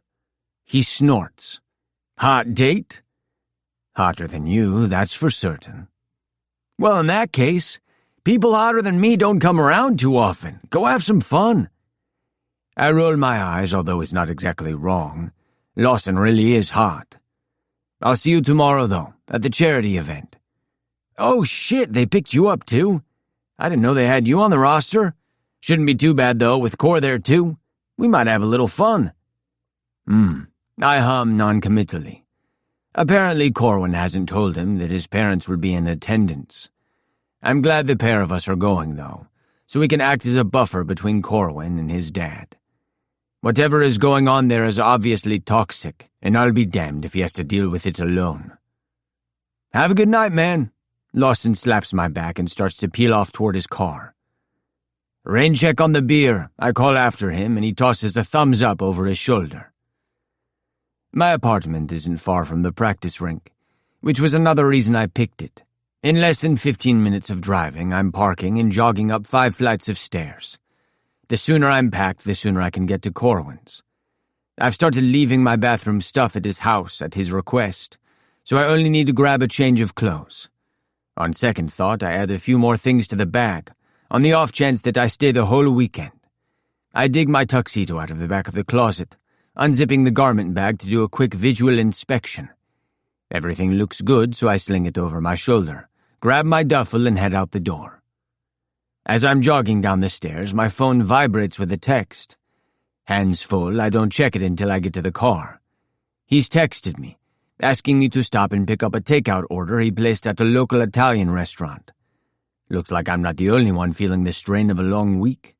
He really must be exhausted if he isn't in the mood to cook. Practice ran over, so it's late and fully dark outside by the time I finally pull into Corwin's driveway. Grabbing my stuff and the food, I bypass the front door and head to the back. He always leaves the back door unlocked for me, so I can just come in when I get here. It's quiet when I slip inside, only a single kitchen light illuminating the room. No Corwin. Setting everything down, I duck into the living room and am just about to call out when I see him. He's asleep, curled up on the couch in what I consider his home uniform, hoodie and sweats. His knees are pulled up into the fetal position, and his head is pillowed on one arm, the other dangling from the couch like it slipped off when he fell asleep. I feel such a deep rush of affection it takes me a moment to catch my breath. If only he wasn't so big and there was room enough for me to slide in behind him on the couch. I walk around to the front, kneeling between the coffee table and couch, hoping I'm not about to scare the shit out of him by waking him up. I grab his hand gently, running my thumb over the back of his. Slowly he opens his eyes, and seeing me at eye level, smiles. I loosen my grip on his hand as he sits up, but he tightens his fingers around mine and keeps a hold of me. "I didn't mean to fall asleep," he tells me groggily, and reaches a hand out to touch the side of my face. "Long week?" I murmur. "Yeah." "Let's get some food in you, and then we can go to bed." I stand, pulling him to his feet. Before I can head toward the kitchen, he leans in and kisses me. mouth warm on mine and fingers cupping the back of my neck. Where he means to keep it short and sweet, I pull him back in, deepening the kiss until I feel his fingers tighten on my nape. It's been a long damn week. When I finally let him up for air, he grins crookedly at me. What was that for? I missed you. I can see why. After all, we've only seen each other every day this week. I kiss him again, before tugging him toward the kitchen. You know what I mean, smartass. We break into the food, and Corwin surprises me again by not getting out plates. We eat standing up at the island, sharing salad and pasta dishes out of aluminum to-go containers. He's leaned against the counter in a pseudo-yoga pose, one foot resting on his upper thigh so his knee is outstretched. I catch him yawning 3 times as we eat. He sees me watching him and reaches for the other half of a breadstick I had started. I never sleep good in hotel rooms. If only I could sneak into his room on away games. It'll be nice to have the weekend home. How late are you planning on staying tomorrow night? He frowns, stabbing his fork into a container and swirling the pasta around it a tad aggressively. I'll leave as soon as I can without offending anyone. I take a deep breath, now or never. I'll leave when you do then. He stares at me. What do you mean? I got added to the list. Traded spots with Bernard. He's got a wife and kids, so he wasn't exactly thrilled to have to give up a night at home. He's still staring at me, chewing slowly. I can't tell what he's thinking. I know we can't go as a couple, but the least I can do is be there for you in some capacity while you see your family. He sets his fork down on the countertop, resting his hand over it. I'm mentally preparing counter-arguments to whatever he's about to say. I wonder if this is about to be our first fight. You volunteered to give up your Saturday night to go to a black tie event I know you'll hate, just because I'll be seeing my dad and I told you I don't get along with him? He doesn't sound mad, more incredulous than anything, which in turn makes me a little bit mad. Only Corwin fucking Sanhover would be surprised when someone cares about him. I don't give a shit what I do on Saturday nights, or if I have to wear a bow tie doing it. What I care about is my boyfriend being uncomfortable, and I realize I can't do much because we'll be in fucking public where I can't even touch you, but at least I can be there. He drops his legs so he's standing on 2 feet, and he's staring at me with wide, bright blue eyes. Boyfriend? Oh my God, what do you think was happening here? I hold my arms out expansively, trying to indicate the house and everything we've been doing in it these past months. I want to take him by the shoulders and shake him. I didn't want to assume. I take a moment to remind myself that he's new to all of this, and that yelling at him probably won't help. Corwin, we talked about dating other people months ago and said we would only see each other. Usually when people decide to be exclusive, that means they're together. Unless I'm the one out of line here and I've completely misread the situation. No, of course not. I don't know, I'm sorry. He rubs a hand idly over his chest, eyes flickering back and forth between my own. Seems stupid, but I wasn't sure if I could call you that or not since we are private. You're right, that is stupid. But yes, you can call me your boyfriend in private all you want. And if you ever get the urge to say it in public, that's fine too. Corwin steps around the corner of the island and slides an arm around my waist. Without thought, I return the gesture, leaning into him and pressing my face into the crook of his neck. He places a hand on my neck, fingers gentle in my hair. I can feel the expansion of his rib cage against my own. You're sure about tomorrow? He asks quietly, breath teasing my hair. I'm sure. Thank you. He inches closer, one foot sliding between mine to bring our bodies more flush together. I'm glad you'll be there. And you'll come back here afterwards, right? I was going to see if you wanted to stay all weekend. I packed enough stuff to hold me over for a week. I was hoping you'd keep me around. When he laughs, I feel it in my chest. He tightens his arm and tucks his face into my neck, mirroring my own stance. My dad is such a dick, Nigel. I kiss the side of his head and pull away. He looks contrite, like he's preemptively apologizing for whatever his dad might say tomorrow. This guy must be a real piece of work. Well, I can tell you with complete confidence that you are nothing like him. The side of his lip pulls up into a third of a smile. You've never met him. Also, I say, doubling down, you're twice the hockey player he ever was, and you're barely 6 years into your career. All right, I get it. Better looking, too. He's got a face only a mother could love, but you? I've never seen a prettier man. I cup my hands around his face and he smacks my arm, smiling a real smile this time. You're ridiculous, he tells me, though he looks pleased when he turns to start cleaning up our dinner mess. We get the kitchen put back to rights pretty quickly, and I sling an arm over Corwin's shoulders, pulling him into my side. He tucks his hand into the back pocket of my jeans and looks over at me. There are faint shadows beneath his eyes, and I think about how he had been asleep when I got here. Bed? I ask. His hand squeezes my hip. Yeah, bed. Chapter 10. Corwin. When I wake up, I have a moment of panic before my mind makes the connection that the person behind me is Nigel. He's pressed against my back, knees bent and tucked in behind mine. I can feel the warm press of his mouth against my neck, and his arm is draped over my torso. Our fingers are tangled loosely together, and I try to remember if I felt him wrap his arm around me. He must have rolled over sometime during the night. There is no way I could have fallen asleep with him this close. Now that I'm awake, though, I decide to take advantage. Experimentally, I nudge my hips back and use our entwined fingers to pull his arm more firmly around me. He hums softly in his sleep, turning his face and tickling the back of my neck with his nose.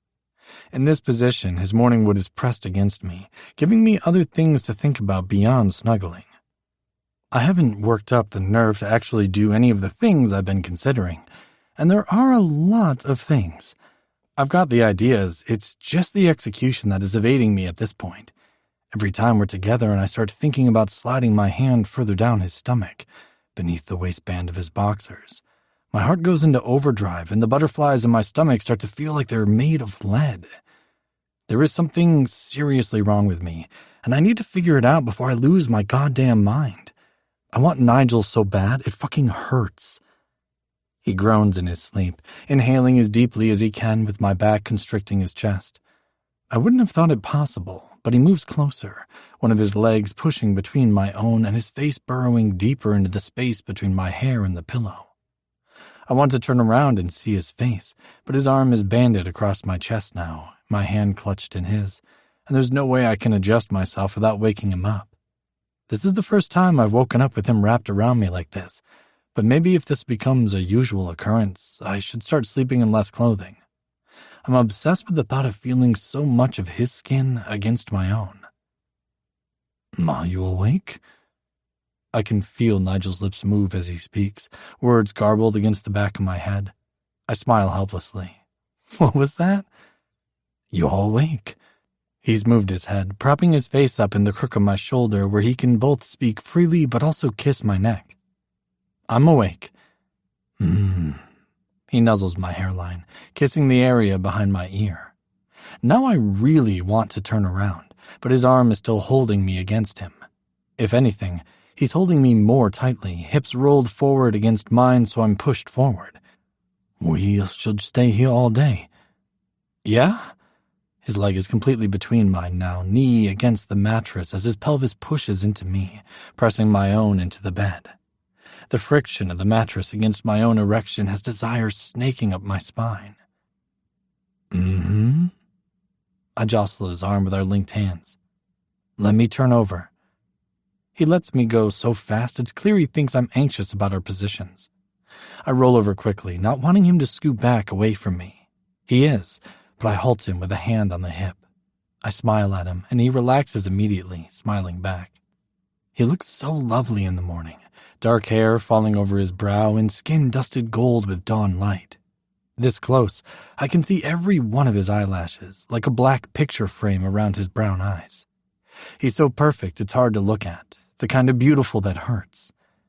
Since he can no longer reach my neck, he ceased kissing me. Instead, he's reached down and tucked his fingers inside the front of my shirt, knuckles resting low against my abdomen. He might as well have that hand wrapped around my dick with the way my body reacts. My hand tightens involuntarily on his hip, and I take a deep breath, trying to introduce courage into my system as well as oxygen. My arm feels heavy, like I'm trying to move underwater. Slowly, I rotate my hand and slide my thumb under the waistband of his shorts. He doesn't react, because I've done this before. This time, though, I keep going, pulling his boxers down his hip as I lower my hand. I want to remove them, but can't figure out the logistics. Colin. Nigel's voice is soft, like a verbal caress. He's always telling me you don't have to do that if you don't want to without actually saying the words. Can you take these off? I speak equally as soft, running my thumb over his hip. He keeps his eyes on mine for a protracted moment, gauging my commitment to this endeavor. Whatever he sees, or doesn't see, must convince him because he reaches down, lifts his hips, and slides his boxers halfway down his thighs. He sits up to pull them the rest of the way off, abdomen flexing in front of me and making my mouth water. When he settles back down on the bed beside me, he's fully naked and I'm fully clothed. Fuck, should I strip? Do I need to? I shouldn't be embarrassed because he's seen me naked plenty of times before, but not in my bed. It's taking a Herculean effort to keep my eyes trained on his and not on what's happening below. He smiles at me, completely at ease. My hand got bumped to the bed while he removed the last of his clothes, so I place it back on his hip, spreading my fingers wide. I've never touched this much of his skin in this area before, and I can't help but look down, breaking eye contact with him. I've also never touched a dick that wasn't my own, but I'm thinking the best course of action will be to do what feels good to me and hope it feels good to him. I decide not to take my own clothes off for now, not needing any more distractions. Flipping my hand, I run my knuckles down the crease of his hip and brush my fingers over his balls. His abdomen hitches as his breathing changes. I look up at his face and find him watching me. I'm not sure enough to do this without looking, so I turn my gaze back down to my hand and run my fingertips carefully up his shaft. He breathes heavily out of his nose, and I bite back a smile, wrapping my hand fully around him. I didn't think to grab any lube, so I make sure my grip is gentle enough not to chafe. The angle is fucking weird, and I feel a twinge in my wrist as I roll my palm up him. Because I'm watching so closely, I can see the exact moment a bead of pre-cum appears on his tip, and I brush a thumb over it. Colin, he says, and a thrum of pleasure passes through me at the thready sound of his voice. He's got both of his hands clenched on the pillow beneath his head, like he's holding himself back from reaching for me. I'm glad. This first time, I want to get my bearings and try to figure out what he likes without the distraction of his hands on me. Running my hand over the tip again, I press a little into the slit before teasing my thumb around the head of his dick, where I know it's more sensitive. I feel like I've won when he moans, long and low. I repeat the same thing, moving slower and pressing a little harder, experimenting. There is a prominent vein wrapping around his shaft that I long to trace with my tongue. Actually, wrapping my mouth around him and having him fill my throat is so tempting. I nearly slide down the bed and do it.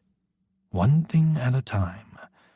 I tighten my grip just a bit, gliding my hand up and rolling it back down in a rhythmic motion. I'm not moving fast, but even so, Nigel's breathing is uneven, peppered with small groans from the back of his throat. My wrist hurts, and I can't tell if it's because of the angle or because I'm doing this wrong. I peek up at Nigel's face and find his eyes closed, lips parted as he tries to regulate his breathing. Okay, so probably not doing it wrong. Ignoring the ache in my wrist, I squeeze tighter on the base before loosening my fingers on the upstroke. Still cognizant of making sure there's no chafing, I set a steady pace and commit to it, keeping my eyes on him and listening carefully to the sounds he's making. I'm so locked in on Nigel, my own erection is distant enough to be unimportant. I can't imagine caring about anything but making him feel good right now. His abdomen moves rapidly as his breathing picks up, and there is a definite hitch in his voice as he speaks. Coming. I don't know if I'm supposed to do anything different, so I don't. I'm watching closely when he orgasms, ropey strands of cum shooting over his stomach and my hand. His hips thrust forward into my hand, a simulated fucking motion that immediately puts other ideas in my head. I keep my hand in motion, lightening my grip until I'm barely skidding my fingers over him. When he softens under my palm, I bring my hand to a slow stop, but don't quite let go of him yet, enjoying the warm, silky feel of his skin. Now that we've stopped, I feel a little uneasy. Unsure of myself and Nigel and what's supposed to happen now, I feel fingers under my jaw, tipping my head back until my eyes find his. Before I can get a read on him, he's cupping his fingers around my ear and leaning forward to kiss me. It's not a quick kiss, but a sexy one, and so unexpected that I can't help but groan into his mouth. I pulled my hand away from him and am holding it above us so that I'm not touching him, cognizant enough to remember that my fingers are sticky with cum. He pulls back from the kiss, but changes his mind halfway and surges forward again, fingers gripping my face hard. I smile into his mouth, enjoying the attention. I love kissing him. He keeps his forehead pressed against mine when he pulls back again, and we breathe each other's air for a few moments in silence. His face is too close to mine for me to see him well, but his eyelashes brush mine when he blinks, so I know his eyes are open.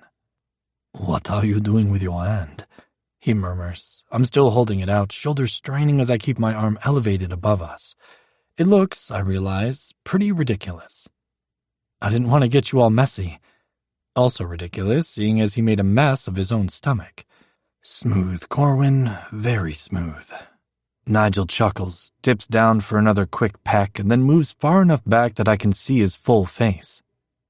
"You can go wash your hand, but come right back, okay?" he says, fingers tenderly brushing at the hair above the crown of my ear. I can't recognize the look on his face. Nobody has ever looked at me like that before. "Okay." I slide out of the bed, pajama pants falling down over my calves as I stand up. Nigel rolls over so he's lying on his back, fully naked and clearly not in any hurry to clean himself up. He watches me as I walk across the room to the bathroom, his eyes a phantom touch on the back of my neck. I look exactly the same as ever when I eye myself in the bathroom mirror while washing my hands. Strange, because I feel different. I feel like I've cleared an insurmountable hurdle, realizing as I did so that it wasn't so scary after all. I dry my hands off, considering the towels as I do. Should I bring one to Nigel? What I really want to do is go lick him clean, but that might be an odd thing to do. Damp towel it is. I fix my hair, straighten my shirt, and grab the washcloth. Nigel's head is turned toward the bathroom door, so he sees me when I step back through and smiles, patting the bed next to him. "I brought this for you, if you want it." Awkwardly, I hold up the towel. "Thanks." He reaches for it, but I don't hand it to him, clenching my fingers around the fabric. "I can do it," I say quickly. His arm drops back to the bed and his smile widens. Bending a knee onto the mattress, I half sit on the side of the bed and reach over to run the cloth carefully over his stomach. The mess is cleaned up in 3 swipes, but I add a few more for my own benefit. Also, for my benefit, I lean down and kiss him right below his belly button, hair tickling my lips. Happy trail indeed. "Jesus," he mumbles. "What am I going to do with you?" "Oh, I've got ideas." He snorts out a laugh, patting the bed beside him again. After disposing of the towel into the laundry hamper, I hasten back over and slide in beside him. He's draped his arm over my pillow, and it takes me an embarrassingly long moment to realize why. When I finally lay back, he uses it to pull me toward him until my face is on his chest and his arm is wrapped around my shoulders. His skin is warm beneath my cheek, and I can easily wrap my own arm around him in this position. I scoot in closer still, pressing my pelvis against his hip and draping one leg over his. Strange how the intimacy of this feels more profound than when I had his dick in my hand. "Do you want me to do anything?" He reaches his free hand over and taps my hip, directing my attention to where my own half-hard length is pressed against him. I've been so wrapped up in thoughts of Nigel, my arousal didn't even register. "Not right now. Maybe later? Is that okay?" "Of course. Whatever you want." Relaxing, I time my breathing to his and enjoy the way my face rises and falls with his ribcage. We have morning skate at 11, but I had checked the time on my phone on my way back from the bathroom, and it's not yet 7. We've got time. You packed enough clothes for a few days, you said? I asked. And my tux for tonight, so I don't have to go home ahead of time. I consider this, carefully mulling over my words before speaking. I cleared some space, so if you wanted to leave clothes here, you can. Reaching down, Nigel uses the arm he has wrapped around me to tug up the hem of my shirt and slide his hand inside. The calluses on his palm tickle my skin as he idly rubs my back. You cleared some space, he repeats. Yeah, 2 drawers, and there's plenty of room in the closet for whatever you wanted to hang. Silence. Truthfully, I had made room for him in my bedroom weeks ago, but hadn't broached the subject until now. He already spent so much time here it doesn't feel like a big step to me, but maybe it is. I've no idea what the relationship timeline is supposed to be, and I can hardly use Troy and Sam as a reference, seeing as they just moved in together right at the start. I'm preparing to backpedal when he speaks, voice rumbling against the ear I have pressed to his chest. Next time I go to the apartment, I'll grab more stuff to bring here. Thank you. I smile against him. If I had my way, he'd have enough of his things here to never have to go back to the apartment, and then one day he'd realize that he's been living here all along. And then what would you tell people? He can't live here unless you're going to be honest about who he is to you. Sighing, I tighten my grip on him. Nothing needed to change now, but a sinking feeling in my stomach warned that something would probably need to change in the future. Nigel is getting ready down in the guest bathroom while I utilize my own simultaneously. Squinting at my reflection in the mirror, I brush a hand over my hair, making sure there is nothing out of place. My dad prefers criticizing my hockey skills, while my mom usually goes for my appearance. There were no sweatpants worn around my house growing up. Sighing, I untie the bow tie and set about trying to do it correctly. I can't get the damn thing right. Go in? I'm up here still. I call back to Nigel, listening as he climbs the stairs. He peeks his head into the bathroom and smiles at me through the mirror. It should be a criminal offense to look that fucking good in a tuxedo. I swallow, trying to reintroduce moisture into my suddenly dry mouth, and turn around to see all of him. He grins when he sees me checking him out. You look good. I clear my throat. Really good. Thank you. Wish I could say the same, but there is just no hope for you. You are desperately plain. I laugh, shoulders losing some of the tension that has been steadily building all day. He winks at me and steps forward, knocking my hands away from my neck and taking up the ends of the bow tie. Let me help you, mon chéri. He's clean-shaven, like me, and standing this close I can smell every note of the aftershave he uses. I take deep inhalations, wanting to introduce as much of it into my system as possible, like little hits of dopamine. He's biting his lip, eyes lowered as he concentrates on what he's doing. Several times, his fingers brush my neck, and I curse the sheer amount of clothing separating us. We haven't even arrived at this damn event, and I already want to leave. There you go. He turns me by my shoulders so I can get a look in the mirror. It looks fine, but even if it wasn't, I would have left it. Thanks. I turn back around. You ready to go? Sooner we go, sooner we can leave. He tugs on his sleeve cuffs, rolling his shoulders. We drive separately, which is both a necessity and a nuisance. Lawson had offered a carpool, but since Nigel will be coming back to my house later, I figured the best plan of action would be to drive myself. We pull up to the valet simultaneously, since I followed him here in my car. It feels ridiculous to have to put on a show, pretend we didn't arrive together but got here at the same time by happy accident, and walk in together as nothing more than teammates. The farce adds to the already sick feeling in my stomach, particularly when I see Lawson make a beeline for us as soon as we walk in the door. He's my best friend, and every day I don't tell him about myself is another day I'm lying to his face. Hey, Cor, Saint. Lawson grins at us as he joins us by the door. Behind him, the woman he'd been speaking to before we arrived looks disappointed. She's twice his age, but it wouldn't be the first time he'd been propositioned at one of these events. Lawson is universally loved. I do something I don't usually do and pull him into a half hug. Not the way I hug Nigel, obviously, but the kind of bro hug we might do on the ice. Hey, Lawson. Nigel greets him the same way I did, and I take the opportunity to glance around the room.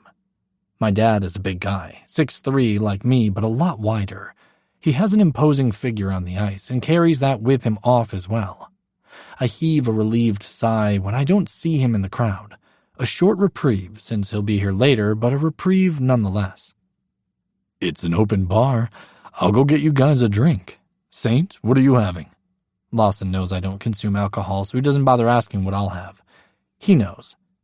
Just bring me whatever he's having. Nigel tips his head in my direction. Thanks. Lawson heads off to charm the bartender, whose eyes light up with visible interest as he approaches. I guess we'd better start making the rounds, I tell Nigel, trying not to sound like a man on his way to face a firing squad. We stick together, moving forward into the throng of partygoers. Off to my right, I can see Volstrom standing in front of a backdrop, taking a picture with a group of men. Nigel follows my gaze and grimaces. Staged photo ops like this aren't something any of us enjoy. Poor bastard, Nigel mumbles, eyeing Volstrom's pained-looking smile. It'll be us soon enough, I tell him, watching as the director of the Diane House of Hope spots us from across the room and heads our way. She's an imposing woman, mid-60s, with a head full of gray hair cut into a bob and sharp, hawkish features. I've met her on several occasions and have always liked her brisk, no-nonsense nature. Mr. Sanhover, I was pleased to see you on the guest list. She shakes my hand and turns to Nigel beside me. And you, Mr. St. James, welcome to South Carolina. It's been a pleasure watching you this season. Janine Porter, I'm the director of DHOP. Nice to meet you. Thank you for having us. I inwardly flinch at Nigel's words. Phrased like that, it seems as though we came as a couple. Immediately, I feel ridiculous and ashamed of myself. We did come as a couple, and it shouldn't bother me if other people find out. What the fuck is wrong with you? Lawson appears at my elbow, 3 glasses clutched in his hands in a triangle. Thank you. I take both mine and Nigel's, passing his over to him just as Janine wraps her hand around his elbow and steers him away. He sends me a look over his shoulder, and I offer a commiserating one in return. Beside me, Lawson laughs. Hey, you'll never guess who I heard from this morning, he says, like the thought just occurred to him. Who? I ask, taking a sip of soda water. Zolkov. I smile, thinking of our Russian line mate from last season. I'd spoken to him briefly when we played against each other this year, but it had been a short exchange. He's been doing well there, though, if his stats are anything to go off of. Yeah? How's Calgary? I think he likes it. Sounds like him and Grayson Brody are tight. That's good. I know he was hoping to find somewhere to stick, so hopefully they offer him another contract. When I talked to him last, he had mentioned... I trail off as Lawson's expression changes. He's been his usual self, relaxed smile on his face, until he'd looked over my shoulder and his entire aspect shifted. Now he was scowling. I don't have to turn around to know why. Your dad is here, he says, and I nod, stomach sinking. Yeah, he mentioned they were coming. I turn around and watch as my parents stop to chat on their way further into the room. They haven't seen me yet, and I have a fleeting desire to sneak out the back. It's my mom who notices me first, excusing herself from the conversation and making her way over. Her eyes dance between Lawson and I, making me wonder what she thinks she sees. He's standing close, but not near enough that it should arouse their suspicions. Just because I'm gay doesn't mean I can't have male friendships, Mom. Hi, sweetheart. Mom reaches me, smiling though it doesn't reach her eyes. She puts a hand on my forearm and squeezes, letting go quickly. We aren't much of a hugging family. Hi, Mom. I can't even muster a fake smile. I doubt she expects it from me anyway. This is Anthony Lawson, my teammate. Before she can respond, my dad arrives. He claps a hand on my shoulder so hard it knocks my arm askew, liquid sloshing over the rim of my glass. It was wholly unnecessary to do it that hard, and I see Lawson's eyes narrow as he notices. There he is. Would have forgotten what you look like by now if I didn't watch your games on TV. He doesn't let go of my shoulder, fingers digging into the muscle there until I step out of reach. I nod at him, fingers clenched around my glass. Dad? He's looking at Lawson, who's standing next to me like a silent, disapproving bodyguard. I stiffen, wondering what he's about to say. Usually, goaltenders don't factor much into Dad's tirades, so my friend has largely been left out of his critiques during the few times we've talked in the last couple years. Anthony Lawson. He holds out his hand and waits awkwardly, arm outstretched, for Lawson to take it. When he finally does, Lawson lets go so quick you'd think my dad had a skin disease. You've had a rough season, having to pick up the slack from the offensive lines. Not a whole lot happening there this year. It's a backhanded compliment, acknowledging how hard Lawson has had to work while also throwing the rest of us under the bus. I don't know about that, Lawson responds diplomatically, a hard glint in his eye. Both offense and defensive lines are up from last year on goals scored. Corwin here is third in the league for overall points. My dad raises an eyebrow at that, reassessing. Lawson might be a friendly guy, but he's not a pushover. He won't be easy to bully. I decide to cut in, not wanting a front row seat to my friend finding out just how fucked up my family really is. Lawson, would you mind taking over for Volstrom over there? Unless they get some fresh meat, they'll never let him go. Lawson shoots me an incredulous look, and I half expect him to tell me no. He doesn't, but excuses himself from the conversation and heads over to the photographer. I know he'll be watching me from across the room, ready to intervene, so I make sure to maintain the cool, unbothered expression I adopted when my mom came over. Thankfully, Nigel hasn't returned yet, and I hope he stays away until my parents move on. When did you fly in? This morning? I ask Mom, who doesn't even open her mouth to reply before Dad answers the question. Yesterday, heading home tomorrow. Probably would have stayed longer to see you play, but none of the games lined up. And thank God for that. I've already run out of things to talk about. Taking a sip of my drink, I work on regulating my breathing.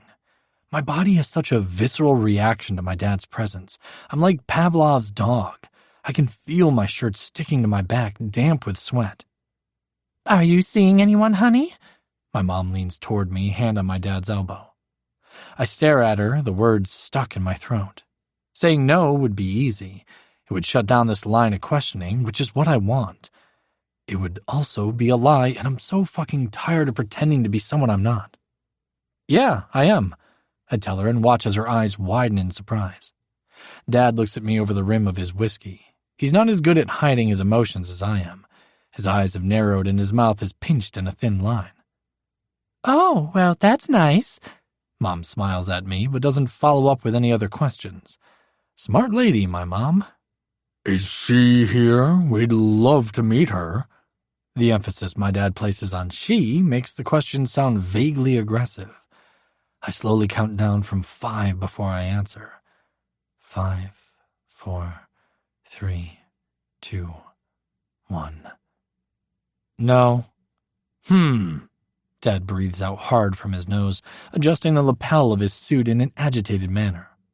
Well, perhaps you'd do better with less distractions at home, focus on hockey and win more games. I don't have any distractions at home. My jaw is aching and I realize I've been clenching my teeth. Good, because you know how easy it is to ruin your career. His hand is curled in a fist at his side, and I wonder if he even knows it. He knows I'm not seeing a woman, and it's driving him crazy not to be able to react the way he wants to. Who's ruining their career? I stiffen at Nigel's voice, and for the first time, I wish him gone. He steps up beside me, close enough for his sleeve to brush mine. I have to physically restrain myself from moving away from him. Ah, St. James. Nice to meet you, son. For the second time tonight, one of my teammates treats my dad's outstretched hand like it's attached to a corpse. I'm not your son.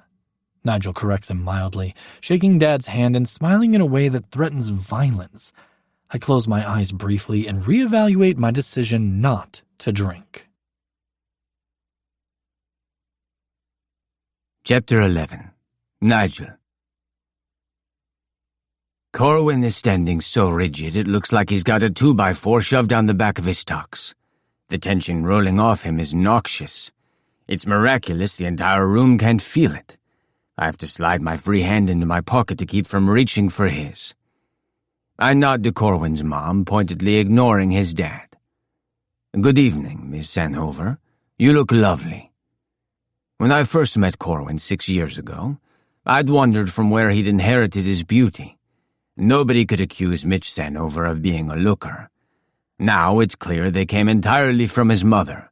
Same rich brown hair, aquamarine eyes, and cheekbones sharp enough to cut glass. When she smiles, it doesn't meet her eyes. Something she doesn't share with her son, thankfully. Thank you. I've enjoyed watching you this season. You play well with Corwin, she tells me. Yes, we make a good team. I agree. Next to me, Corwin makes a small motion with his shoulder like he's rolling off an injury. I glance over at him and there's a vacant, dead-eyed look on his face, like he's not even present. It sends a small shiver of fear down my spine.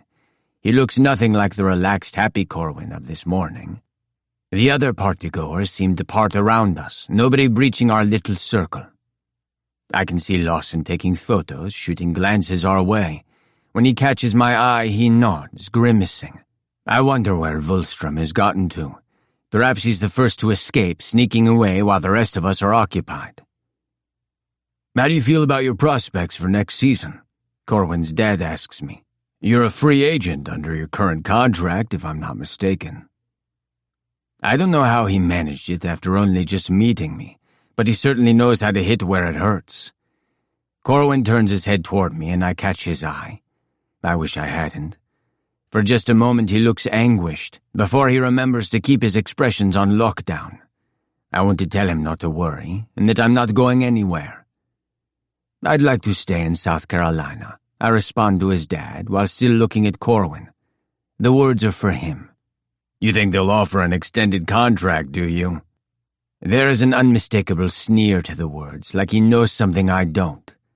Corwin and I break eye contact at the same time, looking over at his dad. There's no reason to suspect they won't, Corwin tells him in a careful monotone. St. James isn't the kind of guy you keep around for the long run, and management knows it. They wanted him for a year, so they signed him for a year. Trust me, they won't keep him around. That's the business. His tone is dripping with condescension, like Corwin is a child who has no idea how things are done in the adult world. I'm going to fucking deck this guy in the middle of a charity event. It pisses me off that he's saying things I've been thinking, like he reached into my head and plucked out everything I've been worried about since things with Corwin started getting serious. Beside me, Corwin shifts in agitation, pulling at the collar of his shirt like he can't breathe. Honey, stop doing that or you'll make a mess of your bow tie. His mom chides him. He drops his hand back to his side immediately. I wish Janine Porter would come back. Tell us she needs us for photos or signing checks. Fucking anything. I open my mouth to suggest we join Lawson when Corwin's dad speaks over me. I'm going to go get another drink. Put in some extra work on your wrist shot, boy. You're a weaker player this season. You don't want them to think you're already peaked. And you, St. James, enjoy your time in South Carolina. Oh, fuck you. I force a smile and nod, staying silent, not trusting myself to say something appropriate. As he walks away, he pats his son on the back in a way that might have been paternal if Corwin didn't trip forward a step as though he was shoved. I swear I see red. It was completely unwarranted using that much force. He did it on purpose, knowing Corwin was uncomfortable and probably had his knees locked, meaning he would have to overcompensate to keep from stumbling. I reach for him but drop my hand at the last second, remembering where we are and who we're with. Corwin doesn't see the movement but rights himself and runs a hand down the front of his jacket, smoothing it. Bye, Dad, he mumbles, but Mitch Sanover is already gone, retreating toward the far end of the room where the bar is located. I hope he chokes on it. I take a minute step toward Corwin, still careful not to touch him. His mom looks at the space between us, sharp eyes measuring the distance. We should probably mingle a little bit, I tell him, voice tight even though I'm making a distinct effort to maintain a pleasant tone. I indicate the crowd with a nod, and then with a hint of sarcasm. We are the celebrity guests, after all. The corner of Corwin's mouth twitches in the barest hint of a smile. It's gone in a flash, but I feel better having seen it. My Corwin is still here, just hiding. I wonder if we can politely make our excuses and go home yet. I want to strip him down and make sure he doesn't have a bruise on his back. Corwin's mom, who hadn't followed her husband, has been watching our exchange with discerning blue eyes.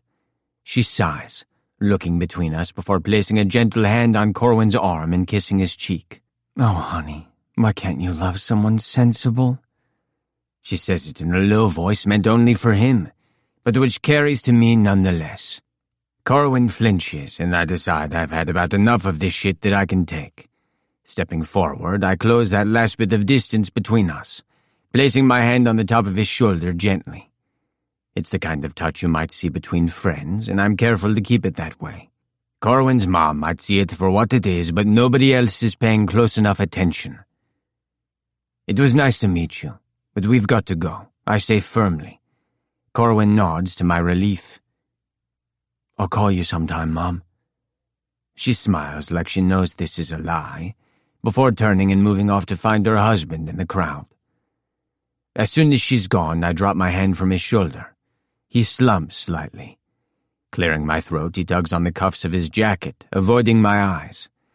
I wait, using the silence to try and tame the anger currently roiling in my stomach.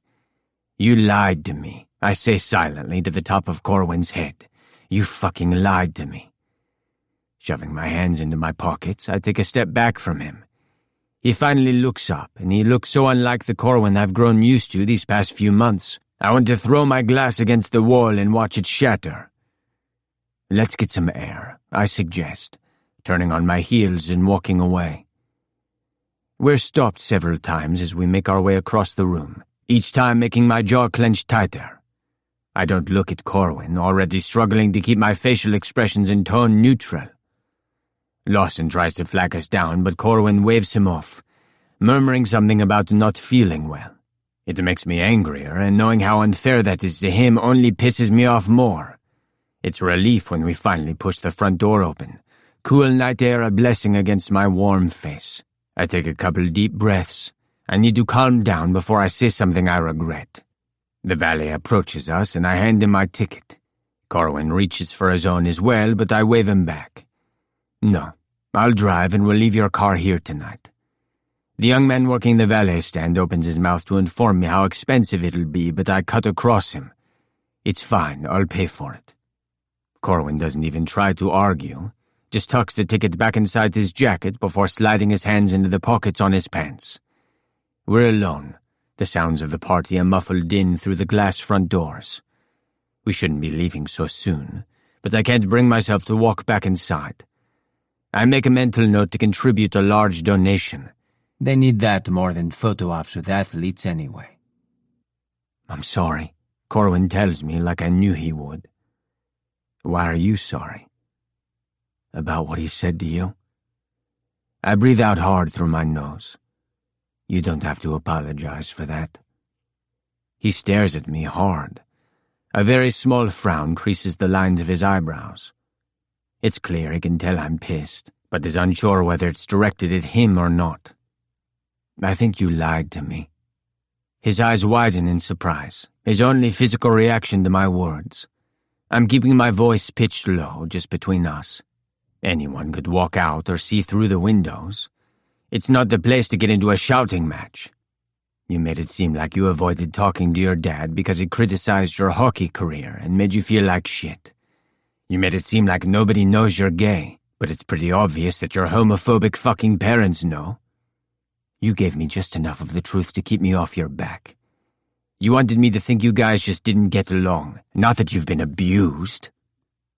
You're angry, he says softly. Yeah, I am. But because I'm a fucking man, I can handle my emotions and not take them out on you with my fist. His already pale face whitens further, the shadows beneath his eyes becoming more pronounced.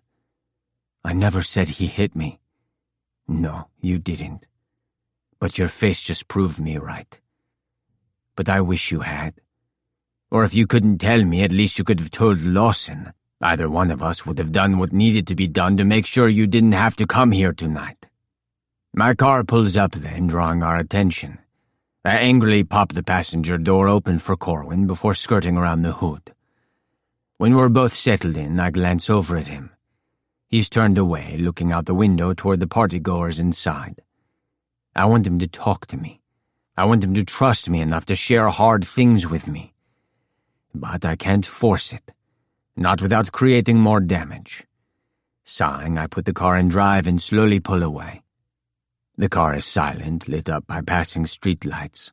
I'm looking at the road, but can still feel the exact moment he turns away from the window and looks at me. He was always bad, but things got so much worse after he retired. You've seen how he played. He was able to beat the shit out of people and get paid for it. People loved him for it. But then he retired and it was like he couldn't adapt. He just got meaner, angrier. You're not wrong that my parents know I'm gay, but it wasn't like I ever came out to them, per se. I just mentioned it in passing once. A boy I liked.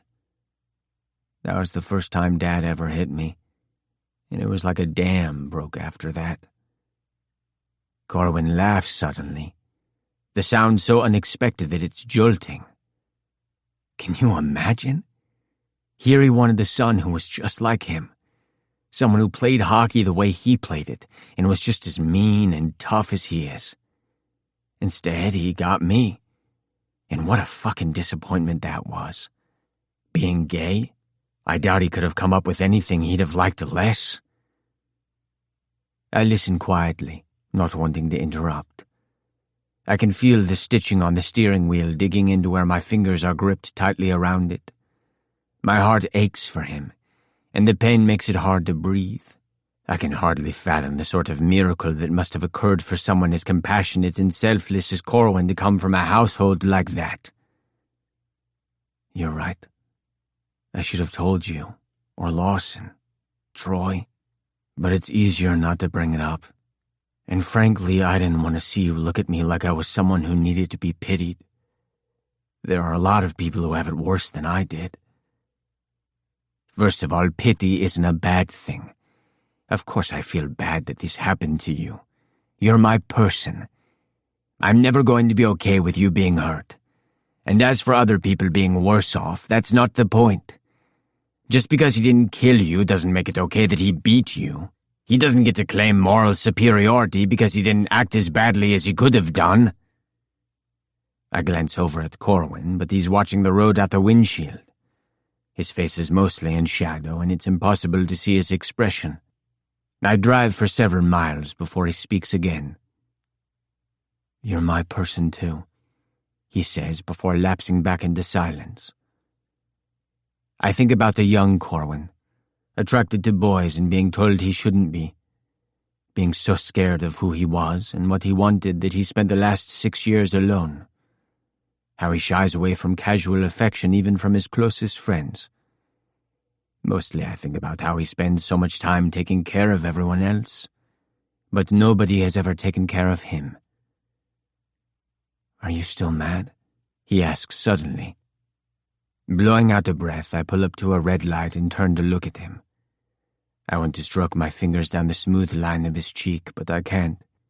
That's a gap he is going to have to be the one to bridge, after the conversation we've been having. No. Not at you, anyway. You were, though. Mad at me?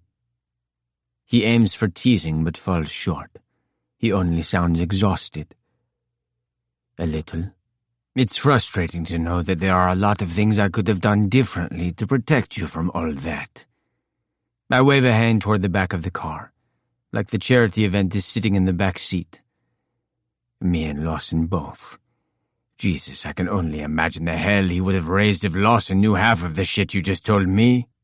We'd be paying his bail. He'd probably look good in orange. When he laughs this time, it's a real one. Quick but real. It feels as good as smoothing aloe over a sunburn. I bite my lip, mentally cataloging all of the skin I've seen Corwin display in the locker room. You have a scar right here. I pull one hand off the wheel to trace a finger over the front of my stomach. How did you get that? The belt buckle caught me wrong, and I had to have stitches. Belt buckle. I repeat through clenched teeth. The visual has me remembering the way his dad had slapped him on the back earlier, hard enough that the force could only be intentional. If Corwin has a bruise there, I'm going to drive to their hotel and kill the fucker. We're almost back at Corwin's. I slow when I reach his drive, headlights swooping over the dark facade of the house. It feels like finding an oasis in the desert. Shutting the car off, I hop out, slamming my door and walking around to the other side. I get there just as Corwin is pushing his own open, and I wait for him to step out of the vehicle. The motion lights on the front of the house click on, bathing us in warm light. It's the first time I've gotten a good visual of his face since we left. He looks like he's bleeding out from a fatal wound, skin deathly pale beneath his dark hair, blue eyes glassy and stark. "You're still planning on staying, right?" he asks me. "If you kick me out of the house, I'm sleeping in the driveway," I tell him honestly. "Just try to get rid of me." A ghost of a smile teases over his lips, and he steps past me to unlock the front door, ushering me inside. He brushes a hand down my arm as I pass him in the doorway, and I want to grab hold of him and hang on. We've barely stepped into the foyer before I shed his jacket, and I follow him silently up the stairs, neither of us turning on a light until we reach his bedroom. Tossing the coat over the back of a chair, he stops in the middle of the room, one foot trying to toe off the shoe on the other. He's pulling at the buttons on his shirt, haphazardly trying to get them undone. Before he ruins it, I circle his wrists with my fingers and pull his hands away. "Shoes first," I tell him, before crouching down and pulling them off. I took off the dress socks as well, stuffing them into the tops of his shoes and putting them to the side. His hands are hanging loose by his side when I stand back up and reach for his shirt. The bow tie has already been removed and tucked into his pocket. Gently, I reach for his collar and begin undoing the buttons. I work my way down his chest, tugging the hem free from his waistband when I reach it. When it's hanging open, I slide my hands inside along the tops of his shoulders and push the shirt down his back until it slides off. I catch it before it hits the floor, tossing it over the chair in the corner to join the suit jacket. When I turn back, he's already pulled his undershirt over his head, tousling that perfectly styled hair. There's something incredibly sexy about him standing there, barefooted and shirtless, wearing nothing but black dress pants. I take a step back under the pretense of pulling off my own shoes and jacket, unsure whether taking his pants off is a step too intimate for him tonight. The handjob from this morning seems like a long, long time ago. "I don't know if I can manage on my own."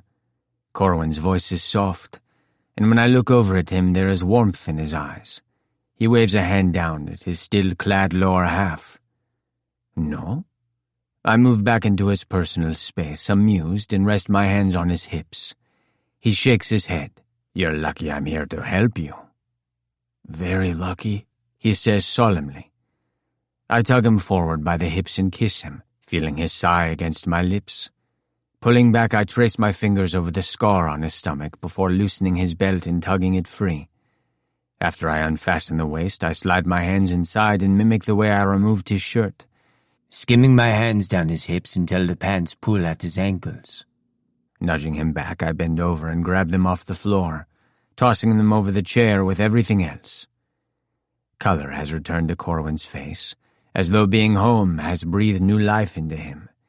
He's standing there clad only in boxer briefs and a small smile, and I want him so badly it hurts. He reaches for my shirt. "Your turn."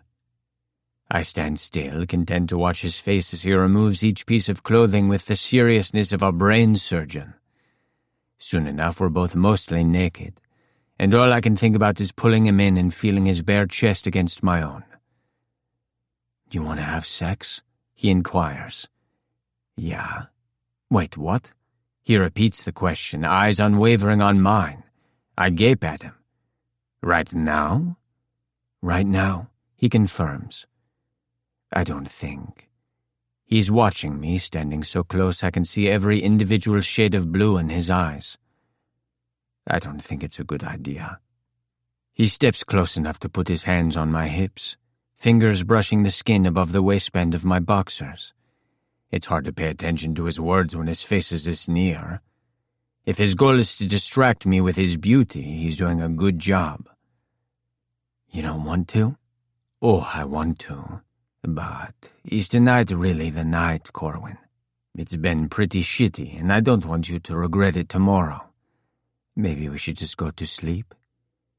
He's been listening to me patiently, thumbs turning in small circles low on my pelvis. Or we could do something else. This makes him smile. Blowjobs instead of anal? I huff a laugh. Sure. You don't want to have sex, he clarifies, watching me carefully. He doesn't sound upset, just curious, trying to puzzle me out. Because of what happened tonight. Because of what I told you. Sort of. It's a big step for you, and there are other things we can do to, work up to it. I don't want you to make a decision about having sex tonight because you're upset about your dad and then regret it tomorrow. I don't want you to regret me tomorrow. I wouldn't regret anything. Not with you, he says confidently. I bite my lip and search his face, noting the pallor of his face and the faint blue shadows beneath his eyes. He looks better than he did even an hour ago, but he still doesn't look perfectly well. I want to wrap him in a blanket and hold him close, not fuck him. And maybe that's the problem. He shared a part of himself with me tonight that he's not told anyone else. And here I am wanting to treat him with kid gloves because of it. Sighing, I mirror him and place my hands on his hips. You're sure you're not just trying to prove something to your dad? Stick it to the man type situation? A small smile appears on his face. Are you kidding? I'm trying to prove something to myself. I laugh and his smile grows more apparent. He squeezes his fingers, putting pressure on my hips. His voice is small when he continues. It's not like I haven't wanted to have sex with you the moment you walked into the locker room on that first day. I just had to work up to it, that's all. Looking down at my hands, I run them up his sides and over his ribs. I've never had such easy access to so much of his skin before, with him sleeping in so much clothing. God, I want him so bad. It's a big step, Corwin, I say again, bringing my gaze back up to his. And I know I've said this 12 times before, but you don't have to do anything you don't want to do. I know that, and you don't have to either.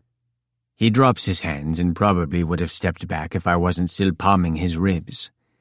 If you're not comfortable, let's just go to sleep. I drop my head down onto his shoulder, groaning. He laughs, bringing one hand up to rub my shoulder. I can't believe we're really going to do this. Now I'm the one who's nervous, like I've been handed an egg and told I need to play a hockey game without breaking it.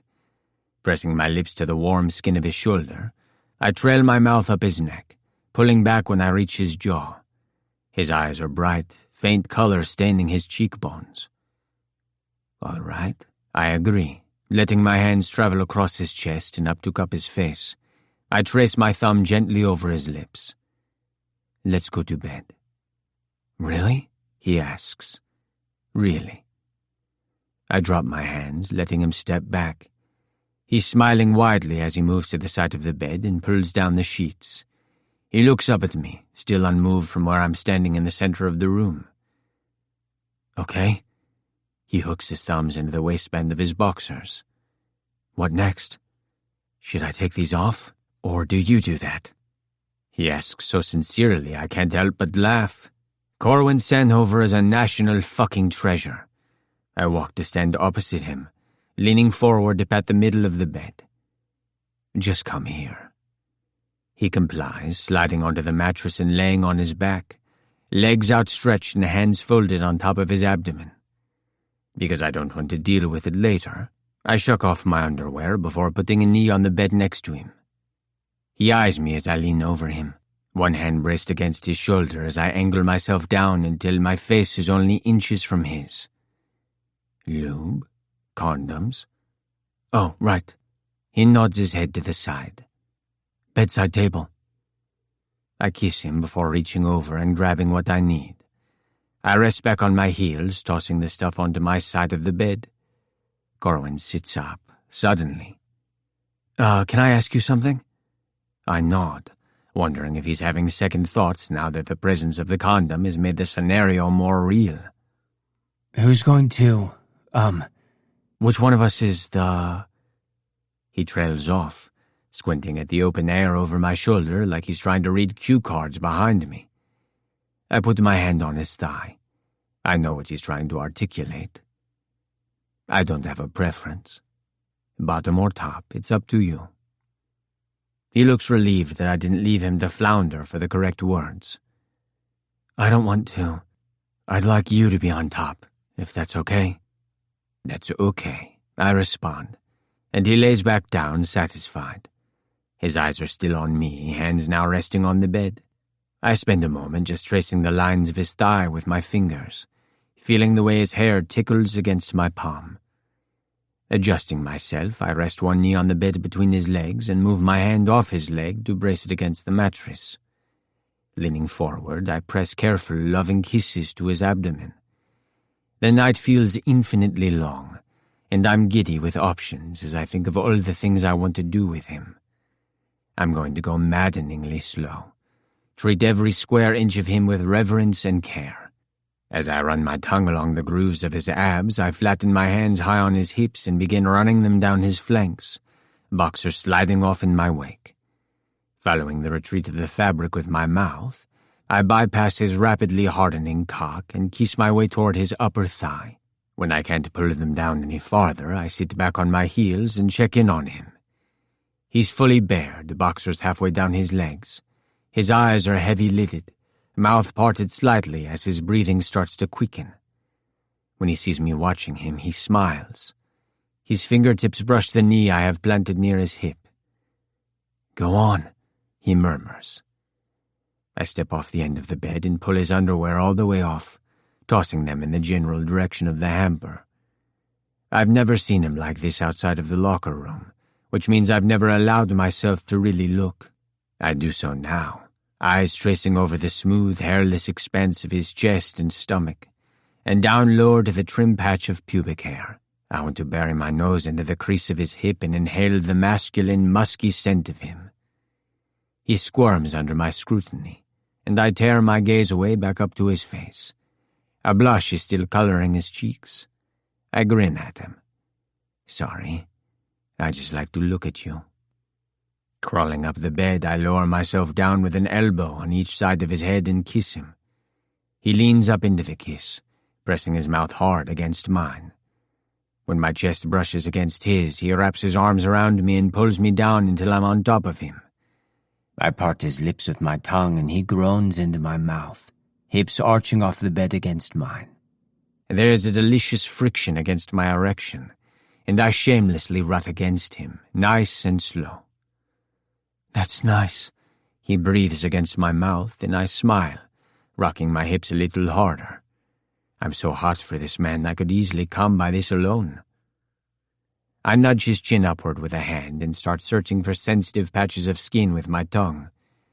I find one on his neck, near his hairline, and suck on it until he moans. When he tries to continue rolling his hips, I flatten mine against him, pinning him to the bed. I don't want either of us coming until I'm buried inside him. Continuing my leisurely exploration of his neck, I alternate between soft kisses and teeth. He shivers when I nip lightly at the crease where his neck meets his shoulder. I lick the spot, soothing the hurt. I'm going to touch you down here, okay? I slide a hand down his side, stopping low on his hip and swiping my thumb over the crease of his groin. Yes, good, okay, he mumbles, breathing choppy. His hands fall away from my back as I slide down him. I'm moving so slow I might as well be going in reverse, yet Corwin's breathing has picked up and there is a slight sheen of sweat on his skin. I lick it away, enjoying the salty taste of him. When I reach his waist once more, I keep my eyes on his face as I suck the head of his dick into my mouth. Immediately he inhales sharply and bows his hips off the bed, pushing himself further into my mouth. Hollowing out my cheeks, I let him. In fact, I enjoy the experience so much that when he lowers himself back to the mattress, I follow, deep-throating him until his tip bumps the back of my throat. One of his hands has found my hair, and he's carding his fingers through the strands gently, like he's giving me a scalp massage. I keep my own hands gentle on his thighs, not wanting to hold him down if he decides to thrust upward again. Pulling back slowly, I run the tip of my tongue along the base of his dick, and start lavishing attention on the sensitive head when I get there. He makes a noise halfway between moan and sigh, and tugs carefully at my hair. This is going to end really quickly if you keep doing that. I chuckle, mouth still around him, and the vibrations have him arching off the bed again, groaning. I want him to come in my mouth. I want to swallow every drop of him and go to sleep with the taste of him still on my tongue. But I also want to sink myself inside him and watch every movement of his face as he slowly unravels. Pulling off, I sit up enough that I can see his flushed, bright-eyed face. Maybe I can have both scenarios. He looks utterly relaxed. I lean over to grab the lube and the condom, and his eyes track my arm before resettling on my face. He hasn't tensed up that I can tell, but is lying there expectantly as though waiting for me to show him what comes next. It's a staggering amount of trust, and I feel momentarily breathless with it. "Do you still want to do this?" I ask, and he's already nodding before I've even finished the question. Yes. Do you? Yes.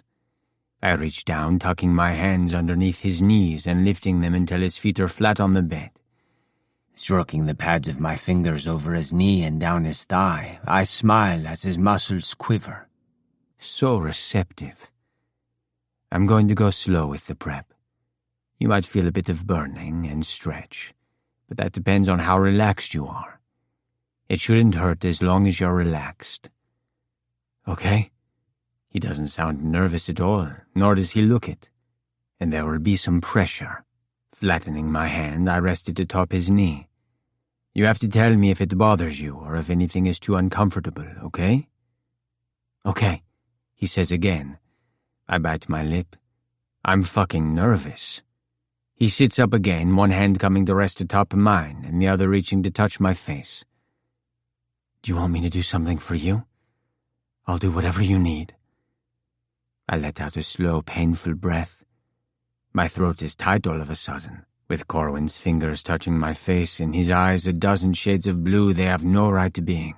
It's quite possible this night might kill me. Don't worry about me tonight. The only thing I need from you is you.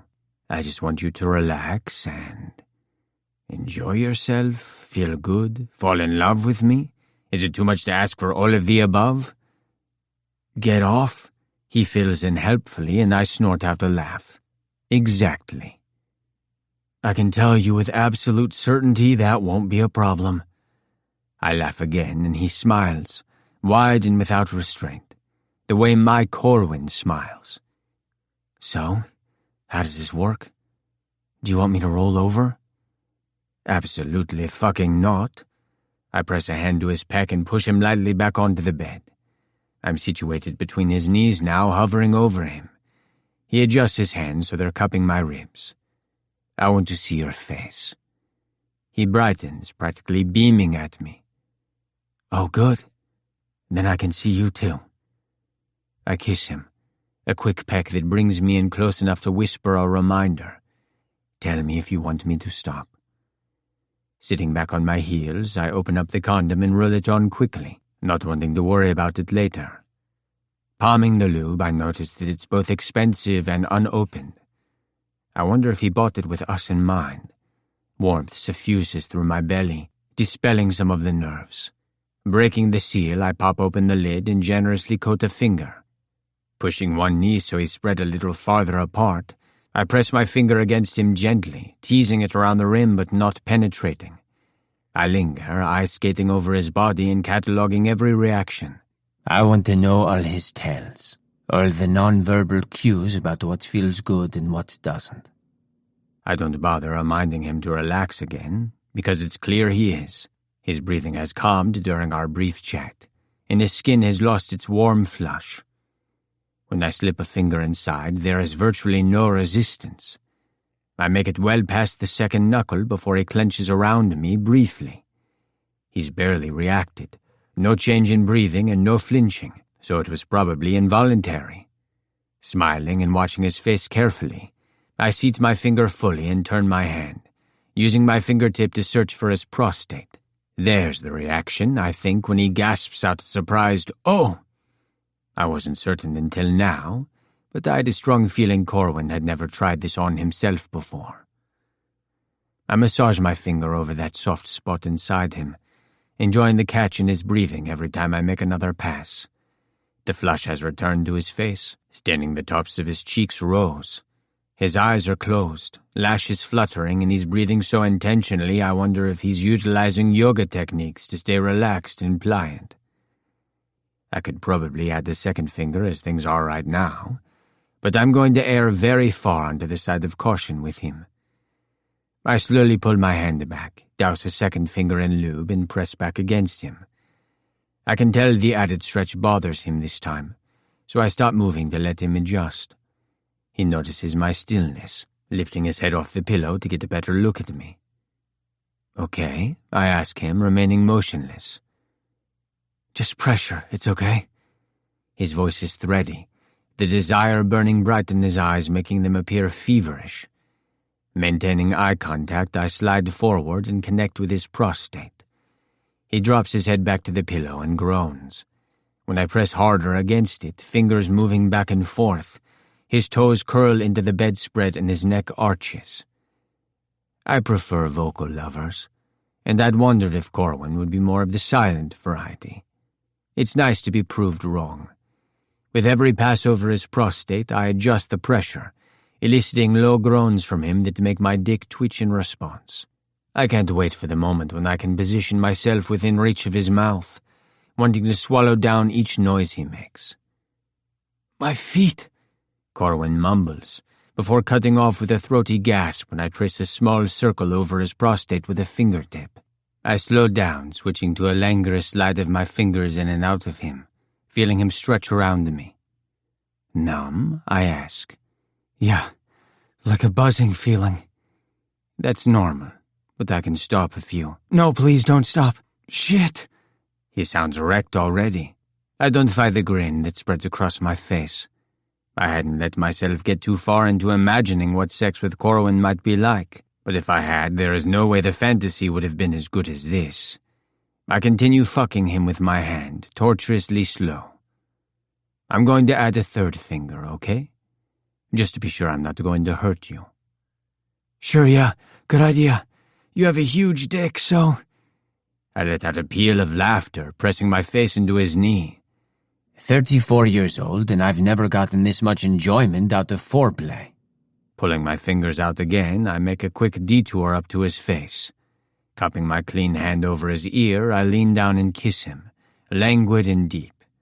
When I lean back, he looks pleased. Kneeling back between his legs, I reapply the lube. At this rate, I'll probably get through the entire bottle. This time, when I breach him, there is definite resistance, and I can feel him clench around me. I don't need to press too far into him, only enough to get him used to the stretch of an additional finger. So I remain still. He's yoga breathing again. Running my free hand down his thigh, I massage soothing circles into the crease of his leg, fingers brushing his balls. I feel him relax back into the mattress, so I advance my hand slowly. When I can't go any further, I pause, allowing his body more time to adjust. At this point, I'm only holding off to give myself time. He's prepped and clearly amenable. Reaching again for the lube, I remove my hand from him fully and coat my shaft with copious amounts of lube. Tossing the bottle to the side, it slides off the bed and hits the floor with a thunk. I widen my stance, spreading my knees further apart so his legs are stretched wide around my hips. He offers no resistance, watching patiently as I position us. When I shuffle forward on the bed, he lifts his feet without prompting, cradling me between his thighs as I crawl up his body. When my face is above his, he smiles. "Hi," he says. "Hello, mon amour." He doesn't need help translating that, judging by the tender way he looks at me. I have to look away from his face when I reach down between us, lining myself up to his entrance and pressing forward just enough that my head breaches him. Slow, slow, slow, I chant to myself. I no longer need to use my hand to position myself, so I place my elbow back on the bed beside his shoulder and look at him. He's still watching me, perfectly confident that I won't hurt him. Turning my forearm, I tuck one hand under his head and lift. Leaning down to meet him halfway, I kiss him as I carefully nudge my hips forward. He's got one hand high on my waist, and it's this that I use as a guide. When I inch deeper, his hand tightens, though it gives no other outward appearance of discomfort. I alternate between a careful slide forward and the pause where I distract him with kissing. His lips are swollen when I pull back a final time and seat myself fully inside him, pelvis flush with his. I drop my forehead down to his and close my eyes, needing a moment. I want to move so badly. It's taking everything in me to remain stationary. He's breathing unsteadily, breath tickling my face. I want to ask him if he's okay. Obtain verbal confirmation, but the words elude me. Corwin strokes his hand from my hip up to my ribs. I open my eyes and lift my head enough to see his face. "See? Huge," he says breathily. I laugh helplessly. "Can I move? Are you okay?" "Carry on," he instructs, and I fuse my mouth to his, laughter rumbling in my chest. Tentatively, I give an experimental roll of my hips, pulling out and giving a slow thrust back in. Our mouths press together, his groan has nowhere to go, and I swear I can feel it in my teeth. I keep my movements shallow for now, knowing exactly how overwhelming the pressure can be. Corwin breaks our kiss, gulping deep breaths of air that expand his chest up to brush mine. Using the hand still split across my ribcage, he pulls me down, closing the last bit of space between us. Now, with every movement of my body, my stomach brushes over his dick where it lays heavy and leaking on his abdomen. His free hand comes up to thread into the hair at the back of my head again, and he moans directly into my ear. Jesus Christ, I groan, and pull out nearly all the way before rocking forward and fitting myself back inside. I settle into a rhythm, unhurried and gentle. Corwin tugs my hair until I bring my lips back to his, and we kiss until it becomes hard to breathe, separating only far enough to pant into each other's mouths. He tries to say something, but the words are garbled. Both his hands have tightened, fingers gripping hard. "Fuck!" he gasps, seconds before he shoots long strands of cum across his abdomen, back arching in a way that allows me to thrust deeper inside him. "Corwin," I groan, maintaining my steady pace, knees digging into the mattress as I drive my pelvis against his ass. He tilts his hips back up and I sink into him further, his uneven breathing peppered with harsh gasps every time I brush across his prostate. A drop of sweat trickles down his cheek from his hairline and I lean forward to lick it away, wishing I could reach his stomach to lap up his cum instead. Release is steadily building inside me and my body naturally tries to pick up the pace. I contain the urge, sustaining my sedate pace. Below me, Corwin has lost all composure, body straining toward mine and teeth digging into his lower lip. He looks wrung out, hair damp with sweat and pleasure darkening his eyes. I come inside of him, eyes never leaving his face as he tips his chin up and gasps softly. Neither of us stop moving right away, bodies continuing their slow grind before coming to a natural halt. I realize my fingers are tight where my hand has been cupping the back of his head, and hastily relax them. Before I can even think about pulling away, Corwin snakes his arm over my back and applies just enough pressure to get me to relax down against him. Dropping my head to the crook of his neck, I work on catching my breath. The room is silent, but for the sound of our mutual panting. I worry that he can't breathe properly with me lying heavily on top of him like this, but the arm holding me down says it's a non-issue. "Nigel," he says softly, in a tone heavy with emotion. I know exactly what he means. We stay there, contentment practically oozing from our pores. I can feel his release where our bodies are pressed together, and the longing to run my tongue over it nearly has me pulling out of his embrace. He lets out an incredulous exhale. "So that's how it feels every time?" My heart thumps painfully against his own while I consider what he's asking. "No, Sherry, no. It has never felt like that." I'm still inside him, dick soft. His body is a warm, comfortable heat around me, and I have a mind to remain lodged inside him until I can get hard again, already ready to go for a second round. with my face against his neck. Corwin barely has to turn his head to rest his cheek against my hair. He doesn't speak, but I feel him press his mouth to the top of my head.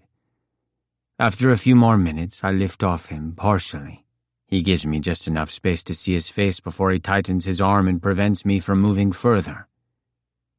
We should get cleaned up, I say, a touch of regret coloring my tone. All right. He slides his arms off, dropping them to the bed. I pull out of him carefully, heading into the bathroom to dispose of the condom. Corwin follows, stepping around me to turn the shower on. I watch him carefully, looking for any signs of discomfort. He's going to be sore tomorrow, but for right now he appears okay. Happy even, if that small smile is any indication. Do you want to go first? He asks politely. Yeah.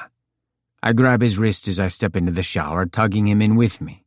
He'd already set the water temperature to hot, so I take a moment to just stand under the stream. I've still got a hold of Corwin's arm, so I use it to bring him against me. Obligingly, he wraps his free arm around my waist and props his chin onto my shoulder. When I open my eyes, I can see a steady stream of water droplets skittering down his back. Stepping away, I reach for the body wash. When I start cleaning Corwin, rubbing circles into the tops of his shoulders before trailing down his chest, he jolts. You're a mess, I tease, wiping the cum off his stomach with gentle strokes. The soap suds drip slowly down his body, trailing over his abs and down his muscled legs. Following the path with my eyes, I note that he's sporting a semi. When he sees me noticing, he grins. Shower sex? He suggests, making me laugh. I run my sudsy hands down over his flanks. I don't think my knees could handle shower sex. I look down at the hard tile floor and wince. Although maybe we could keep a yoga mat in here for just such occasions. Good idea, he says earnestly. I laugh harder, the sound echoing through the open space of the bathroom. I pull him forward by the nape of his neck, skin slick beneath my fingers, and kiss him. Your turn, he tells me, and grabs the shampoo instead of the body wash. I start to turn around, but he stops me with a hand on the shoulder. Rubbing his palms together, he reaches up and places both hands on my head. He cards his fingers into the strands, firming his grip and tipping my face up toward the ceiling. Close your eyes, he murmurs. Eyes closed, I focus on the feel of his fingers. He's massaging the shampoo tenderly into my scalp, wet, soapy strands of hair sliding between his fingers. It feels so good I nearly purr like a cat. Keeping one hand in my hair, he uses the other to guide me backwards until my head is directly under the shower head. He continues massaging as the water rinses away the soap. Can you do this every time I wash my hair? I mutter, and he chuckles. All right. You can open your eyes for a second. He's standing close, so the first thing I see is blue eyes and wet brown hair plastered to his forehead. His eyelashes are clumped together with moisture, and tiny rivulets of water are running down his face and catching in his lips. He's reaching for the conditioner, squirting some into his palm. I close my eyes again, tipping my head back. By the time we're crawling back into bed, both of us have started feeling the effects of the evening. Corwin, in particular, looks exhausted. The faint blue tinge of the skin beneath his eyes has become more pronounced the later it gets. Since we've passed the point where propriety was needed, I don't bother with boxers. Corwin, of course, opts for sleeping fully clothed, though I noticed that he chose to grab the undershirt I was wearing all night, instead of one of the buttery soft tees he usually sleeps in. Lying on my side watching him, I smile into the pillow. He sets an alarm on his phone, several hours before we'll be due for practice in the morning. As he's on it, I see a text come through, though I can't see who it's from. Troy, he says, smiling as he taps out a reply. Wants to know how everything went? Something occurs to me then. Does he know? About your dad? No. Not to the extent that I told you anyway. All I've really said to him and Lawson is what I told you originally. He shrugs, tapping out a quick reply before placing the phone on the nightstand and looking at me. Troy grew up in foster care. I'm not going to complain about family problems to someone who doesn't have one. You don't strike me as someone who complains about any problems, ever. Snapping the light off, I feel the bed move as Corwin burrows down into the sheets. It always takes him a moment to get situated, adjusting the pillow and pulling the sheets around himself until only a hint of brown hair is visible. I don't reach for him, knowing he prefers to sleep with distance between us. Troy always comes to me when he has problems. Corwin's low voice seems born from nothing. The room is dark, illuminated only by a tiny sliver of moon peeking through the window. Not enough to see him by. I wait, unsure of where he's going to take that statement. I have a responsibility to the team as captain, but with Troy and Lawson, it's different. They're my friends, too, not just teammates. And Troy, in particular, trusts me enough to ask for advice on personal issues. He laughs suddenly. Dating advice from me, can you even imagine? He does it with everything, though. And I like that he does, because I like taking care of him, and Lawson, and you. I've always tried to keep my personal shit away from Troy. I guess because I prefer being the man he thinks I am, as opposed to letting him see the reality. I like the reality, and I don't think anything you could do or say would make Troy love you any less. Corwin scoffs, a quiet, disbelieving sound. I continue speaking before he can disagree with me. I'm serious. You don't see it, but he looks at you like the sun shines from your every orifice and he's low on vitamin D. Now that's a visual. Mark my words. You tell them the real reason why you cut ties from your dad. The only person they're going to see in a different light is him. There is no difference between who you are and the person Troy thinks you are. No difference at all. I hear him inhale long and deep. There is a soft rustle of sheets as he unfolds one arm and slides it across the bed to me. We fall asleep like that, with one of Corwin's hands curled loosely around my bicep. Chapter 12. Corwin. The banging jolts me awake, and I spend a disoriented moment trying to get my bearings. What the hell is that noise? Sitting up, I rub a hand over my face, fixing the hem of Nigel's shirt where it rode up my stomach. Beside me, he sprawled on his back, face turned in my direction, dark hair fanned out across the white pillowcase. He's still dead asleep, making me wonder if I imagined the noise. That is, until I hear it again and recognize it for what it is. Knocking. Carefully, I slide from the bed and pad barefoot into the hall. Closing the bedroom door silently behind me, I make my way down the stairs. On the second-floor landing, I nearly collide with Lawson, who's jogging up from below. Shit. I steady us both with a hand on his shoulder. Lawson? What are you doing here? Is everything all right? Everything doesn't look all right. There is a panicked expression in his dark eyes, and when I go to release him, he halts me with a hand on the forearm. His grip is tight. He was running up the stairs, probably taking them two at a time. What's wrong? I'm suddenly wide awake, eyes skimming over him, making sure he's all in one piece. Fuck, Cor. Is everything all right? I don't know, you tell me. His voice is partially raised in alarm. He shoots a look at the closed guest room door, and I follow his gaze, confused. His tone is much lower when he speaks again, practically a whisper. You said you didn't feel good when you left the party last night, and I've been calling and texting you all fucking morning. He rubs a hand over his chest like he's in pain. Glancing again at the guest room, he waves a hand toward the stairs before starting down. Nonplussed, I look at the still closed door before following him down. He heads straight for the front door, which is sitting open like he rushed inside after using his key. There are several large brown paper bags sitting on my front step, which he gathers up and brings to the kitchen. Shit, I'm sorry. I should have texted you last night once I got home. I had my phone on silent all night, so I didn't hear any notifications this morning. I feel awful.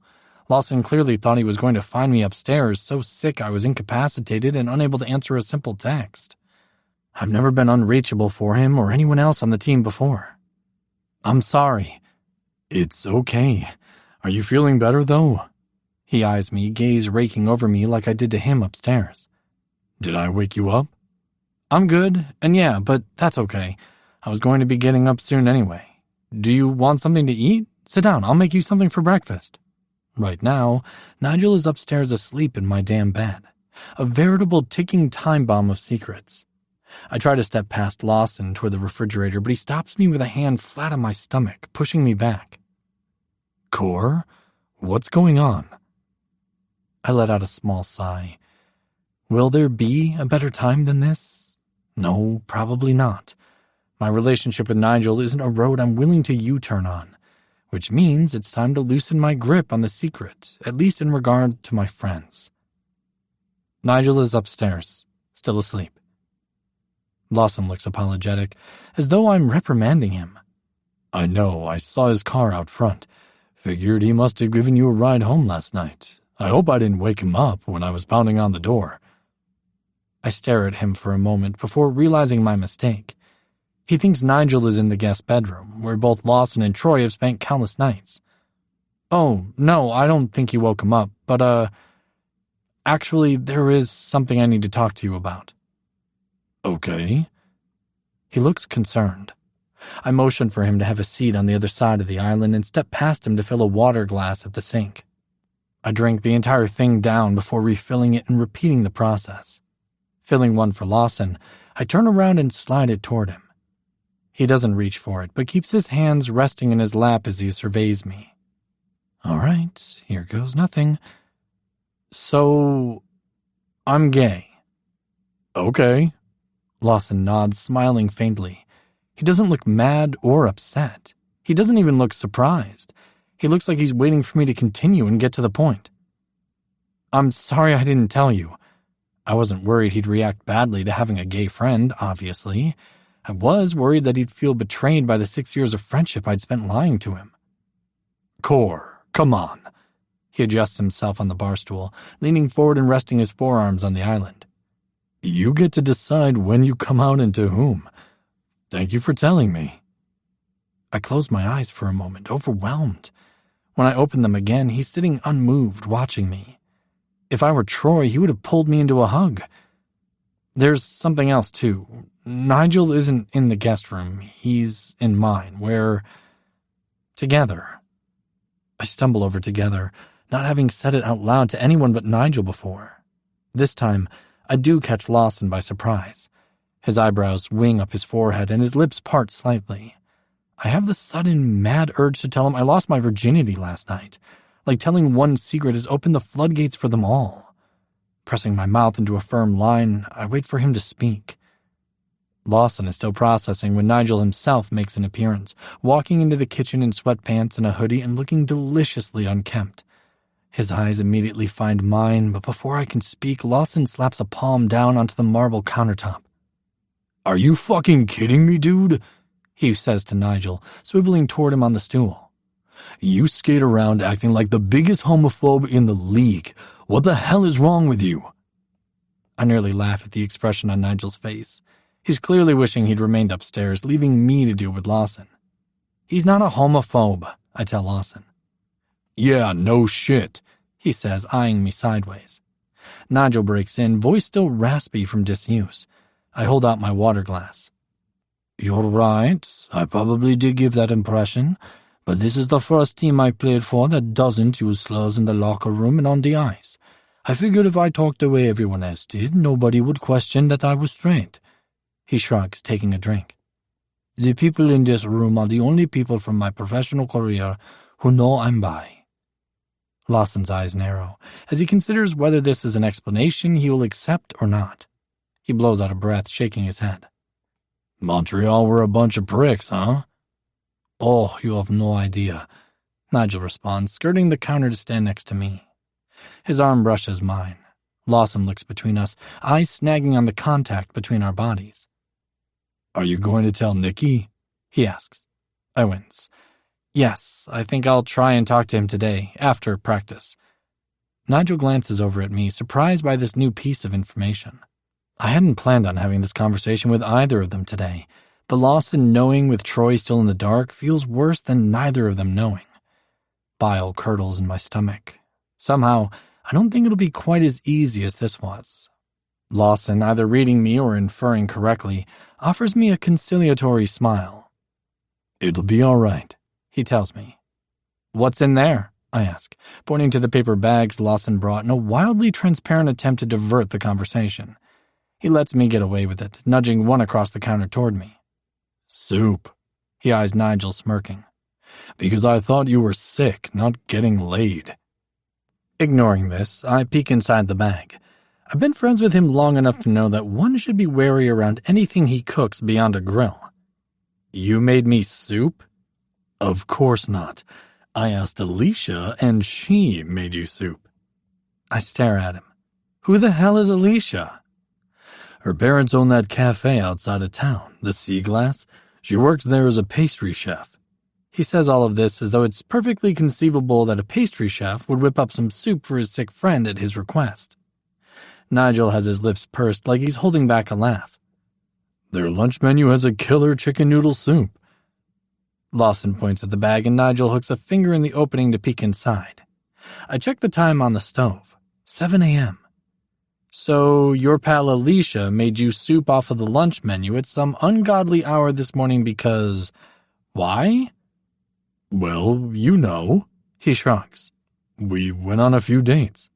And there it is, Nigel comments dryly, eliciting a laugh from me. Your life is wild, I tell my friend, who huffs and tries to tug the bag away from us.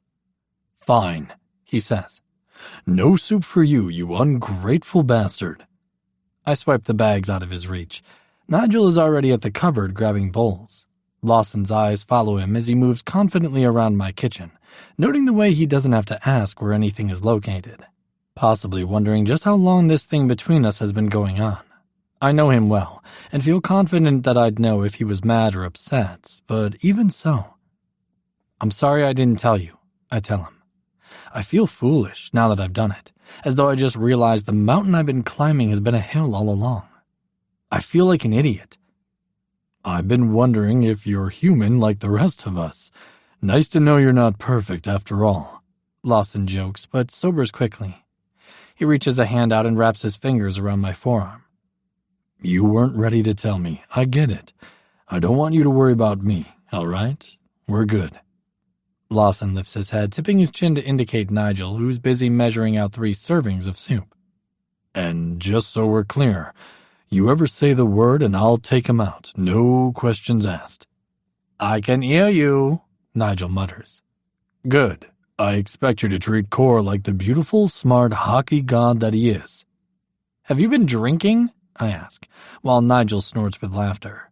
Lawson pats my arm before letting go. We going to eat today or just sit around talking? He asks. Even though chicken noodle soup wasn't quite what I had in mind for breakfast, it nonetheless hits the spot. We end up eating every bit of what Lawson brought, although we go easy on the bread since we have practice in a couple hours. I invite Lawson to hang out, kill time before morning skate, but he waves the offer away. After seeing him off, I walk back into the kitchen to find Nigel standing at the counter scrolling through something on his phone. Stepping up behind him until my chest is against his back, I rest a hand on his hip. Immediately, he puts his phone face down on the island and covers my hand with his own, using it to pull my arm all the way around him. Smiling against the back of his neck, I do the same with my other arm until I'm hugging him from behind. Do you feel okay? Nigel asks, fingers tangled with mine against his stomach. My ass or emotionally? He laughs, reaching one hand back to smack the side of my leg. I can tell he's still smiling when he speaks. Both. I wish I had told him I was gay years ago. I wish I had told him about you months ago. And I wish you wouldn't be so hard on yourself. I'm happy he knows. I inhale deep, nose resting against his hair. He smells like my shampoo. Mine, I think, and take another sniff. And to answer your other question, sore. Yeah, Nigel nods, head bumping my nose. I move my face to the side, resting my chin on his shoulder instead. You okay, though? I close my eyes, tipping my face downward into the fabric of his hoodie. He's still worried about me regretting the decision to sleep with him last night. Or perhaps he's waiting for a repeat performance of the freak out in the alley. Definitely okay. How are you? he huffs, abdomen expanding beneath my arms. Oh, I've been better, but thank you for asking. Grinning, I turn my face to the side and kiss his neck. Pulling my arms away, I turn him around by his hips. He's smiling, and his brown eyes are bright with joy. I like the way he looks early in the morning, sleep-mussed and warm. It strikes me, suddenly, that the only nights we've spent apart recently have been during away games. Maybe you should bring all of your stuff over here, I say slowly. Nigel's fingers are curled into the waistband of my pajama pants, knuckles scraping low on my stomach. What do you mean? He asks. I take a deep breath. Just yesterday morning I was certain he couldn't live here, certain that his presence would announce to the world everything I want to keep hidden. But Lawson knows now, and soon Troy and Sam will as well. What the fuck do I care what anyone but them thinks? Do you want to move in? You're here whenever we're not on the road. You haven't slept at your apartment in I don't know how long. Months? I falter slightly when the smile slips off of his face. There are a lot of reasons why it makes more sense for you to bring all of your things over here. But mostly, I just want you to live here. Nigel's fingers are still tucked into my pants, and his free hand is resting on my hip. With every word I speak, I feel his grip tighten, though his expression remains unchanged. He's staring at me, mutely. You want me to move in? He says after a long silent minute. Yes. I take it as a good sign that he hasn't pulled his hands away or taken a step back. Are you sure? He asks quietly. Nothing has to change, Corwin. There's no relationship blueprint we have to follow. I pause. I think about the way I'd woken up yesterday morning, with his arm around me and his body warm against mine. I think about how I felt when I looked at him 6 years ago, and how I feel when I look at him now. Am I sure? I'm sure. Nigel's brown eyes are warm, his expression affectionate. It gives me the courage to continue. I would have asked you before now, but I've been worried about what people might assume, if they found out. But I don't want to miss out on time with you, regardless of what people might think. His eyes flutter closed, and he inhales deeply. The hand resting in my waistband slides upward inside my shirt until his palm is warm against my flank. He takes a step forward, opening his eyes. Yes, he says, and I suck in a sharp breath. I've got the apartment paid through for a full year, but yes, I'd rather be here, with you. Smiling, I reach out to run a hand over the smooth brown skin of his cheekbone. He lets me for a moment before closing the distance between us and kissing me. Now I can do this any time I want, I think, as joy bubbles in my stomach. Maybe we should drive over to your apartment right now, clean it out, I suggest, and he laughs. I'll just go after practice while you talk to Troy. I didn't come here with a lot of stuff. Are you bringing him here? I think about that for a second, unsure. I can't just have the conversation in the parking lot of the practice rink. I'd rather avoid a public place if possible, which leaves either my house or his. Yeah, I say. Probably here. Shit, unless I should talk to both Sam and Troy at the same time? Didn't you already come out to Sam? I hold a hand up flat in midair and wave it from side to side. Sort of. Not explicitly. It was more of a fact-gathering mission, and I definitely didn't insinuate anything about you specifically. Will he be walking today, since it's a weekend? No, probably not. Maybe I'll go over to Troy's, see if I can catch them both together. And you can get all your stuff and come back here? My stomach does a little somersault. By the end of the day, Nigel will be living here. He'll be sleeping in my bed next to me every night, where he fucking belongs. Sure, unless you'd rather I come with you, Nigel offers. No, I think I need to talk to him alone. Nigel leans forward to kiss me once more, lips sliding over mine in a soothing caress. When he pulls back, he steps fully away. His hand slips out of my shirt, leaving my skin cold. I check the time on the oven clock. It's time to get ready for practice. It's time to talk to Troy. Lawson's booming laugh echoes across the ice, distracting me. I look over to see my friend talking with an animated Monroe. Both their faces are red and sweaty, hair plastered to their heads. Both are wearing twin shit-eating grins. Shaking my head, I continue skating around the rink, snatching up stray cones as I go. When I make it back to the locker room, Troy is at his stall and already half undressed. I stop next to him, still fully dressed and towering over him in my skates. He looks up at me, dimples automatically popping into place as he smiles at me. "Hey, Cor, what's up?" I wait for him to lift his chest protector over his head. He comes out of it looking like a sea urchin, sweaty black hair spiked up in all directions. "Hey, I'd like to talk to you and Sam today, if you've got some time to spare." The smile slides off his face quickly, his gray eyes widening in alarm. "Are you okay?" he asks. "I'm fine, actually. I'm really great." Troy's shoulders relax. "I just need to talk to you, touch base on a couple things. But if today doesn't work, I can—" "No, today is good. We've always got time for you." Troy smiles again, thumping a hand lightly against my chest pad. "Come over whenever you want. Maybe we'll cook for you for a change." I return his smile. "I'd like that. I'll head your way from here, okay?" "Okay. I'll text Sam now. Let him know you're coming." By the time I get my gear off and head into the showers, Troy is already changing into his street clothes. He calls out to me, sending a cheery wave my direction before he leaves. Lawson's eyes watch Troy's retreat out the door before they track across the room and find mine. He smiles softly. I'm not moving slow on purpose, per se, but I'm in no hurry either. I'm trying to map out what I want to say, and how I want to say it. Blurting the truth out might have worked fine with Lawson, but it won't fly with Troy. I'm so caught up in my own head, thoughts ticking down my mental 5-second timer in between possible "I'm gay" speeches when Lawson sits down next to me. There are only a few stragglers left in the locker room, and some of the younger players are making plans to go to Top Golf. I pause from lacing up my shoes, sitting up to look at him.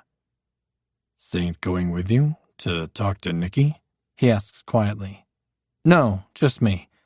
Lawson nods, dark eyes trained on my face, though I maintain a cool, unbothered expression.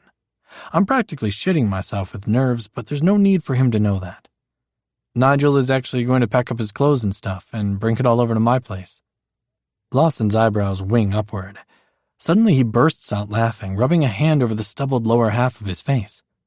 "I would have dropped dead of shock last season if someone had told me my best friend would be dating Nigel fucking St. James. Living with him." I'm a little shocked as well. I didn't think he'd say yes when I asked him to move in, I admit. "Oh no, that part doesn't surprise me. It's the St. James part that threw me." He leans to the side and bumps his shoulder lightly against mine. "You've been happier these last couple months. I noticed, and Troy did too."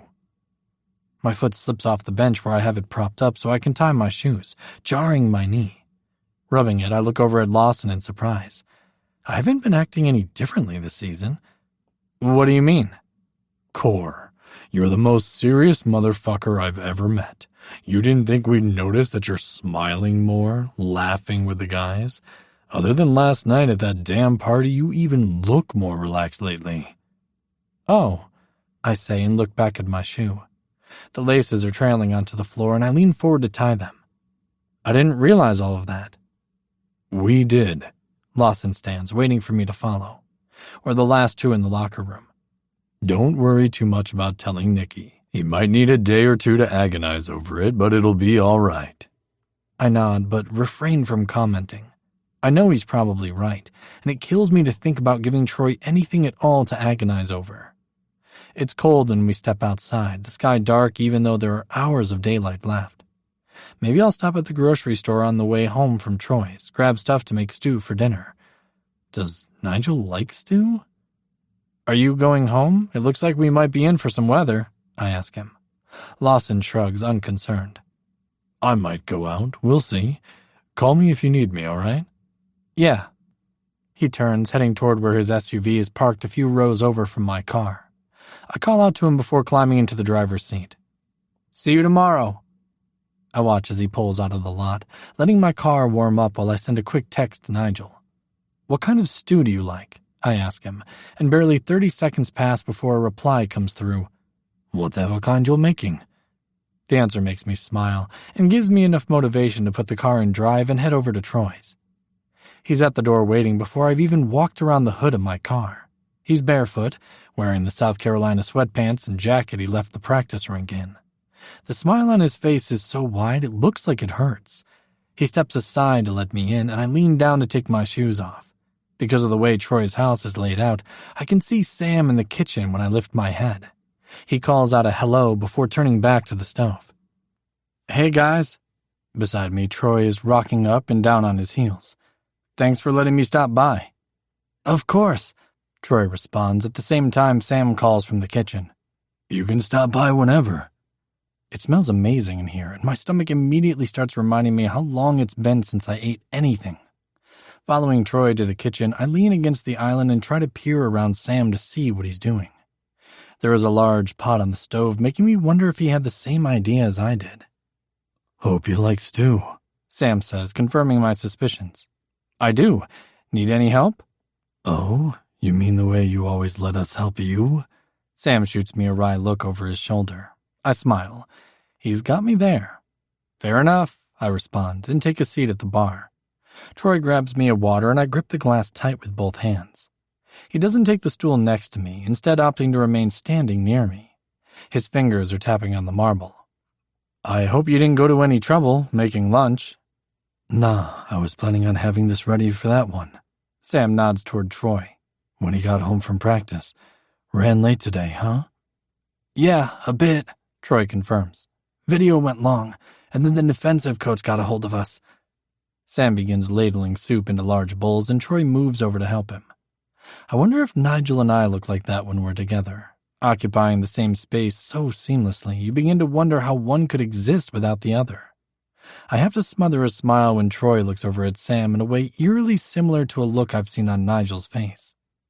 We eat at the island, Troy and Sam standing opposite of where I'm seated. One of Troy's hands is resting flat on the island, Sam's fingers laid casually over the top like they can't stand to be next to each other without contact. "How was the party last night?" Sam asks, breaking my reverie.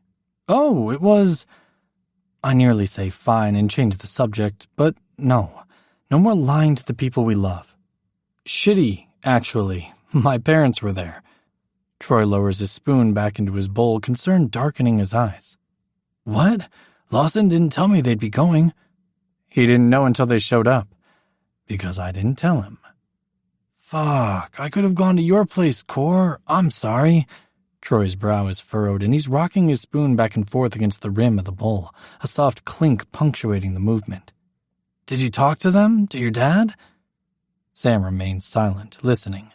He slides his hand completely over Troy's right hand, and the left ceases fiddling. The clinking stops. "Yeah, a bit. It's been 3 years since I've seen them in person. Time and distance doesn't seem to have made my dad more likable, though." I shrug, aiming for nonchalance. Neither of them appears convinced. "Did something happen? Is that why you wanted to talk?" Troy has completely abandoned his lunch. Sam nudges his bowl closer to him. "No, I wanted to talk to you about something else. Something more important." Sam's gaze meets mine as I put another spoonful of stew in my mouth. His eyes are several shades lighter than Nigel's, more gold than brown. I take a deep breath. Troy is watching me, brows pinched together. The longer I wait, the more anxious he's going to get. "We can finish eating first," Sam tells me, correctly guessing my thoughts. I send him a small, grateful smile. "It's okay. I look at Troy, who's biting his lip. "All right, so I just need you to hear me out. I need to tell you something that I should have told you a long time ago, and I'd like the chance to explain why I didn't." "Okay," Troy says softly. "I'm gay." Troy jolts and breathes in hard. Sam's fingers wrap around his wrist. "I should have told you back when you were drafted, when you were living in my house, and I wanted to, but historically, me coming out hasn't ended well, so I kept it a secret. And then the longer I went without telling you, the more it seemed like I couldn't tell you. The time to do so had passed." Troy, who has no control of his facial expressions, looks like I've punched him in the solar plexus. I wait, the silence stretching out awkwardly as he comes to terms with this information. Sam offers me another bracing smile when I meet his eyes over the island. I feel suddenly sick and wish I hadn't eaten so much. "Lawson didn't know either, did he?" Troy asks eventually. No, not until today. Somehow this makes him look sadder. You could have trusted us, you know? You didn't have to be alone all these years. Troy, no. I lean forward, wishing the island wasn't between us. I trust you. Of course I trust you. I don't know how to convince him of this when the evidence to the contrary is so apparent. I can't think of an adequate way to explain that the problem has always been me, not him or anyone else. I never planned on coming out to anyone. I won't pretend that my family was ever perfect, but after my parents found out about me being gay, it got worse. A lot worse. I guess I just resigned myself to keeping it a secret after that. Please, Troy, I don't want you to think you did something wrong or that I considered you untrustworthy. Troy looks down at his arm then, and I wonder if Sam tightened his grip. Hurt is so apparent on Troy's features, I'm having a hard time looking at him. Nobody is eating anymore, the bowl's sitting forgotten in front of us. Thanks for telling us, Corwin, Sam says to me, and Troy nods. There's more. I'm also seeing someone. From the team. Oh, is it Saint? Troy asks, and Sam and I look over at him in shock. Troy blushes. Sorry. Maybe not. No, you're right. Nigel and I have been together for a bit now, I admit, eyeing him quizzically. How the hell did he know that? How'd you know? Sam asks Troy curiously. Well, I like him. Saint, that is, so we talk a lot and our stalls are next to each other in the locker room. Troy shrugs like this is enough of an explanation. I glance over at Sam, who has an amused expression on his face as he stares at his boyfriend. Troy, seeing our faces, blushes a deeper crimson and continues. He talks about you a lot, Cor. I don't think I've ever had a conversation with him where he hasn't been able to bring you up in it. I didn't know that, I say quietly. I assumed it was an unrequited love thing, Troy adds sheepishly, looking down at the island. Troy. I wait until he looks back up at me. I wish I had told you, and I'm sorry I waited until now. It's okay, he says quickly. Don't be sorry. Everyone comes out when they're ready. I nod, grateful for the words even though his eyes are still wounded. He's not mad. He's hurt. It's worse somehow. Troy is like my little brother, someone I've always strove to protect. I'd rather cut off one of my own fingers than cause him harm. Yet here I am, sticking the knife into him. Sam stands, sliding his hand from Troy's arm and reaching for the bowl in front of him. Immediately, Troy gets up as well. You cooked, I'll clean, he tells Sam. Are you finished, Cor? Or I can get you more. I couldn't eat more even if I wanted to. I slide my bowl across to him. I'm finished. Thanks, Sam. That was good. Troy avoids meeting my eyes, gathering the bowls and turning around to face the sink. I stare helplessly at his back. He needs space, and yet the thought of leaving right now fills me with a sense of dread. I can't lose him, and right now that's exactly what it feels like is happening. I stand, palms flat on the marble counter. I can help you, Troy, I offer. No, that's okay, I got it. He flashes a weak grin at me over one shoulder, dimples staying hidden. I clear my throat. It's obviously time for me to leave, though I am loath to do so. I'd better head home, I say, watching Troy as he bends over to load the dishwasher. I'll walk you out, Sam tells me, stepping around the island to stand next to me. Troy straightens and wipes his hands down his thighs, drying them off. He lifts one arm before he drops it back to his side, uncertainly. I step toward him, reaching out to put a hand on his shoulder. He meets me halfway, wrapping an arm loose around my waist in a half hug. It's quick. Troy pulls away before I can get a good grip on him. He knows I'm not a hugger, but today I would have liked to hold on a little tighter. I nearly pull him back in, but the downcast expression on his face makes me hesitate. Thanks for letting me come by, I say, taking a step back towards Sam, who's standing silently behind us. I'll see you tomorrow. Yeah, Troy says, biting his lip. See you tomorrow. The front door is visible from the kitchen, so I have a clear visual of Troy as I pull my shoes back on. I rub a hand over my face as I step outside, exhaustion settling over my shoulders like a coat. The door clicks closed behind me, and I turn around to face Sam, who followed me out. He's standing with both hands tucked into his pockets, expression subdued. Fuck, I say emphatically. I want to scream it. He thinks I was keeping it from him because I don't trust him, because he's not important to me. Yeah, probably, Sam admits, grimacing. He just needs a minute to figure things out. It feels personal because the pair of you are so close, and you being gay is a big deal, especially to Troy. I feel like such an asshole. You're not an asshole, Corwin. You weren't ready to tell anyone, so you didn't tell anyone. He shrugs. Troy knows that. He also knows you keeping it a secret wasn't personal. He just needs to realize that he knows it. I'll help him. I bark a laugh, quick and sharp. I probably could have explained it better. It's Sam's turn to laugh. You did much better than me when I came out to my parents. Barely 10 feet through the front door, and I pretty much shouted at my mom that Troy would be sleeping in my bed during our visit. My lips twitch, a smile trying to form despite my mood. That was my backup plan. Walk in and announce that Nigel St. James was sleeping in my bed. Tried and true coming out method, he jokes, grinning. Sobering, he takes a step closer to me. You are happy? Yes. Is happy the right word? It's one word, certainly, but not enough. I'm elated, over the fucking moon. Nobody in the world is as fortunate as I am. Yeah, I'm really happy. There is understanding in Sam's golden brown eyes. Found your Troy? Yeah, I think I did. Chapter 13. Nigel. It feels wrong to be here without Corwin. Even without the absence of his vehicle in the driveway, I would have known he wasn't here the moment I walked through the front door. Doesn't smell like a restaurant, for one thing. I bring my bags upstairs, but leave everything against the wall in his room for now. Our room. Smiling, I head back downstairs to wait for Corwin to get home.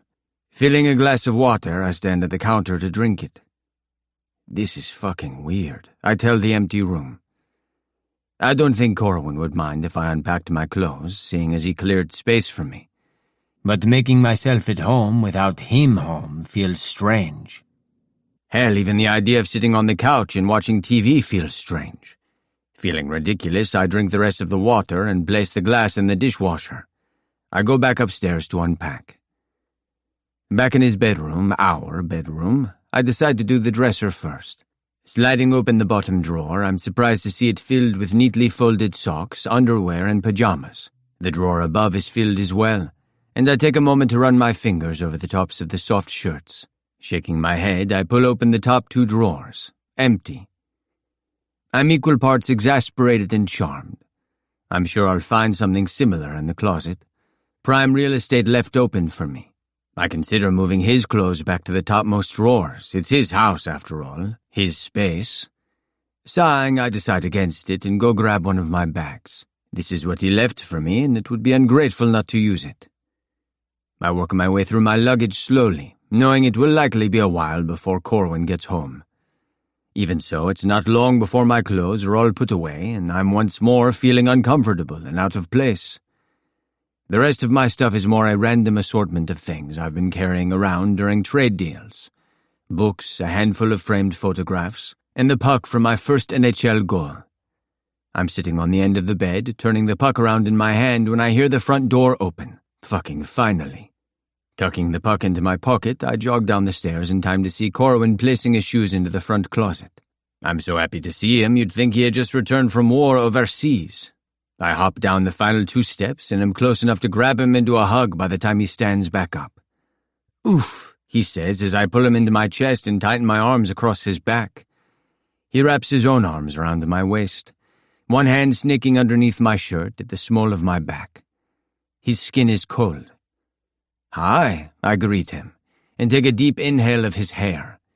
I feel the warm press of his lips against my neck and hug him closer. Good Lord, I missed him. Hello, he replies, voice low. Beneath my shirt, he strokes his hand over my low back. I missed you. Might be best not to leave me home alone anymore. Chuckling, he pulls back. I rest my hands on the tops of his shoulders, ensuring he won't go far. I get a good look at him, stomach dropping. His eyes are sad. Oh, mon cœur, I say, and he sighs, dropping his head forward against my shoulder. I bought groceries to make some stew for dinner, he mumbles, head still down. It's cold outside. That sounds good. I rub a hand over down his bicep and back up to his shoulder. I'll help you. He lifts his face. Okay? You want to change first? I ask him and he nods, looking relieved.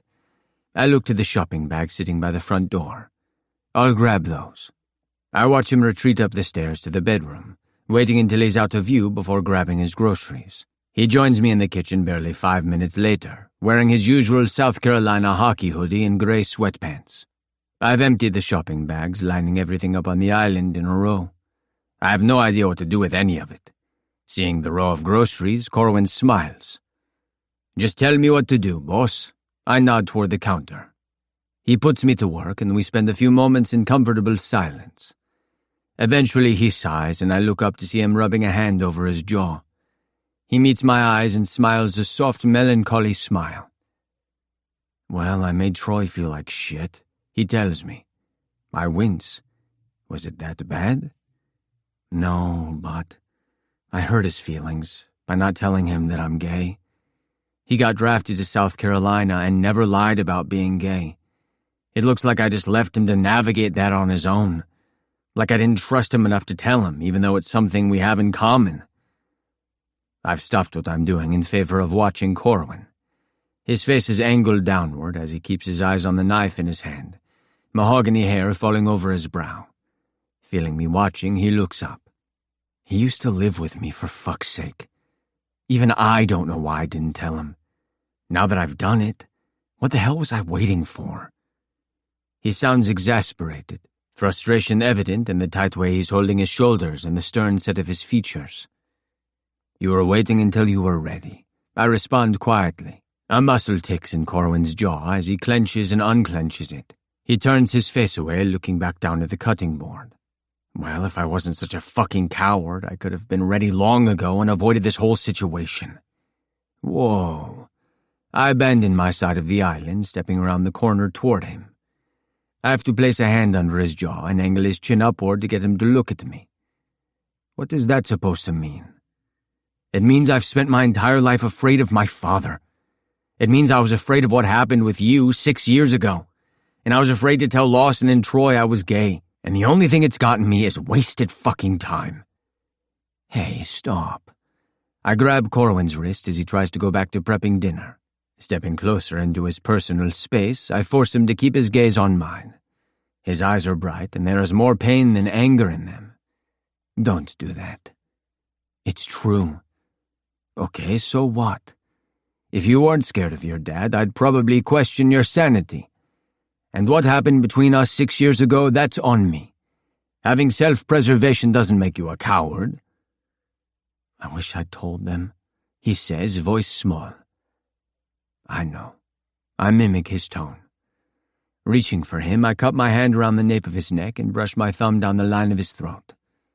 But nothing is going to change in the end. Neither of them are going anywhere, nor will they treat you any differently. No, I know, he says, and I raise an eyebrow at him. Really, I do. I guess I'm just used to being in control of situations, not the one causing the situation. I chuckle, swiping my thumb over his pulse point. Sorry, Captain. Sometimes shit just hits the fan and you've got to roll with it. Puffing his cheeks, he blows out a hard breath. Stepping close, he wraps both arms around my waist and hugs me tight. He turns his face into the crook of my neck, making me smile. Sliding my hand up over the back of his head, I run my fingers through his hair. It still feels incredible, being able to touch him like this, and not have to question how it will be received. Do you have a puck in your pocket? Corwin murmurs into my neck, lips so close to my skin it tickles. Yeah, I was unpacking upstairs. It's the puck from my first NHL goal. He laughs, a puff of warm breath making me shiver. Shouldn't you have that in a trophy case or something? Probably.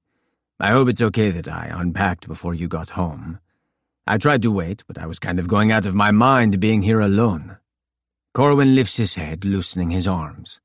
I'm torn between wanting to pull him back into the hug and liking this development. because at least I can see his face. It dawns on me suddenly that I might be falling in love with him. Of course that's okay. I'm glad you did. You live here. He smiles wide, like the truth of this just occurred to him. My stomach clenches in longing. Corwin, who's beautiful at the worst of times, is stunning when he smiles. Shit, I am definitely falling in love with him. Do you still want to cook dinner?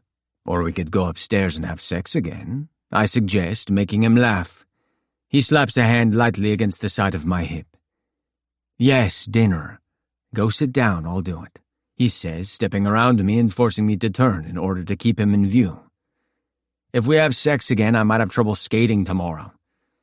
True. Other things we could do, though. I do what he says, settling in across the island from him. Though I was partly kidding with the offer, I was mainly serious. He looks unbearably sexy in that damn oversized hoodie and sweatpants. He peeks up at me through his lashes, before looking back down at the cutting board and continuing to chop. Other things, he repeats. Lots of other things, I tell him, grinning. Stop distracting me, I'm using a knife, he mutters, staring hard at the cutting board. I snort, but cease teasing him and settle in to just watch. I can work on distracting him later. In true Corwin fashion, the stew tastes like something I could have ordered off of a menu. He shakes his head when I tell him this, frowning down at his bowl like it offended him. No, it's not quite right. Sam's was better, he tells me. The hell it was, I scoff. No offense to Sam's culinary skills, but there's no way he's on the same level as you. He smiles half a smile at that, punctuating it with another disbelieving shake of the head. The reminder of the earlier conversation with Troy and Sam chases the smile away quickly, though, and he remains quiet for the majority of dinner. Later, after we finish cleaning up, I lean a hip against the wall and watch as Corwin systematically shuts off all the lights. Do you want to watch a game? I ask him, mentally tallying which NHL teams are on tonight. No, let's go upstairs.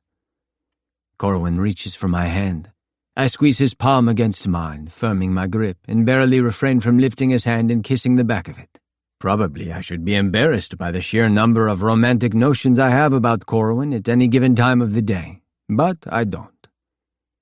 When we reach the bedroom, he lets go of my hand slowly. His fingers slide from between mine and skate across my palm, like he's savoring every millimeter of contact. I expect him to change into his pajamas, so I start pulling off my own clothes. I'm down to my pants when I notice Corwin hasn't moved and remains fully dressed. What's up? I ask, pausing. Do you want to come out to the team? He asks me, and I raise my eyebrows at him. I can see his chest expand in a deep inhale before he continues. You said you didn't mind keeping this a secret from me. But what do you want? I've never told any of my teams that I'm bisexual before, I remind him. Right? But was that because you felt like you couldn't? Or because you didn't want to? Corwin sits down on the end of the bed, knees wide and elbows resting on his broad thighs. It takes me a second to respond. It's a good question and a distinction I haven't given much thought to before now. I speak slowly, still working through my feelings as I voice them. I guess it was mainly because I knew the news wouldn't be well received. If I'd had close friends like Lawson or Troy, I would have, without question. He nods, clearly expecting this answer. We've got a good group of guys. There really hasn't been a lot of trouble with Troy and now Sam. Apparently not, I muse. I didn't even know Troy was gay until I got here, and he told me. He might be the only openly gay player in the NHL and nobody knows about it. I'm still standing awkwardly in the center of the room while he's sitting on the bed. Removing my pants, I toss all my clothes into the hamper and join him. Immediately, Corwin holds his hand out to me, palm up. Smiling, I link our fingers together. This time I don't bother holding back and bring our joined hands up to my face, kissing the back of his. He tracks the gesture, eyes blazing. I pull his arm over the top of my leg, resting our hands squarely in my lap. So if you wanted to come out, you could do that. We could do that. Corwin's grip tightens incrementally, though his tone remains calm. You don't have to keep hiding because of me. I swipe a thumb over his knuckles. The offer is genuine, though I know him well enough to know it's not something he'd be comfortable with. I don't think anything needs to change, Corwin. It's nobody's business but ours, who we're with. Are you sure, though? He asks, words betraying the nerves that his expression conceals. I'm sure. I don't care who knows about us beyond my family. I wait until his eyes meet mine. Perhaps one day we can visit them in Canada. Fair warning, there are a lot of them. He stares at me for so long I wonder if he's going to reply at all. Just when I'm about to speak again, Corwin opens his mouth. You want me to meet your family? Of course. Do they know? His eyes are wide and intent on mine. That you're with a man? Yes. Not a witch man, though. I nudge his shoulder with mine, trying to get him to crack a smile. That's going to be a nice surprise. Be ready to sign some autographs and talk some hockey. I get a partial smile at that, a quick flutter of movement at the corner of his lips. So serious tonight. Placing my free hand on the bed behind me, I lean back and angle myself to have a better view of his face. I wish I had another hand to slide up the back of his hoodie along the ridge of his spine. I'd like to meet them, he tells me, and I smile wide enough for both of us. How about this summer? Okay, he agrees so quickly it surprises me. This summer would be good. Maybe we could stay a while, a few weeks or a couple of months even. Come back home once next season is about to start. The surety with which he says this fills me with warmth. I wish I had half that amount of confidence in my status for next season. My wanting to remain in South Carolina for the remainder of my NHL career is so strong, it churns like acid in my stomach. My 1-year contract is a noose around my neck, slowly tightening as time passes us by. Or not, Corwin says, incorrectly reading my silence. Whatever you want to do, I'll be there. Sorry, I was just... That's a good idea, spending the whole summer in Canada. My family has a lake house we could stay at. It's pretty secluded, so we'd have a lot of privacy. There'd be enough room for Troy, Sam, and Lawson to come for a visit too if they wanted. Corwin's hand tightens on mine. I run my eyes over him, suddenly wishing I wasn't the only one half-dressed. Noting the look, he smiles. When he stands up, I hold onto his hand as long as I can before his grip loosens and my arm falls back into my lap. He grips the shoulders of his hoodie, pulling it off and walking over to hang it up in the closet. He's not wearing a shirt underneath. Reclined on my elbows, I watch the smooth motion of his back muscles. There's a purple bruise snaking around his ribs, mid-back, and a cluster of freckles high on his shoulder that I've never noticed before. That would be fun. Lawson would love it. He's from up north, so being set loose into the Canadian wilderness would probably be his idea of heaven, Corwin tells me, closing the closet door and sliding his sweatpants down his hips. I snort. The sweatpants are off and he's carefully folding them. Just this simple act of undressing has me half-hard as I watch him from the bed. He's not even trying to be sexy, his movement's economical. It's hardly a striptease, and yet I'm practically salivating over the sight of those 2 dimpled indentations on his low back. I don't want to talk about Lawson or my family or hockey anymore. I want to lay him out on the bed, touch every inch of him with my fingertips, and then do the same with my mouth. He walks back toward the bed, and I sit up, surprised that he didn't put on pajamas. I widen my knees when he reaches me, and he steps in between them. Immediately my hands wrap around the backs of his legs, and I slide them up until I can tuck a finger under the fabric of his boxers.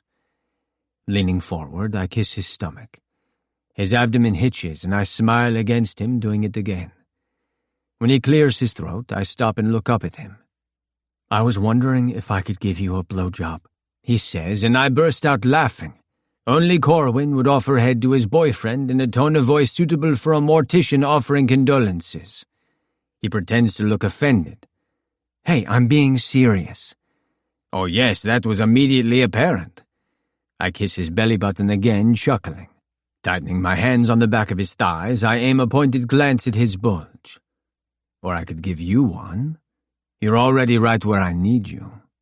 Instead of responding, Corwin lowers himself to his knees and rests his hands on my thighs. Immediately, my semi hardens into a full erection. Quickly, before I can move them, I place my hands over the tops of his. Wait, I instruct. He's eye level, and there is not an ounce of hesitation in his sapphire eyes. I know for a fact he has never done this before, nor been on the receiving end. I also know which one would likely be better for him to experience first. Let me go first. You can talk me through it, he says, as though I'm worried he'll be bad at it. Tell me what you like and how to do it. I close my eyes for a second, needing to regroup without the distraction of his face so close to mine. This motherfucker is way too pretty for his own good. I blow out a hard breath and open my eyes. Raising one hand, I trace my fingertips along his collarbone. He takes advantage and slides his newly freed hand up to my hip, fingers curling into the waist of my boxers. He pauses, cognizant of me asking him to wait, and my other hand still holding him in place. "Can I?" he asks. Yes. His eyes light up and he immediately looks down at my groin. I let go of his other hand and use it to tip his chin up, wanting him to meet my eyes. But stop if you want to. If you don't like it, don't finish, okay? Okay. He agrees quickly, like he's worried I'll retract permission. Both his hands are at my waist now, waiting for me to lift my hips so he can slide my underwear down. You'll tell me when you're about to come, right? Just in case Yes, I tell him, rubbing my thumb over his bottom lip. Of course. Okay then. Corwin pats my hip, a silent request for me to let him proceed. I raise my lower body a few inches off the bed, one hand on the mattress, and he tugs the fabric swiftly down. He has to move back in order for me to close my legs enough for him to get the boxers completely off. Because it's Corwin, he takes the time to fold them neatly and place them on the bed next to me. When he shuffles back in, I wait until he's cradled between my open thighs to kiss him. Chapter 14. Corwin. Nigel's lips are soft on mine, a direct contrast to the rougher feel of his leg hair against my palms as I glide my hands up his thighs. I love kissing him, and even though I have something else in mind for right now, I still feel a pain of regret when his mouth breaks from mine. Just one more, I think, and I lean in to catch his soft gasp between my teeth. This time it's me who pulls back, and he grins crookedly at me. I wish I could do this and keep his face in my line of sight. As though pulled there by a magnetic force, my gaze drops to his dick. I'm no stranger to porn, and I don't think any amount of videos can really prepare you for the real thing. I wasn't kidding when I told him to give me instructions. Tentatively, I lean down and kiss his leg. Nigel's stomach compresses, like he sucked in a deep breath, so I keep it up, coasting my mouth up his thigh until I reach his crotch. When I wrap my fingers around the base of his shaft, Nigel's hands tighten where he is gripping the edge of the bed. The sight reminds me that I have no idea what to do with my own free hand. I glance up at his face, but he's closed his eyes. Deciding to just keep my palm on his leg, fingers spread wide for stability, I lean down and put my mouth around him. It's just the tip, but from the way he reacts, you'd think I deep-throated him on the first go. He groans, a throaty, erotic sound that will now accompany every fantasy I ever have about him. Already he's leaking pre-cum and I swirl my tongue over his slit, tasting him. It's my turn to groan. "Shit," Nigel mutters. "Fuck." Opening my mouth a little further, I take more of him in, breathing hard through my nose and inhaling the musky scent of him. Using the tip of my tongue, I trace careful patterns over the underside of his dick, enjoying the way his skin tastes different here than it does elsewhere. His quad clenches underneath my hand, and I wish once more that I could see his face. Pulling off of him, I sit up and find him watching me. His fingers are so tight on the mattress I can see the tension in his biceps and shoulders. Is he trying not to touch me? You can put your hand on my head if you want, I tell him, thinking of the way everybody does this in porn. Nigel stares at me like he suddenly lost the ability to comprehend English. Leaving one hand on his dick, I lift the other to the back of my head to demonstrate. Jesus fucking Christ, he mumbles and closes his eyes again. When I lower back down, though, I've barely wrapped my lips around him before I feel his fingers slide into my hair. If my mouth wasn't already occupied, I would smile.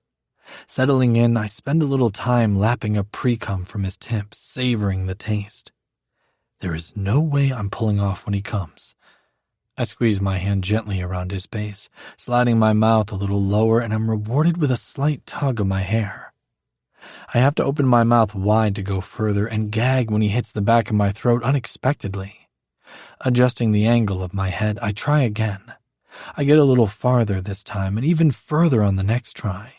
Above me, Nigel is muttering in rapid French. I hope he's not telling me what to do because my limited knowledge of the language does not yet include instructions on how to give head properly. I try to settle into a rhythm, but it's hard to breathe and I have to go slow.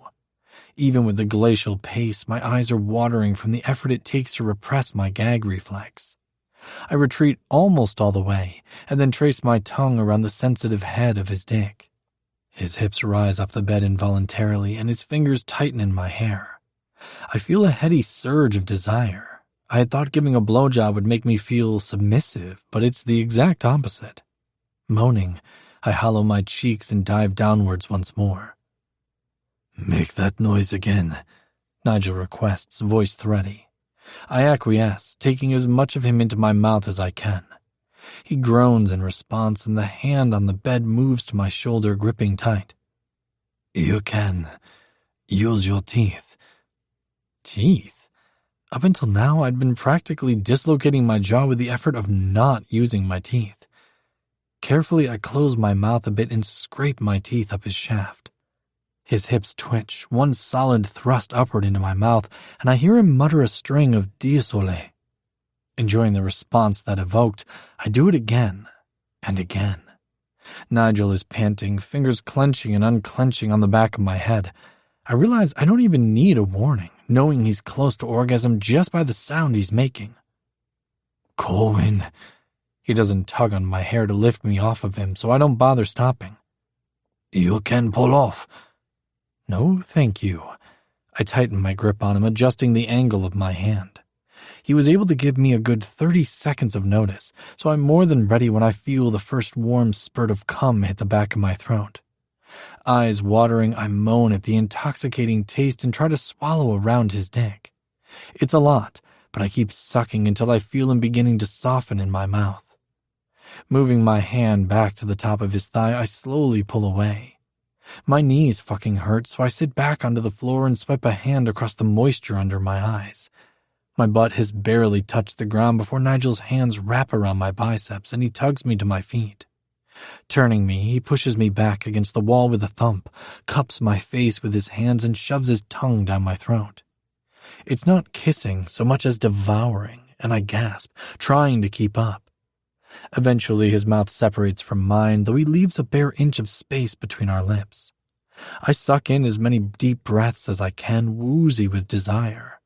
My heart is pounding, and I'm grateful for the wall at my back, helping me remain standing.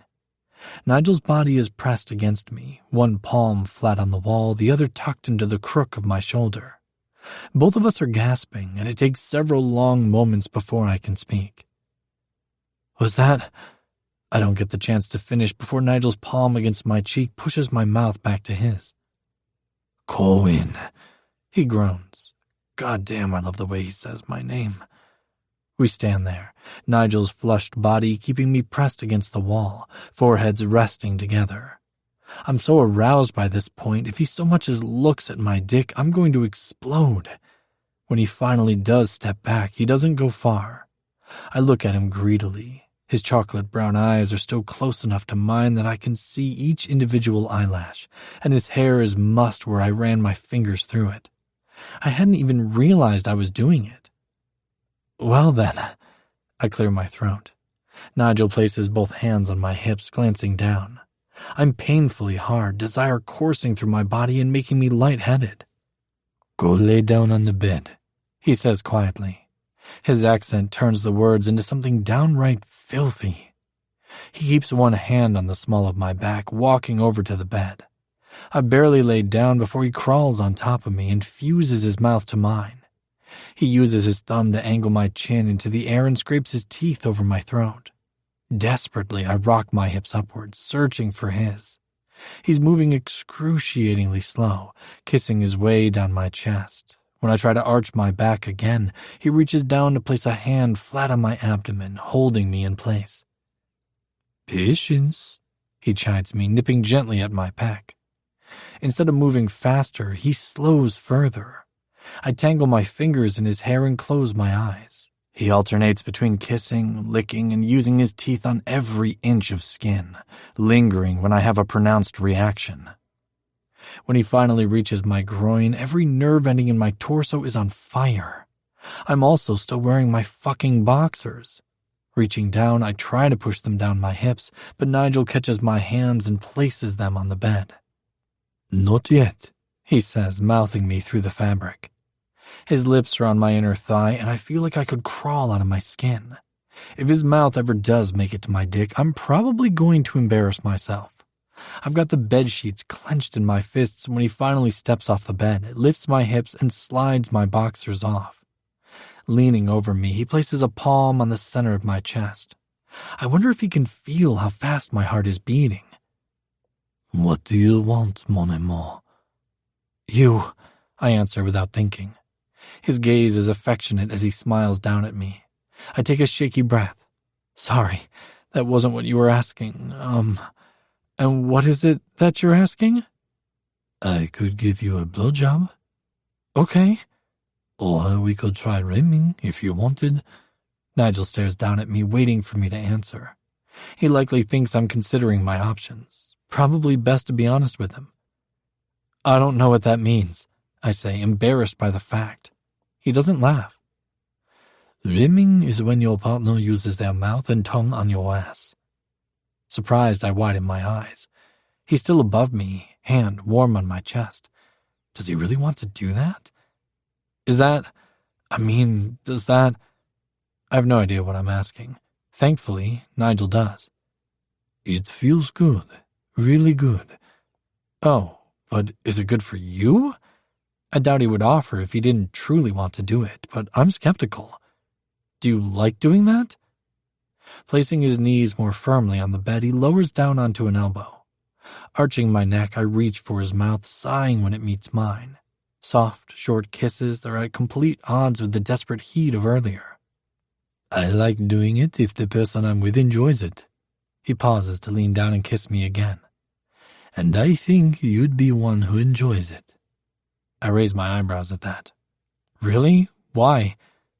Because I just spent the last 10 minutes doing nothing but kissing you and you're a sweaty mess. I shove his shoulder. He grins, burying his face in my neck and kissing. He's right, though. I am pretty sweaty.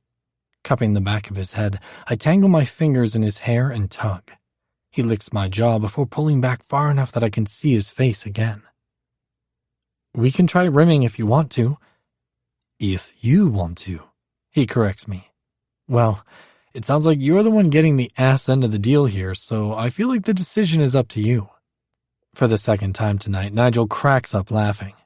His forehead falls against the center of my chest, hair tickling my chin. He rests there for a few moments, shoulders shaking with laughter. I grin up at the ceiling, pleased with myself. Is it always this fun? Sex? I ask, curious. Nigel raises his head, but closes the last few inches between us and rests his body on top of mine. I cup my hands around his hips, taking shallow breaths. He's heavy, but I certainly don't want him to move. What do you mean? I guess I didn't expect there to be this much talking and laughing. I shrug as much as I'm able. You know, fun. There isn't always, but we're together. We're not just fucking. If you were lying there silently, I'd probably be worried. The fact that you feel comfortable enough to talk and joke is a good thing. So you don't want me to stop talking then? I smile and he returns it. God, no. In fact, go ahead and talk more. Chuckling, I graze my hands up to his ribs and back down to his thighs. I wish I could reach further. Are you sure you want to do the rimming thing? In answer, he kisses me, long and deep. Pushing himself up and off of me, he reaches over and grabs one of my pillows before sitting back on his heels. Sliding a hand between my butt and the bed, he strokes a thumb over the cheek. Raise your hips for a second, he tells me. Bending my knees and planting my heels, I raise up in a half bridge. Nigel tucks the pillow under my hips and low back, adjusting it several times before he has it where he wants it. I keep my legs bent, trying to figure out how this position is supposed to work for what he has in mind. Wrapping his long fingers around my ankles, he gently directs my legs across the bed. Nerves begin breeding inside my stomach, and I fight the urge to fidget. He's seen me naked 100 times in the past, and just last night had his dick in my ass. Somehow, I feel twice as vulnerable and exposed right now as I did then. Nigel. His name leaves my mouth unbidden, and he meets my gaze immediately. Colwyn. I stare at him. It's laughable that he's always telling me how attractive he thinks my face is when he looks like that. Perhaps Nigel has never been introduced to a mirror. Shaking my head, I take a slow breath. Nothing. He continues staring at me, brown eyes searching my face while his hands rest atop my raised knees. Eventually, he leans down and begins coasting his mouth over my inner thigh. Relaxing, I close my eyes. He's abandoned the meandering pace of before. I jolt when I feel the heat of his mouth near my crease and have to force myself to unclench my thigh muscles. Nigel's fingers are gentle as he slowly spreads me further. He doesn't go right for my hole, as I expected, but runs his tongue over the sensitive skin behind my balls. My toes curl and I bite my bottom lip, eyes squeezed shut. He lingers there, doing barely more than coasting his lips and tongue over the area. It feels so good, several moments pass before I realize Nigel is speaking. Sorry, I gasp. What? I'm going to go slow. His words, breathed against my skin that way, make me shiver. You let me know if you don't like anything. When he blows a soft breath against my hole, I jump. I can already tell he was right. It feels good, and he hasn't even put his mouth on me fully yet. The moment I feel his tongue touch my skin, I groan. He's not moving, just sitting there and letting me get used to the sensation. When he does finally move, he does it as slowly as he's done everything else tonight, licking one long line from my hole to my balls. Fuck. His mouth leaves me for a moment before he repeats the same motion. This time, when he travels back to my hole, he switches from the flat of his tongue to the tip. Circling the rim, he does a few clockwise passes before switching direction. Without meaning to, I've dug my heels into the bed and lifted my hips. Nigel's hands curl around my legs until he's pressing down on my pelvis, keeping me in place. He's moving his tongue more rapidly, using the tip to trace designs over my rim. It feels fucking incredible. Every nerve ending under his mouth seems to be directly linked with my dick. I'm dangerously close to coming, and I have a feeling he's only just gotten started. Clenching my fists in the sheets, I focus all my efforts on not coming. Without warning, Nigel pushes the tip of his tongue inside me. I moan so loud I immediately flush, embarrassed. Retreating, he flattens his tongue and licks the same route as earlier, pressing his lips to my taint before traveling back where he came from. This time, when his tongue slips through my rim, he goes deeper and I don't bother holding back my groan. I can't believe he's doing this. I can't believe you're doing this, I pant, noting that I'm once again slicked with sweat. Nigel chuckles, tongue still inside me, and the vibrations have me biting my lip hard enough that I almost break the skin. My dick is lying heavy and throbbing on my stomach, leaking pre-cum. I consider using a hand on myself to try and relieve some of the pressure, but I can't seem to get my fingers to unclench. Nigel is alternating between fucking me with his tongue and using the tip to trace shapes around my hole. I'm almost certain he's writing the alphabet on me. He's stroking the pad of a finger over my taint while he works his tongue deeper inside me. Breathing hard, I reach a hand down between my legs until I feel Nigel's silky hair. The moment my fingers touch him, he groans, low and deep. The noise against my ass has me trying to arch my hips once more. This time he lets me, tongue sliding slowly out of me. He doesn't go far, but licks one long line up to my dick before bending his head and taking me deep into his throat. I come almost immediately.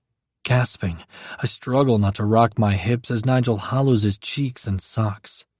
I've still got a hand on his head, so I stroke my fingers gently through his hair. A silent apology for not warning him before I came. When he lifts his head, there is a dribble of cum at the corner of his mouth. He licks it away. One hand braced against my thigh, he grasps the pillow with the other. "Lift back up," he tells me quietly. I barely raised my hips before he slides the pillow out from under me and tosses it toward the head of the bed. I wonder if he's going to follow it and lay down beside me.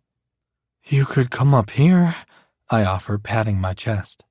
I want him on top of me like he was earlier. My knees bump against his hips as he crawls up toward me. I wait for him to get settled, fully on top of me, before lowering my legs back to the bed and wrapping one arm around his waist.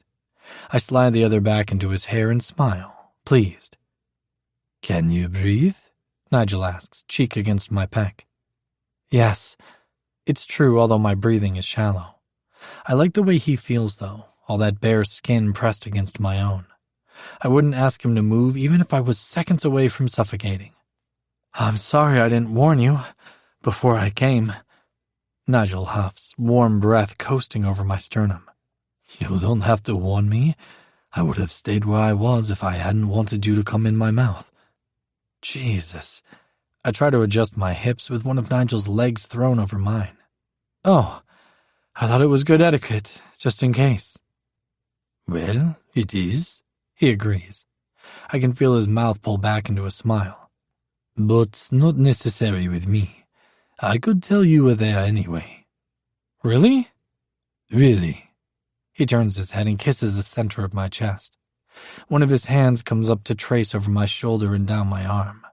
The touch is so light it tickles. "Was that okay then? Or is rimming not for you?" I think about it, squinting up at the ceiling. Well, it felt good. Really good. I feel like I should say thank you. Nigel chuckles. "Not necessary, but you're welcome." "Should I do that sometime? On you?" My heart flutters nervously at the thought. I've always considered sex to be somewhat transactional. Give a blowjob, receive a blowjob. You come, I come. But rimming? I don't want to do that. I really don't want to do that. Although I think I could force myself through it if he asked me to. "No, of course not." Nigel's low voice interrupts my rapidly spiraling thoughts. "No?" I can't help the relief that seeps into my tone. He lifts his head to look at me. This close, his eyes are the color of milk chocolate. "Go in, mon chéri. I think we both know you would not enjoy doing that." He taps a finger on my collarbone. "But is that something you'd miss if I didn't do it?" I don't know why I didn't just take the out he offered me. He's right. I don't think I'd enjoy it either.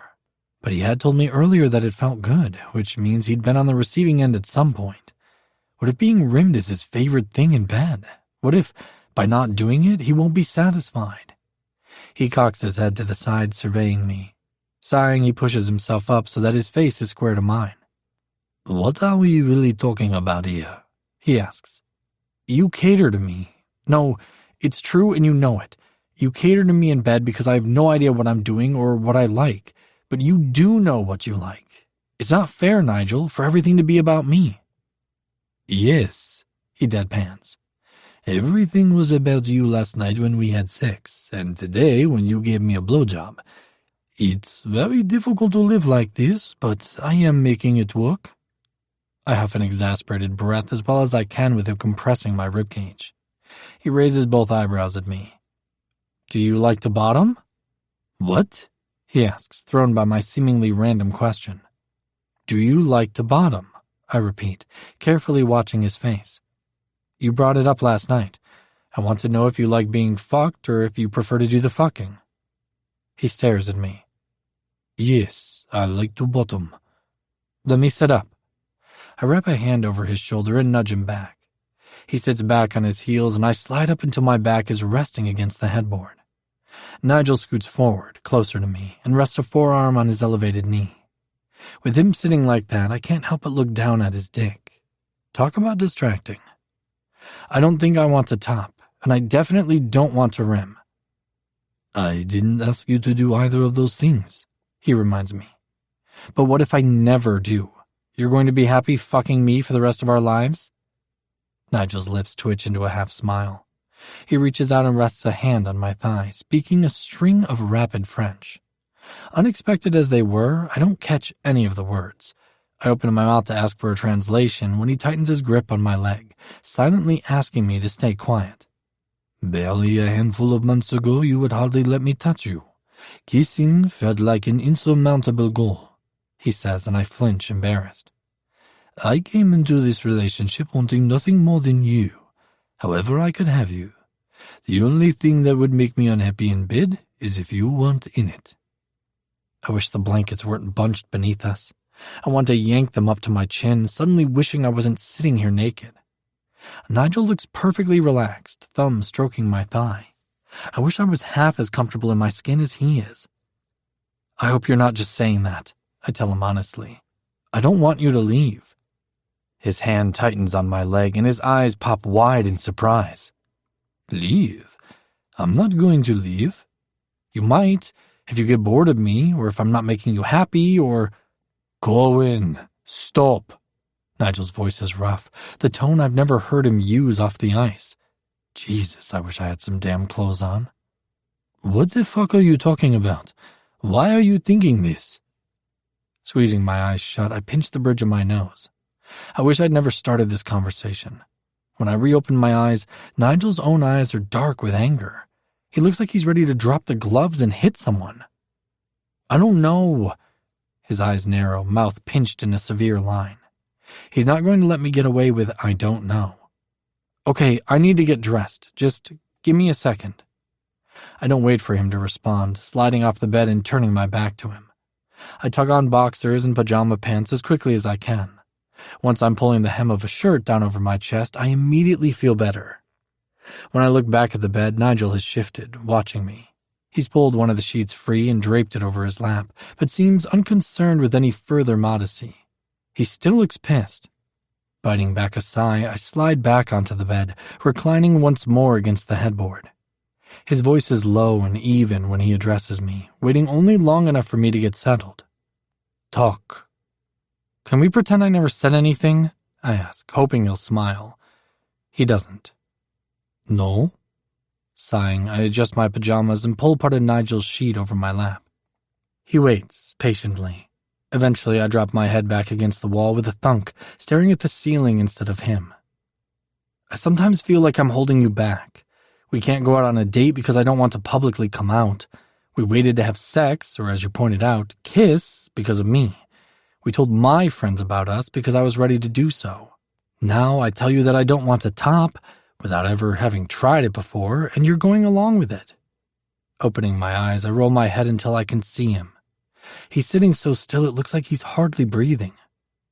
One day, you're going to decide I'm not worth it.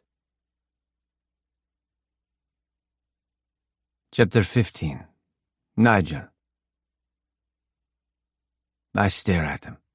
His hands are clenched into fists, the bedsheets scrunched around them.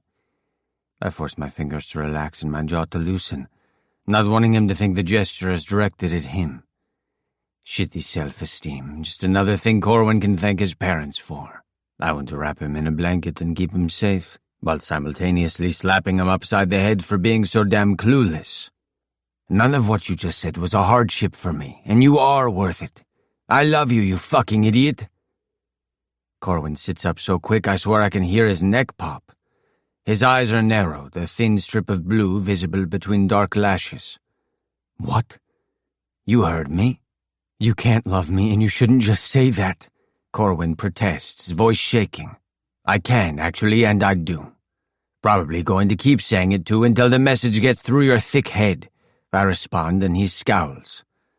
I love you, despite all those hardships I've endured in this relationship. So you're going to tell me you love me, call me names, and then make fun of me? Nice. Welcome to the rest of your life. I lean back on my hands and smile benignly at him. He's got a slight flush spreading across his cheeks, and his eyes are bright with anger. I've got to keep things interesting somehow. Would hate to get bored of you. In direct contrast to my half-sprawl, Corwin is sitting so rigid he might have rebar for spine. My own anger has faded to exasperation, telling him how I feel, acting as a balm to the irritation. We stare at each other, little more than an arm's length separating us. I badly want to touch him, but would probably be smacked away. You can't use declarations of love to win an argument. I didn't. Your argument is fucking ridiculous, so I win by default. I shrug. Declarations of love are just an added bonus. Corwin blows a sharp breath from his nose. I have to bite my lip to keep from smiling. He's cute when he's mad.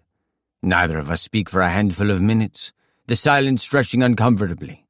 He's too flustered to control his expression, so I see the exact moment his anger morphs into uncertainty and eventually settles on confusion.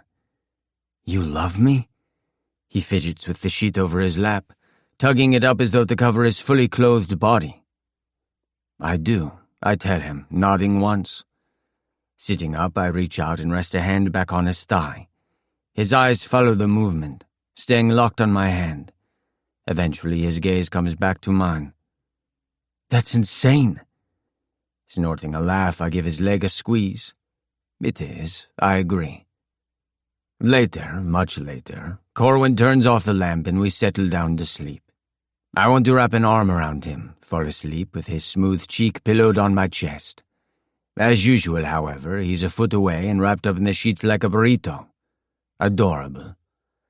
Blindly, I reach out for him in the dark. When I make contact with his shoulder, I slide my hand down until I can tangle our fingers together.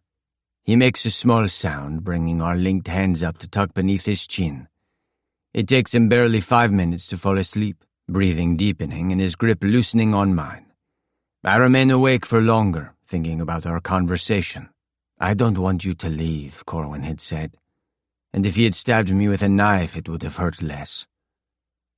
He had meant something else, but to me those words equal traded. It was January already, and on this side of the holidays, the trade deadline loomed a lot closer. My agent hasn't called with an offer from any team, let alone South Carolina, and the possibility of having to leave is twisting my stomach into knots. For so long, hockey has been my focus. I worked hard to get to where I am, and I'm proud of what I've accomplished. I love it. But what happens if I'm traded and Corwin remains? Do we do a long-distance relationship? One where we spend summers together, but then go months without seeing one another during the season? Uncomfortable, I adjust myself, moving closer to him and tightening my grip on his hand. Sighing, I resign myself to a sleepless night of endless thoughts of what happens if I'm traded, circling through my head. Nigel? Corwin's voice is low, the cadence already weighted with sleep. I must have woken him up with my fidgeting. Sorry, go back to sleep. I was just moving a little closer to you. He's silent for a moment, long enough that I wonder if he's already fallen back asleep. Are you okay? He asks. A loaded question. Yeah, Actually, do you think it would be fine if we slept a little closer tonight?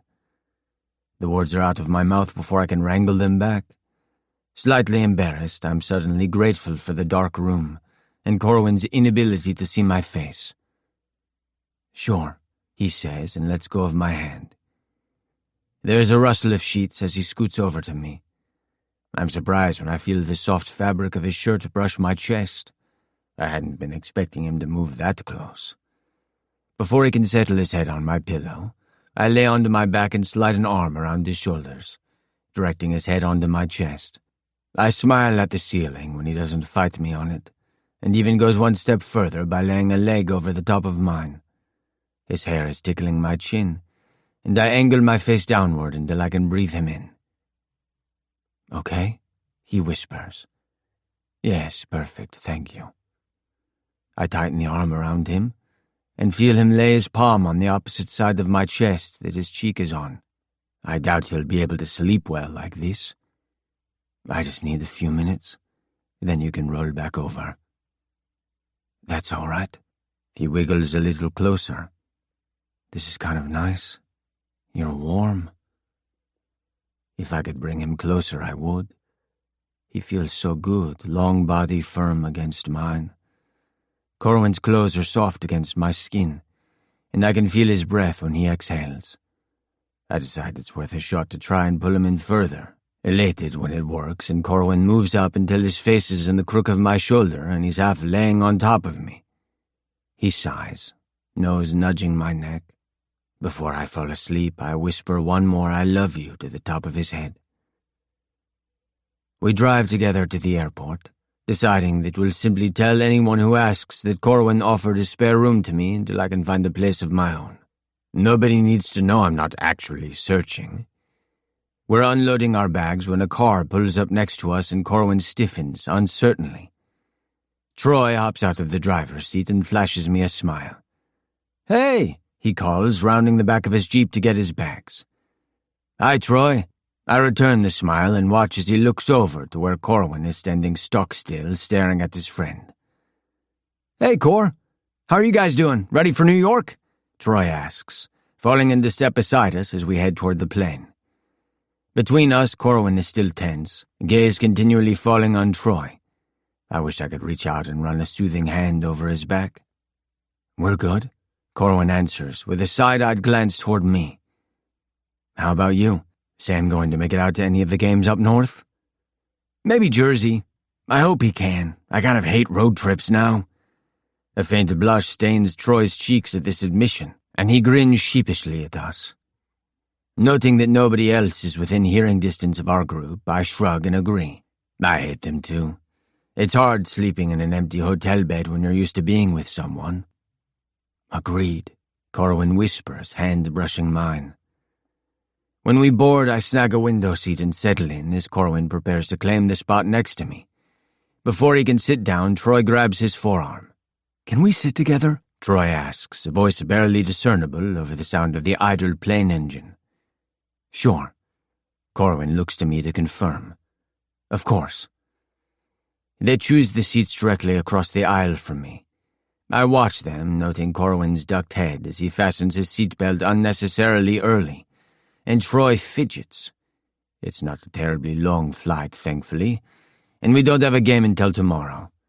I plan on corralling Corwin the second we get to the hotel, and hearing about whatever Troy had to say on the flight. "Hey, Saint, do you mind?"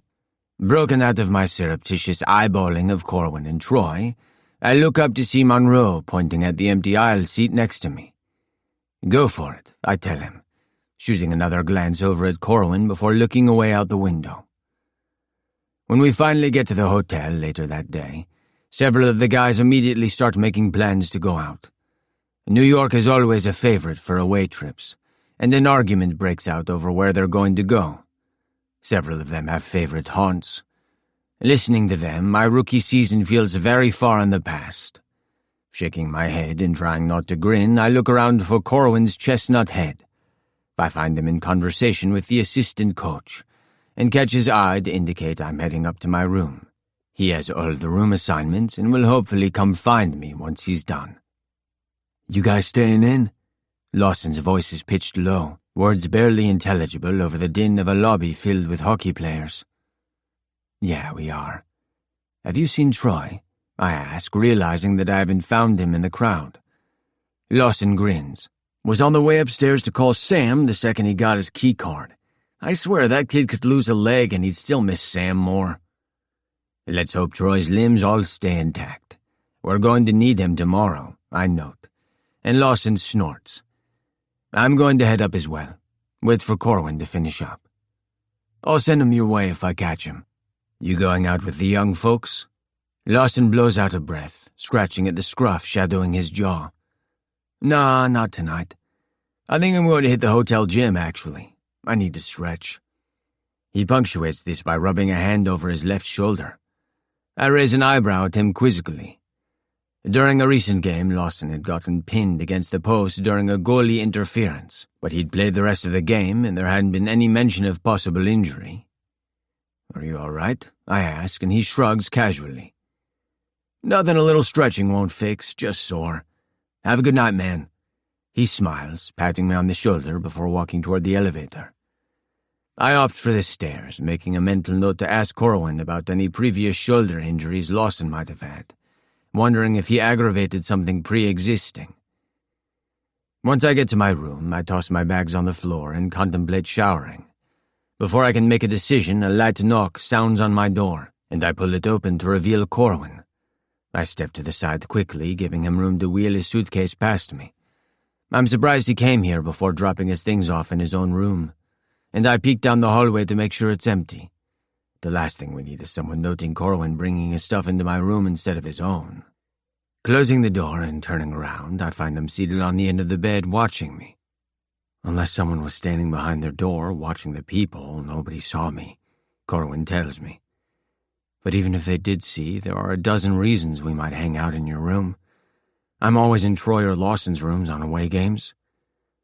Speaking of Troy, I sit next to him, putting my hand on his thigh. His leg is cold through the fabric of his suit pants, and I rub my palm to his knee and back again. He wanted to talk about yesterday, Corwin says, confirming my suspicions.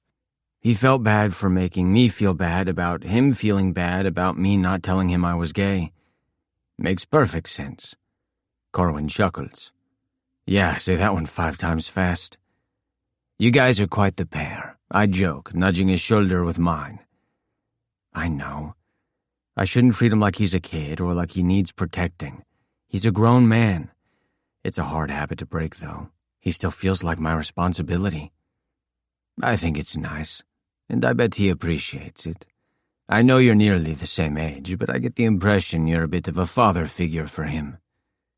Well, I hope I don't lose any of that trust with all of this. He waves a hand through the air before dropping it to sit on top of mine.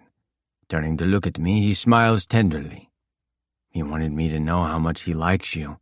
He said he's glad you're not as big of a dick as you seem to be. I choke on a laugh. He didn't say that. Those were the exact words he used. Corwin smiles. I agreed with him, obviously. Obviously. Troy was thinking we could do something together, all of us. Him and Sam, you and I. Leaning against him, I smile. Like a double date? If you wanted to. He pulls his fingers up, running them over the back of my own. He said we could go out of town, eat somewhere that offers a little more privacy. I think he has a place in mind. Oh, I guess I was assuming we'd just eat at their place or yours. I'm shocked he would even consider the idea of a public date, particularly since 3 of us are pretty well known, and there is always the possibility of someone recognizing us. Our place, Corwin corrects quietly. We could do that too, if you prefer. Troy said either way works for them. My heart rate picks up, and I have to tone down the excitement in my voice when I respond. You'd really be okay going out on a date? In a public place? I think it would be pretty apparent that we aren't just a group of dudes out for dinner. Not when Troy and Sam can't be in the same room without mooning at each other. He laughs at that, eyes crinkling in amusement before he sobers again. I think if we go somewhere non-local, we might be okay. I'd like to try. If you want to, that is. So would I. I want to touch you in public, without wondering if it looks platonic enough. I want the freedom to kiss you any time, any place. I want to marry you and invite the entire goddamn team to the ceremony. Okay, he smiles at me, ignorant to the unbridled joy coursing through my system right now. It'll be fun. Yeah. I lean over to kiss him. Yeah, it will. Thank you for asking me. Oh, well, my other boyfriend wasn't available. You know how it is. Corwin laughs as I place a hand on his chest and push him back onto the bed. I catch the sound in my mouth, kissing it away. It can't go any further than this, but my body doesn't understand discretion, and I can feel my dick start to perk up at the feel of Corwin beneath me. Kissing my way down his neck, I cursed the high collar of his shirt and the hotel full of teammates we're currently in. With a sigh, I sit back, reaching a hand out to pull Corwin back to sitting. He's still grinning when he gets there and leans forward to press his mouth back to mine. "We're going on a date," he says cheerfully. "Yes, Sherry, we are." My legs burn as I sit down on the bench, grabbing a bottle and spraying water onto my face. Beside me, Corwin is drinking as though he hasn't tasted water in days. The game against New York isn't going well, and at the bottom of the second, we are down by 4. I look out to where Lawson is tucked into his crease and groan when another goal is scored. In my periphery, I see the assistant coach walk down the end of the bench where Simmons, the backup goalie, is sitting. As Lawson is pulled from the game and Simmons takes his place, the New York crowd goes wild. The fans seated behind the bench pound on the glass so hard I fear they might break it. Soon enough, it's time for a shift change, and Corwin, Troy, and I swing over the bench to take over the offensive line. Spurred on by the change in netminders, I check a defenseman into the boards, freeing the puck and sending it off in a blind pass. Troy is there, and 30 seconds later, we score. By the end of the third, we trudge back to the locker room after having our asses handed to us, 2-6. Lawson had never returned to the bench after the second period, and when we get into the locker room, he's seated on a bench with ice taped to his left shoulder and arm. Corwin's already tight expression darkens. It's a silent crew that boards the team bus taking us back to the hotel. As I suspected he would, Corwin sits with Lawson. Seeing this, Troy chooses the seat next to mine, though he doesn't speak. Dropping his head back, he closes his eyes and crosses his arms. I lean my head against the cold window and close my own eyes. What a clusterfuck of a game.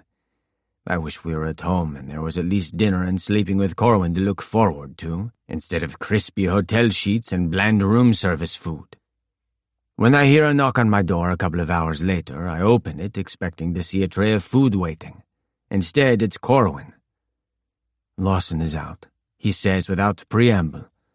I step back wordlessly, letting him in. "He had surgery on that shoulder a couple of years ago and sometimes it bothers him still. They're pulling him for a few games for rest and rehab." Corwin flops down onto my bed and looks at me.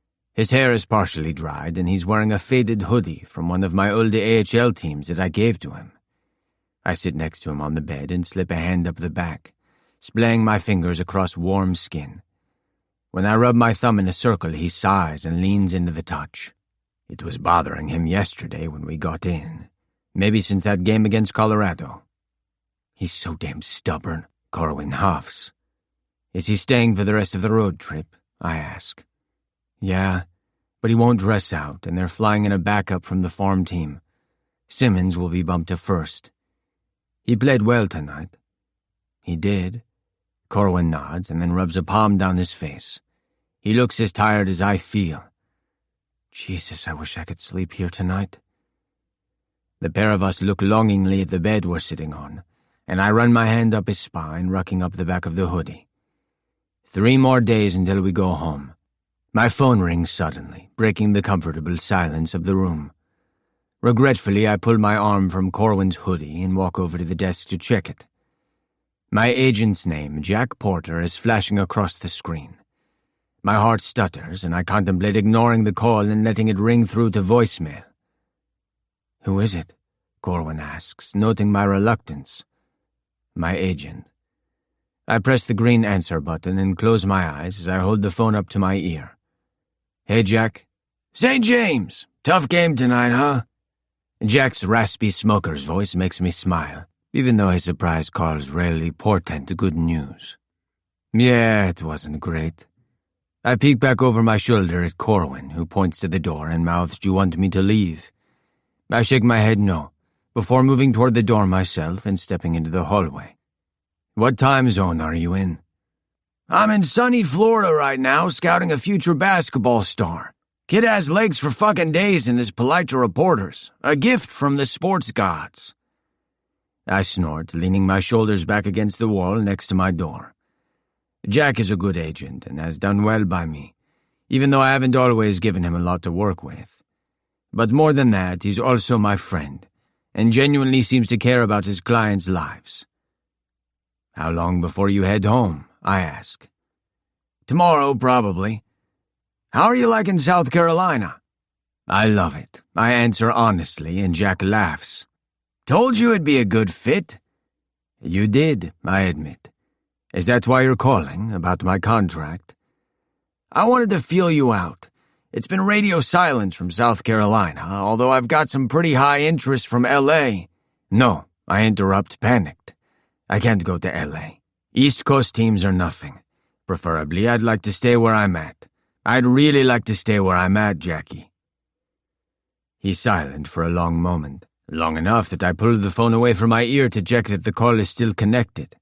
What's going on, St. James? Jack's using his professional voice, call switching from a friendly chat to a business one just like that. Nothing. I just like it on this team and want to stay. You've never asked me to fight for a contract renewal before, he reminds me. Highest offer no matter where it is. I just want to play hockey is the line you've always spouted. What changed? Nothing changed. As I said, I just like it here. You met someone, Jack states, and I hear a shuffle of papers and a click of pen on the other end of the line. I'm guessing it's a man, not a woman, since you're being so cagey. You have to tell me these things. He sounds exasperated. Telling Jack I was bi was one of the first things I did when I hired him. If shit ever hit the fan about my sexuality, I wanted him to have plan A, B, and C ready to roll out at a moment's notice. This is the first time we've had a conversation about it since then. I met someone, I admit. And yes, it's a man. Good for you. Name? I can't give you his name. Another long silence follows. I'm not in the business of outing anyone. I need a name. I need any information you can give me that might be used by the press, Jack tells me. Again, I hear the scratch of a pen on paper. What the hell is he writing? I'm sorry, but I really can't tell you. It's a delicate situation, and he might not want me to. You know what a delicate situation is? Me flying to New York to beat some sense into your concussed head. What part of I need to know all the information before the press does so I can spin it in our favor do you not understand? Corwin Sanhover, I whisper, and the line goes dead silent. No. Jack's quiet, other than that one uttered word. I wait him out. Please tell me you're not serious. Even you can't possibly be that fucking stupid. I'm serious. Corwin Sanhover, your teammate? Corwin Sanhover, the fucking golden boy of hockey? Corwin Sanhover, who was signed to South Carolina as a rookie and will probably retire there because they worship the ice he skates on? That Corwin Sanhover? Sounds like I'm not the only one in love with him. Do you think now is the time for jokes? Sighing, I rest my head back against the wall and close my eyes. On the other end of the line, I hear a pop tab and a hiss, like Jack's just cracked open a can of beer. He's likely wishing he had something stronger. All right, he says finally. He sounds like he's psyching himself up. The plan is to keep the pair of you locked firmly in the closet. Who's his agent? I need their number. I don't know that his agent knows about him. Or us. He's really private. I say slowly. In fact, I'm certain his agent doesn't know. Good to know that he's just as stupid as you are, then. He needs to tell his agent. I'll talk to him. And yes, the plan is to stay locked in the closet, as you so aptly put it.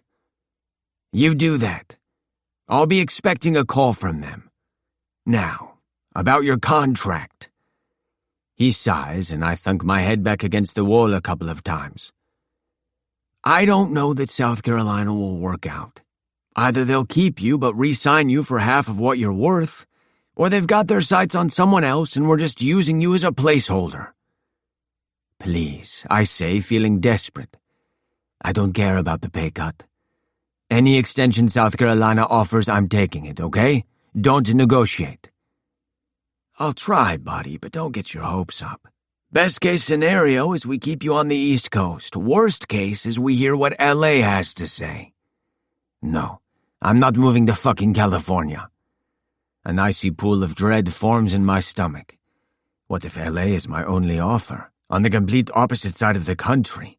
Might as well be on the opposite side of the world. Corwin and I would likely go months without ever being in the same room together during the season. East Coast. Just focus on the East Coast. I will. And don't forget to talk to Sanover about his agent. I'm serious, St. James. This will be a media shitstorm if we don't have a plan in place. Any jackass with a cell phone and a Twitter account could cause you a world of trouble. I'll speak with him. And thank you. Jack grunts and we hang up. I linger, unwilling just yet to burden Corwin.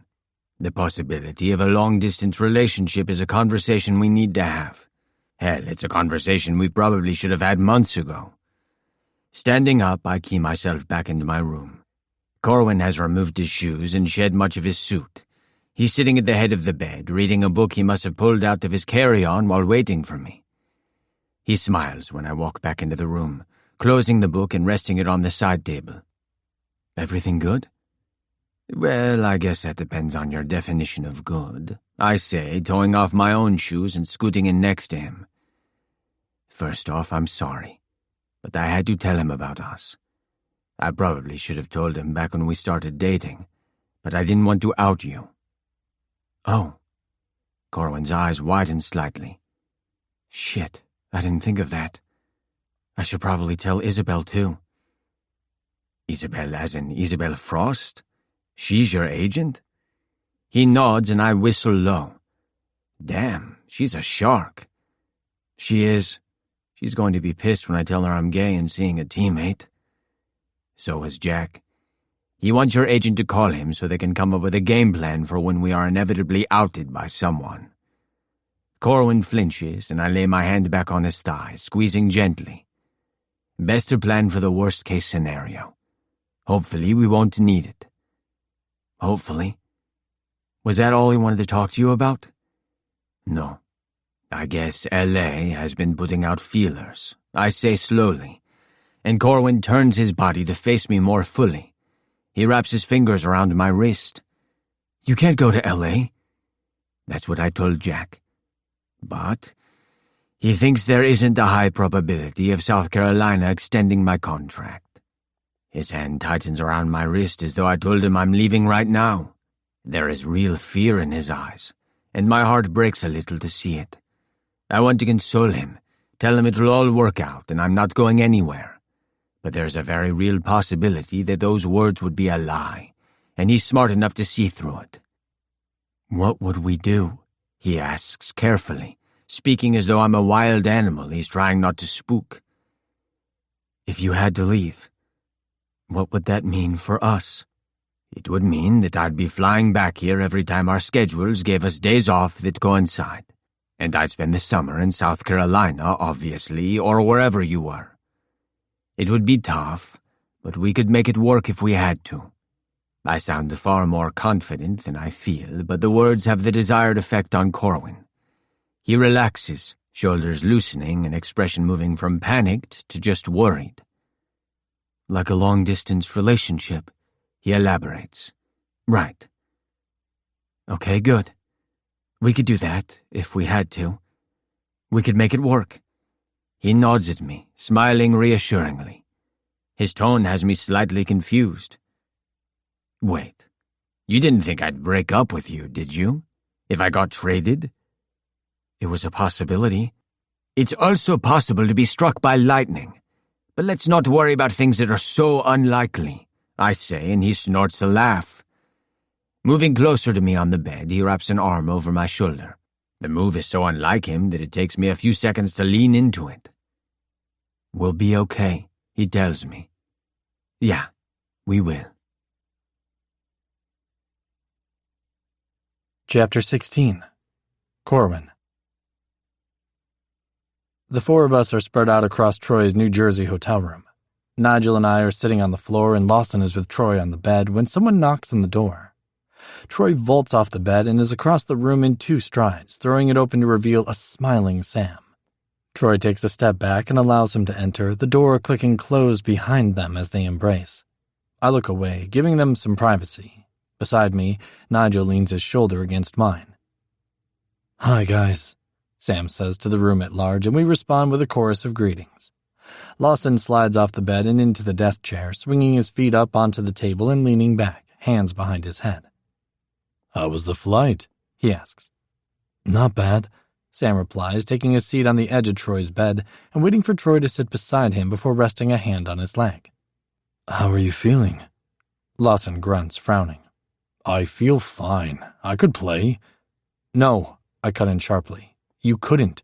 We don't need you separating your shoulder again." Lawson rolls his eyes, raising his hands in surrender.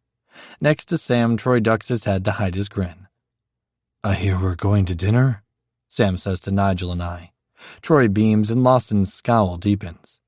"Hey, I wasn't invited to dinner," he protests before I can answer. "That's because you don't have a boyfriend," Troy explains. "I could get a boyfriend." We all stare at him in silence and he shrugs. "Not like I haven't already been wondering what all the fuss is about." "Oh, my good," Nigel mumbles, leaning his cheek against my shoulder. I press my lips to the top of his head, heart beating sporadically. Only friends in the room, and yet even this small amount of PDA makes me nervous. When I glance around, nobody is watching us, and I relax slightly. Nigel catches my eye, smiling softly. "Only friends here." "Yeah," I tell Sam, and Troy smiles at me. "We're in for dinner. You guys have a place in mind?" "The perfect place. It'll be a little bit of a drive, but nobody will bother us there." "We should go next Sunday," Troy suggests. "Not giving me a whole lot of time to find a boyfriend," Lawson muses, and Troy chucks a pillow at him. We pass the rest of the afternoon lounging in Troy's room until Lawson is called away to see the trainer. Nigel tilts his head toward the door questioningly, and I take the hint. "We'll give you guys some space. Head over to my room." I hop up and offer a hand to Nigel, helping him to his feet. He groans dramatically. "You good, Grandpa?" Troy asks in mock concern. Yeah. Nigel's knees pop as he throws an arm over my shoulders and we walk toward the door. Behind us, Sam murmurs something to Troy, too low for the words to be heard across the room. Before we step into the hall, Nigel pulls his arm away and I shoot him a regretful grimace. One day, perhaps, there won't be any reason to hide. The end of the road trip leaves us exhausted and rejuvenated in equal measure. The playoffs loom, and our standings look more promising with every win we tuck into our belts. As we deplane, Lawson peels off to speak to Coach, and I'm left walking with Nigel and Troy. I eye Troy, who was unusually quiet on the plane and hasn't spoken as we've walked toward our vehicles.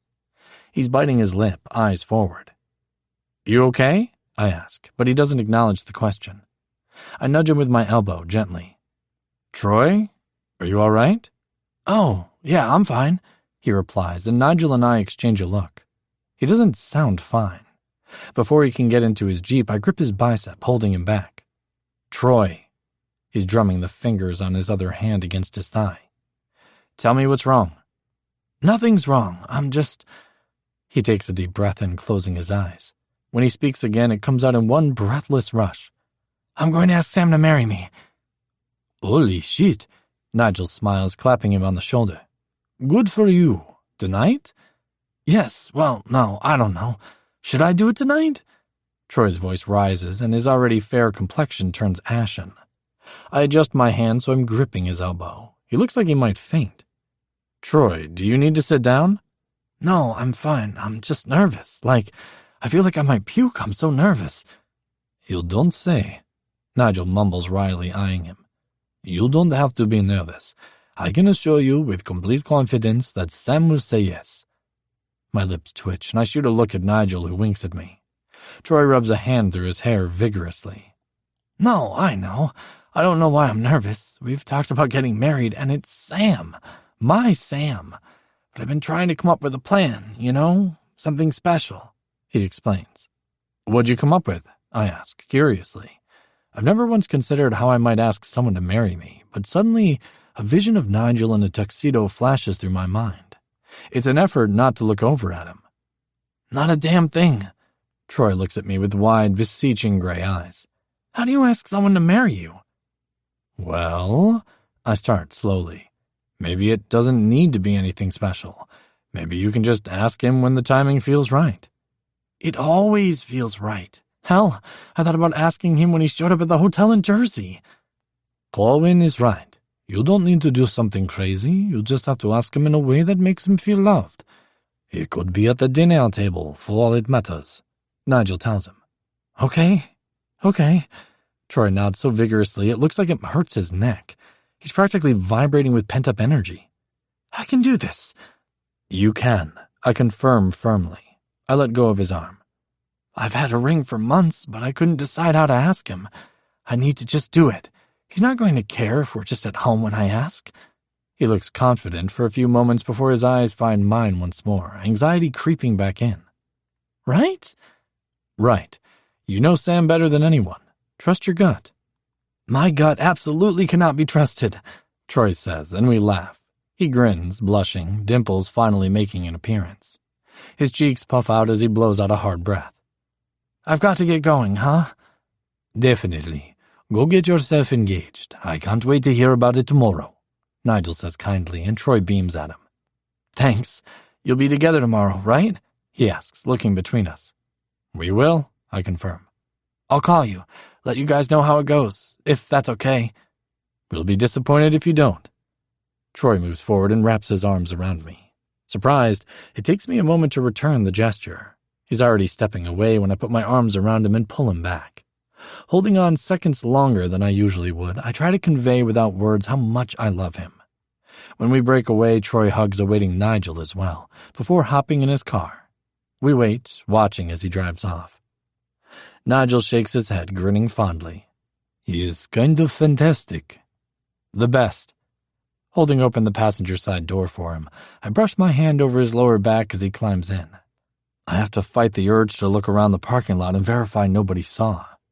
The second I'm seated behind the wheel, door closed, Nigel reaches a hand across the console with a smile. Sliding my fingers between his, I drive us home. Walking in the front door, I flip on the entry light. It's late enough for the sun to be down, and the house is dark and quiet. Behind me, Nigel closes the door and places his hands on my hips, kissing the back of my neck.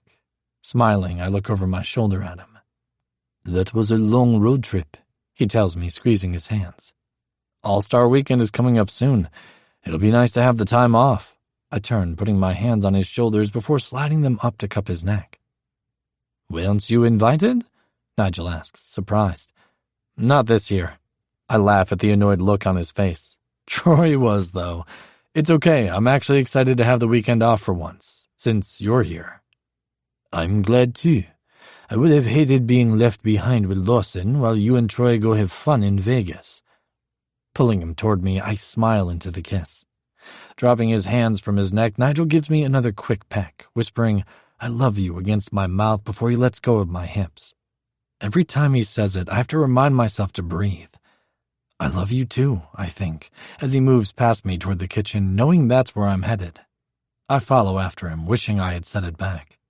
He doesn't seem to mind that I haven't, but maybe it's because he already knows I do and I'm just not ready to voice it yet. What are you hungry for? I ask, because the best I can do right now is show him I love him. Surprise me. Is there anything you don't like? I tease. Whenever I ask him what he wants me to make, it's always the same answer. Meatloaf. He responds immediately. Noted. Have a seat. I'll make something quick. If I could have nothing but a lifetime of nights like this, I would die happy. We chat idly while I put together a meal. I wonder if across town Troy is down on one knee. As I look up at Nigel, I let the dream cement itself in my mind. That could be us, one day, if we came out to the team. If we stopped hiding and let the world catch up, what would 3 queer players do for the league? What are you thinking about? Nigel asks, bringing me back to the present. Troy. He's remained under the radar, but that won't be possible if he marries Sam. When he marries Sam, I correct. He is going to become the poster boy for gay hockey players, whether he wants to be or not, Nigel agrees. But I have a feeling that one out player is going to change a lot of things. Snowball effect. Exactly. It still blows my mind that I'd never even heard rumors about him being gay. He shakes his head incredulously. We're a close crew, and as for everyone else on staff, Mr. Frank keeps the gossip under control. I doubt he'd be happy if the world knew his team's star player is gay. I share a wry look with Nigel. I'm more surprised that nobody Troy played with in juniors had spilled the beans. He's never exactly hidden who he is. Well, we'll be here to back him up, no matter what the fallout is, Nigel says firmly, holding his arms and leaning forward on the island. Are you going to be my date to the wedding? I ask, jokingly, though the words are anything but a joke. Yes, he says, brown eyes warm with love and affection. I certainly am. We fall into bed that night, kissing lazily. We didn't bother with the light, so the room is dark and we are operating on touch alone. Nigel is below me, long fingers in my hair as he tilts my head to the side to kiss the underside of my jaw. When his lips find mine again, it's with languid care that he kisses me, tongue brushing mine. Gently, after sliding one arm down to my waist and cradling my head with the other hand, Nigel flips us so that my back is on the mattress. He doesn't travel downwards like he often does, kissing every inch of exposed skin like he's trying to memorize the way I feel against his mouth. Tonight, he stays, breath coasting over my face as he peppers my cheekbones with minute kisses. The room is silent, but for the sound of our breathing. He doesn't ask if I'm okay, no longer needing verbal confirmation for something he can feel through his fingertips as they coast down over my chest. His face is tucked into the crook of my neck when he slides the first cool, lubed finger inside me. Eyes closing, I let out a deep exhale and relax. He goes slow, first one and then two fingers pressed inside, curling slowly to brush gently against my prostate. Minutes pass before he adds a third, fingers passing in and out of me in unhurried strokes. His mouth trails over my collarbone. Hooking a thumb under Nigel's jaw, I direct him back to where I can reach him. He tastes so familiar to me at this point, I wonder how I could have gone so long without it. He has to pull away to slip on a condom, but it's not long before his warm, heavy body lowers back to mine. I run my hands up his forearms and biceps, cupping his shoulders. Nigel enters me with one smooth slide, bottoming out on the first stroke.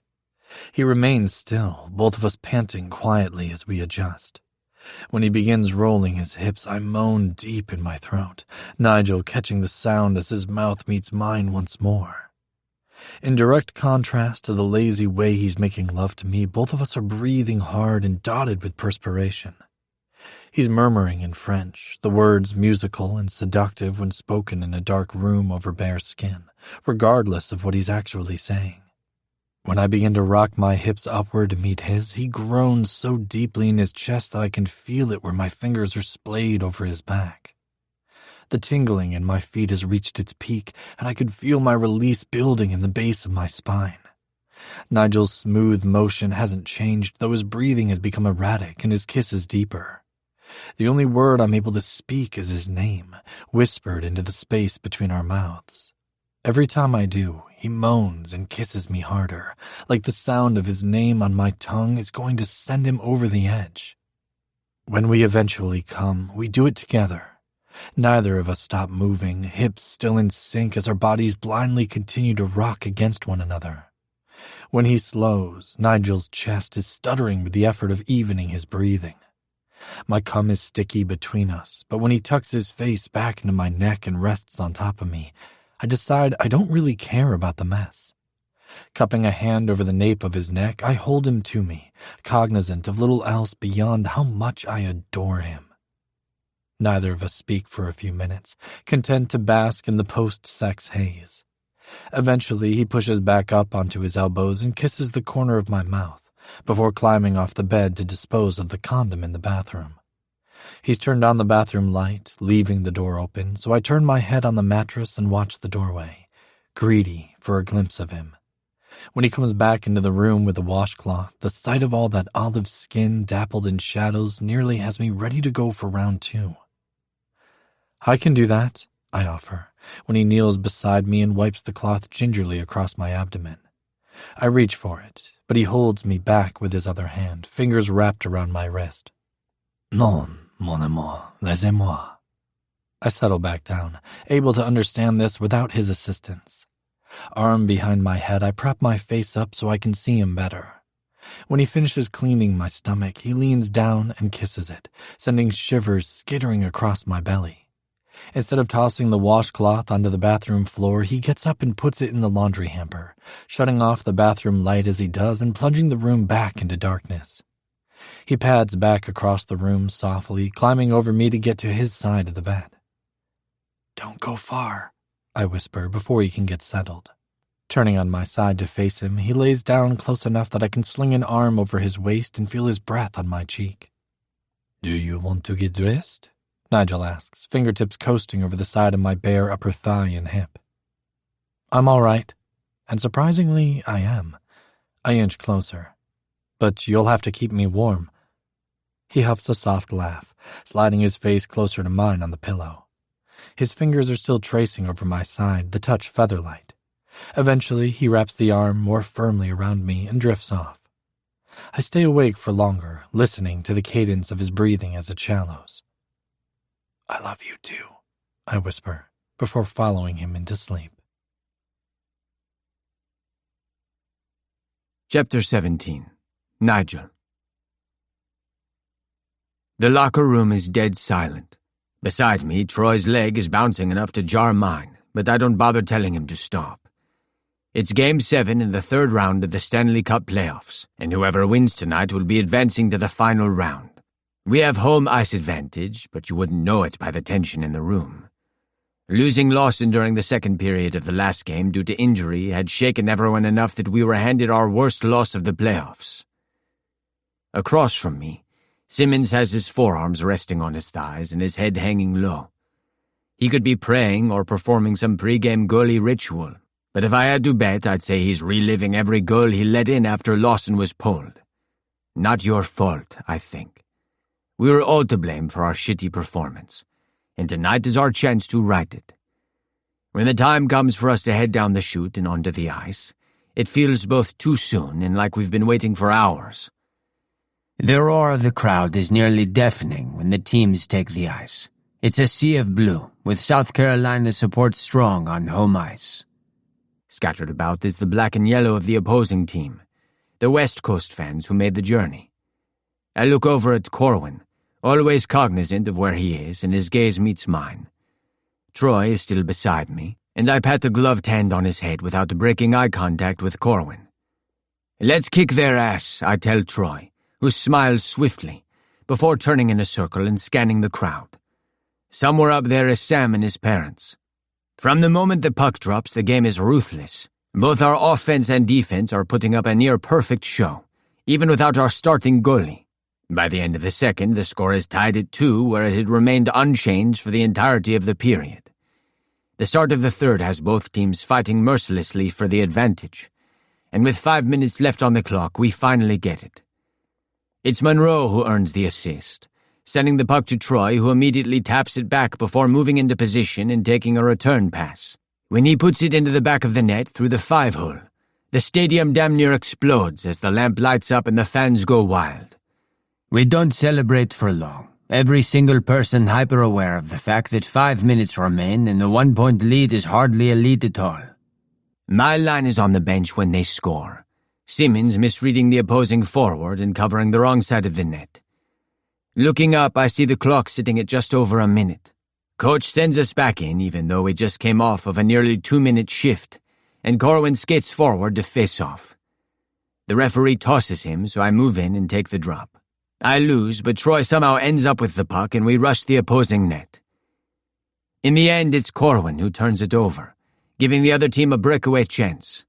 Simmons hugs the outer edge of the crease, defending our zone alone as the rest of us sprint down the ice in pursuit. I know the crowd must be roaring, but I can't hear anything over the rushing in my ears as I watch the puck sail over Simmons' outstretched glove and into the net. He couldn't have missed it by more than a hair. When the buzzer sounds, signaling the end of the game, I immediately look for Corwin. He's holding a stick in both gloved hands, head tipped back as though he's going to scream his frustration. We were so fucking close. Troy is immobile, bent forward at the waist and looking like he might puke. When he stands up, he reaches under his visor to wipe a hand over his sweaty face, eyes red. Throat tight, I watch as Corwin signals for everyone to raise our sticks in a salute to the crowd, a silent thank you for the support. If I had thought the locker room was quiet before, it's nothing compared to now. The disappointment is so thick in the air you could almost cut it with a knife. Simmons is half undressed, seated in front of his stall with his head tipped back against the wall. Tears unabashedly streak down his face. Next to me, Troy is stripping down and tossing his gear so forcefully into his stall, several pieces bounce onto the floor.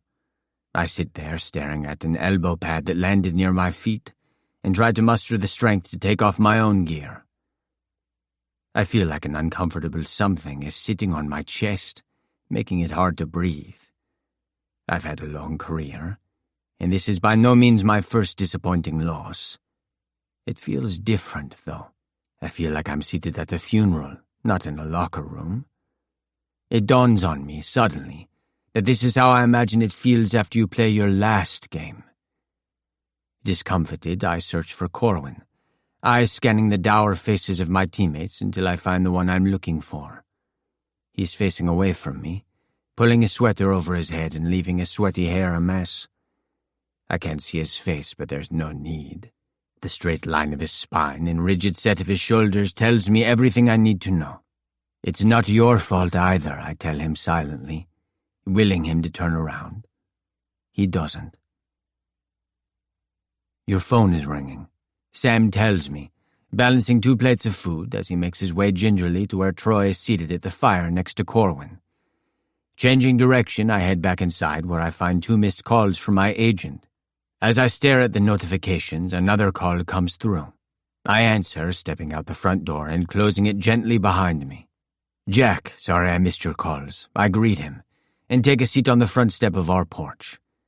Is it too late to pray for good news? Hey, buddy, bad news. Jesus fucking Christ. Hit me. South Carolina won't play ball, and not a single East Coast team is in the market for a veteran forward. It's LA or nothing, so I've emailed you the contract to look over. No, Jack, I already said no to LA. Frustration bleeds into my tone as my heart sinks into my stomach. You said no to LA without reading the damn contract. No movement clause and you'll be there until you retire, guaranteed. They're doing a complete rebuild and they want you for center. I pulled the phone away from my ear. Jack's still talking, but I've heard enough. I had known when no extension was offered in the previous few months that South Carolina was going to be a hard no. But I'd foolishly hoped that I could at least remain close, perhaps go back to Florida, my old stomping grounds. California might as well be on the other side of the fucking world. Are you even listening to me? Jack asks, annoyed.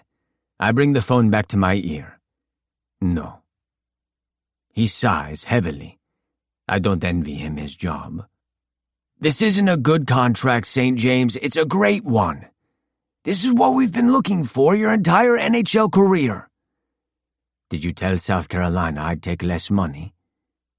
You are the only bastard who has ever told me to ask for that. You know that, right? Yes, I told them you'd take a pay cut. Every revision I sent was denied. He's silent for a minute, determining the best course of action to let me down easy. Listen, I told you last year that this was likely a one-and-done season, and you were fine with it. Things have changed since last year, I remind him. An SUV pulls into Corwin's driveway, and Lawson waves at me as he gets out of the driver's side. I return the gesture half-heartedly. Right. Which brings me to my next piece of advice. Read that contract I sent you and talk to Sanhover about it. I snort, closing my eyes and pinching the bridge of my nose between thumb and pointer finger. He'll tell me to sign it. I know, Jack sounds vindicated. Because he's in the same business you are, and he knows how the game is played. Lawson is heading my way, arms loaded down with a massive box he's pulled from his trunk. I don't think my legs can hold me just yet, so I stay seated and watch him approach. I need to go, Jack. Talk to Sanhover and call me back. You've got 2 days. I hang up, fingers tight on my phone, as I resist the urge to chuck it against the side of the house. Lawson stops in front of me, peering around the box and squinting at my face. What the fuck is wrong with you? he asks, and I laugh despite myself. Nothing. He stares at me, and I stare back, silently willing him to step around me and go inside. I just need a moment alone before I rejoin the others. But of course, because today is not my day, he turns to the side and sets down his load before coming and sitting beside me. The step is barely wide enough for the both of us, and our shoulders and arms are pressed together. Annoyed, I try to scoot away. So, tell me what's up. I just told you nothing is up. Right, because nobody ever lied when someone asked them what was wrong. He looks over at me, mouth twisted into an expression that clearly says, try again. I just got off the phone with my agent, I admit, balancing my forearms on my knees and staring straight ahead. Lawson is still looking at me, but I studiously avoid his gaze. No offers from South Carolina. Which isn't surprising, since they would have offered an extension months ago if they were going to do it. He tells me honestly. So what's the other option? L.A. I respond shortly, still not looking at him.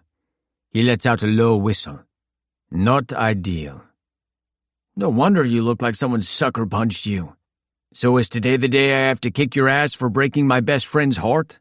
I'm supposed to be taking it easy on my shoulder, but I could make an exception. Annoyed, I look over at him and find him grinning at me. Fuck you. So you're not going to break up with him. And I doubt he'll break up with you since, for whatever reason, he actually seems to like you. Glad we got that covered. What's the problem? The problem is I don't want to leave. In fact, I can't imagine anything I'd rather do less than leave. And see, I stand up and walk a few paces forward before spinning around. I can't go, Lawson. I have a bad feeling about leaving him. All right, then don't go. I narrow my eyes at him, frustrated. If he's looking for a fight, he's doing a good job getting me annoyed enough to start one. Great, thanks. I'm so glad I have you here to solve all my problems. You want to know what I think? I open my mouth to tell him exactly where he can put his opinions, but he raises his voice and talks over me.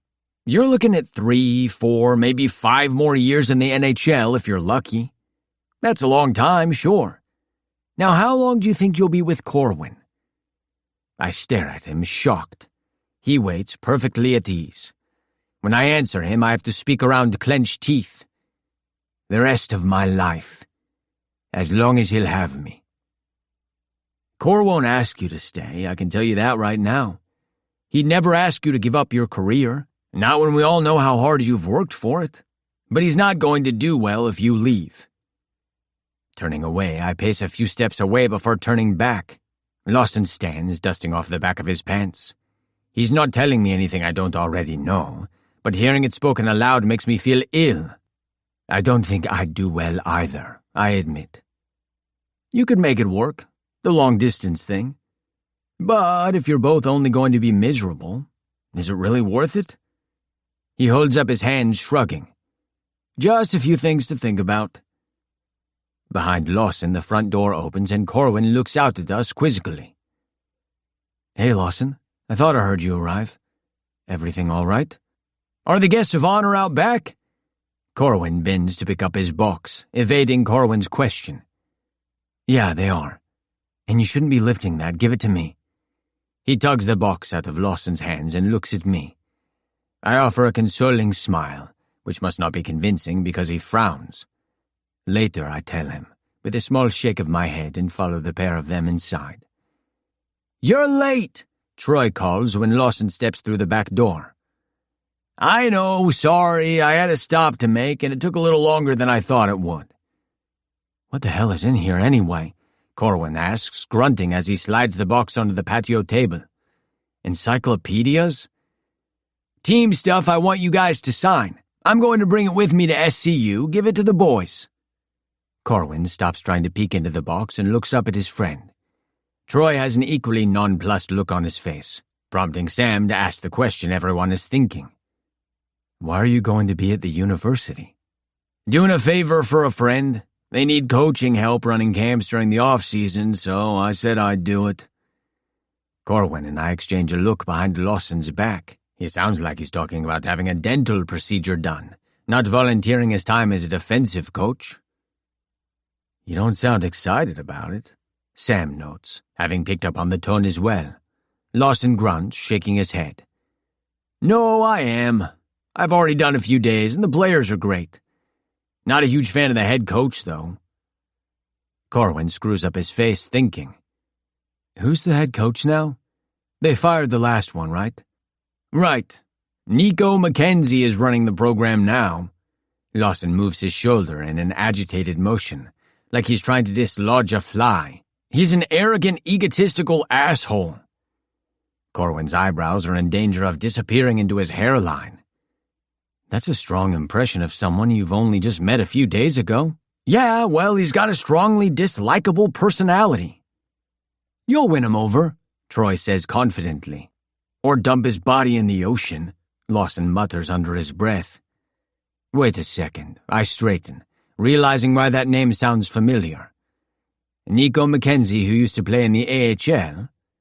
Yeah, that's him. You know him? Corwin asks, and I hold my hand out flat in front of me, rocking it back and forth. Not really. Played against him a few times, but I can't recall ever having a conversation with the guy. I do know his career was cut short because of an injury, though. He got boarded hard and his visor shattered. There was talk for a while that he might lose his eye. Everyone winces in sympathy, though Lawson shakes his head as he walks off to check on the grill, still annoyed. Amused, I smile at Corwin, forgetting for a moment the conversation waiting for us after everyone leaves. He steps up beside me, hand resting on my low back and a content look on his face. It had been his idea to have everyone over to celebrate Troy and Sam's engagement, the pair of whom were currently having a good-natured argument about when and where to have the wedding. We could do it right now. I'm ordained, Lawson puts in, and I burst out laughing. Of course he is. Troy, looking over and seeing us standing together in the periphery, leans over to whisper something to Sam before standing and walking over. Sam has joined Lawson at the grill, holding his empty plate. They devolve into laughter that has Troy looking over his shoulder with a sappy expression on his face. So, is it going to be a backyard shotgun wedding? I ask him. Only if everyone here has a death wish. He shakes his head seriously. His parents would kill us. Corwin chuckles and I look over at him. The late afternoon sun is sending shafts of light over the backyard, painting his hair bronze. He's relaxed and in his element here at home, surrounded by his friends.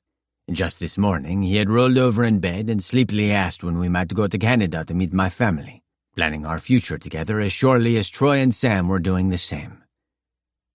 The wedding is what I wanted to talk to you about, actually, Troy tells Corwin, red staining his cheekbones faintly.